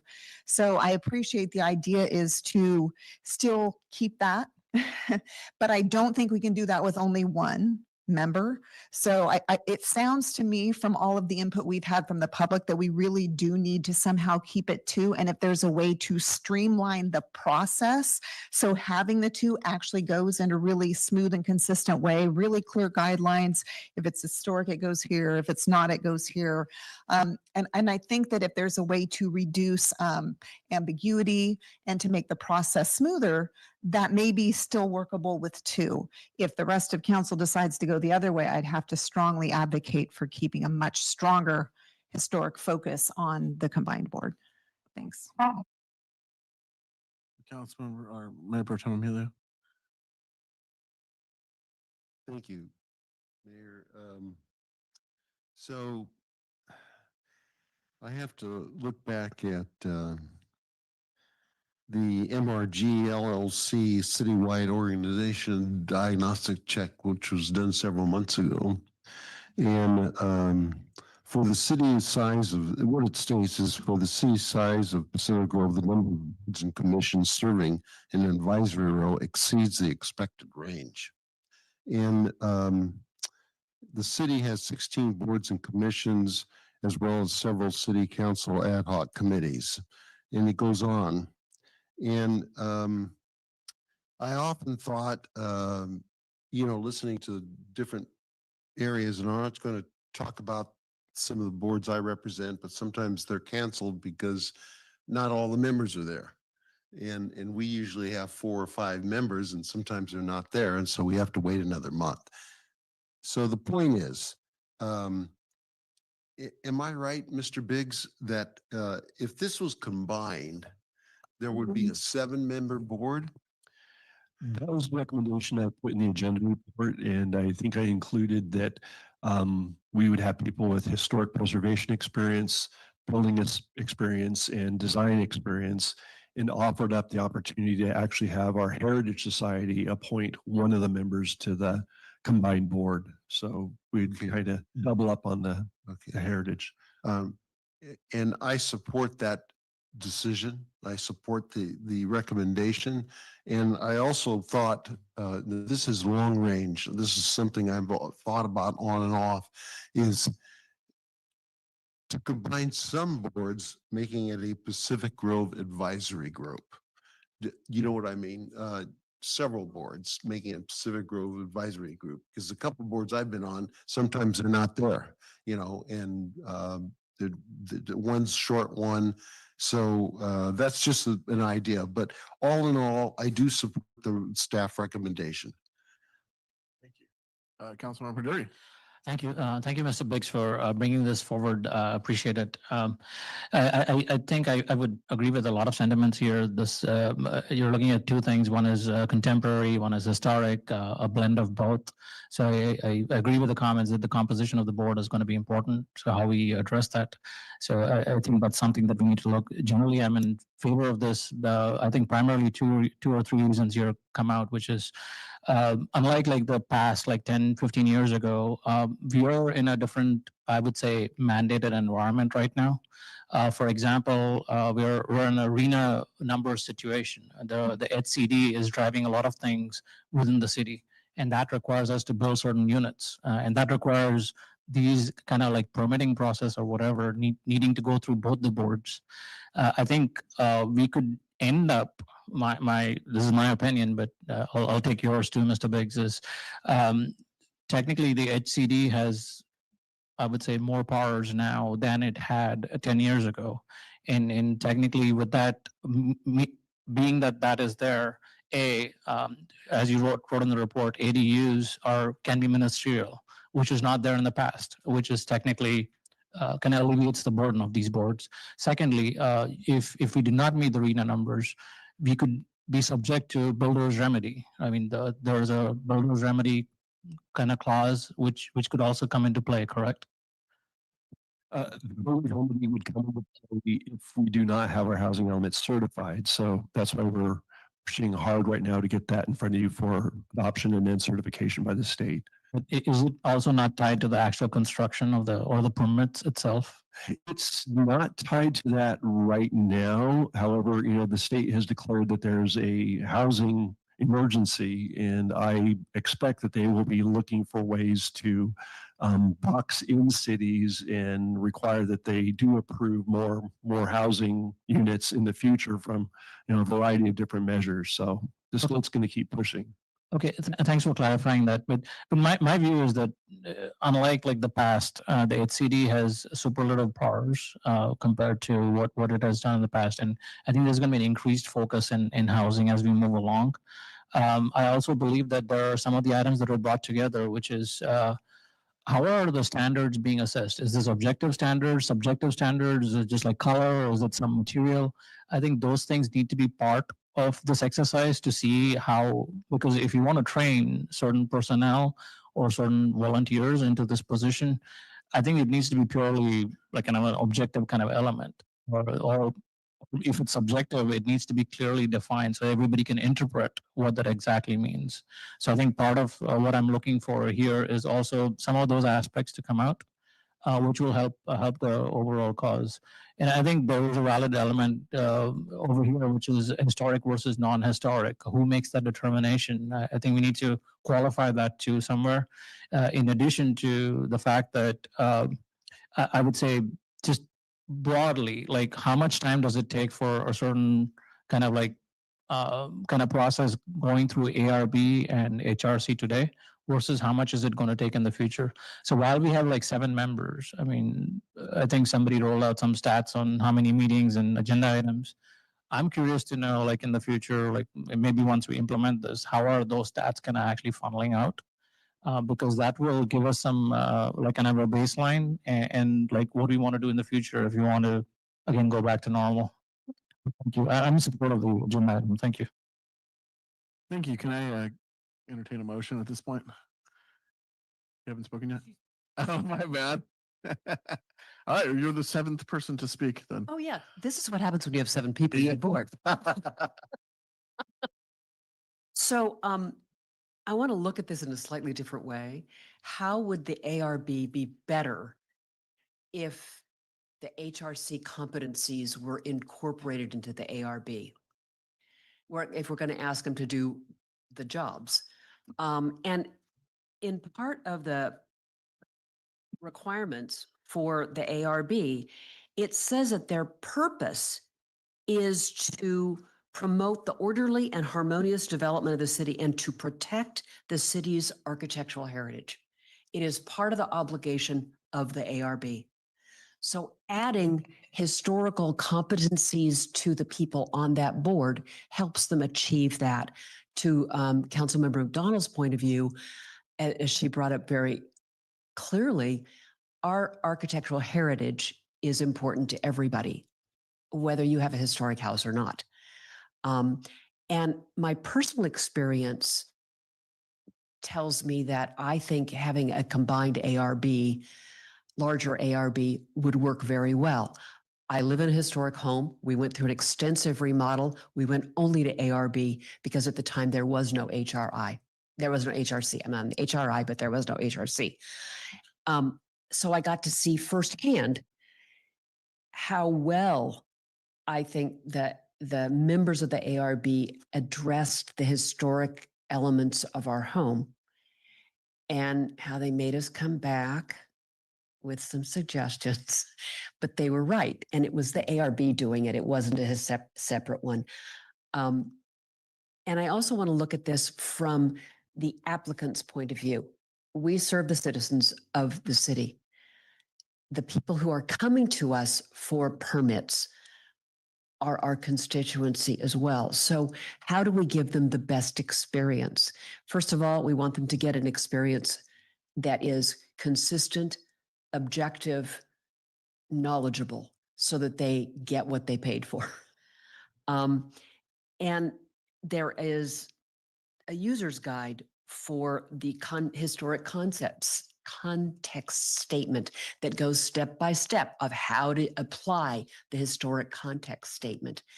These are the kinds of things we need more of to make sure that every member of the board comes with expertise and gets educated as well. So I'd like to hear more about how a consolidated board would be educated and supported to provide the best service, regardless of whether an applicant was on the HRI or not.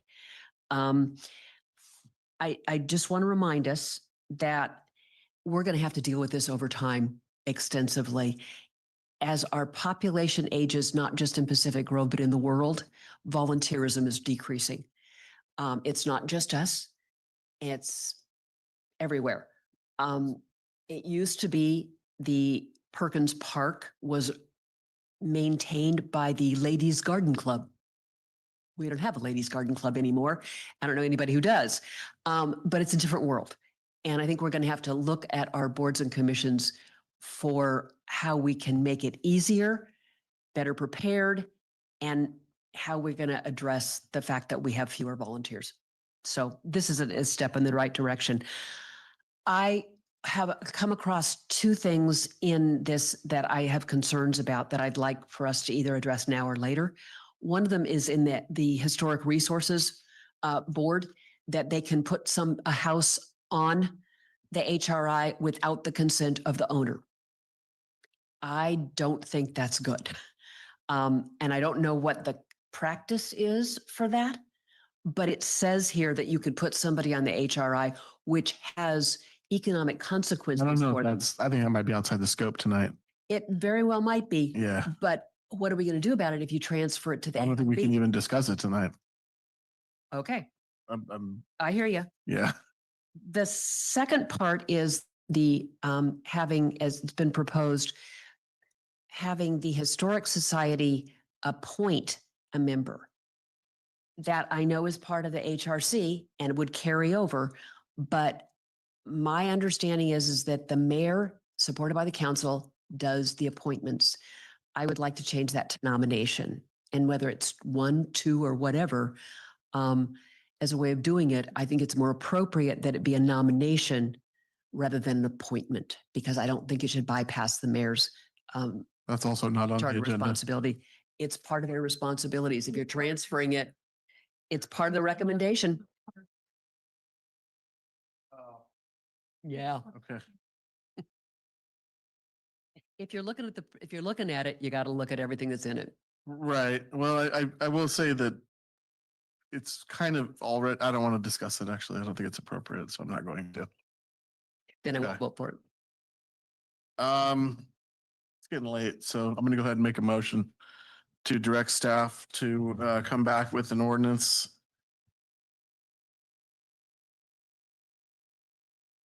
With appropriate ordinances and policies that would combine the ARB and the Historic Resources Committee.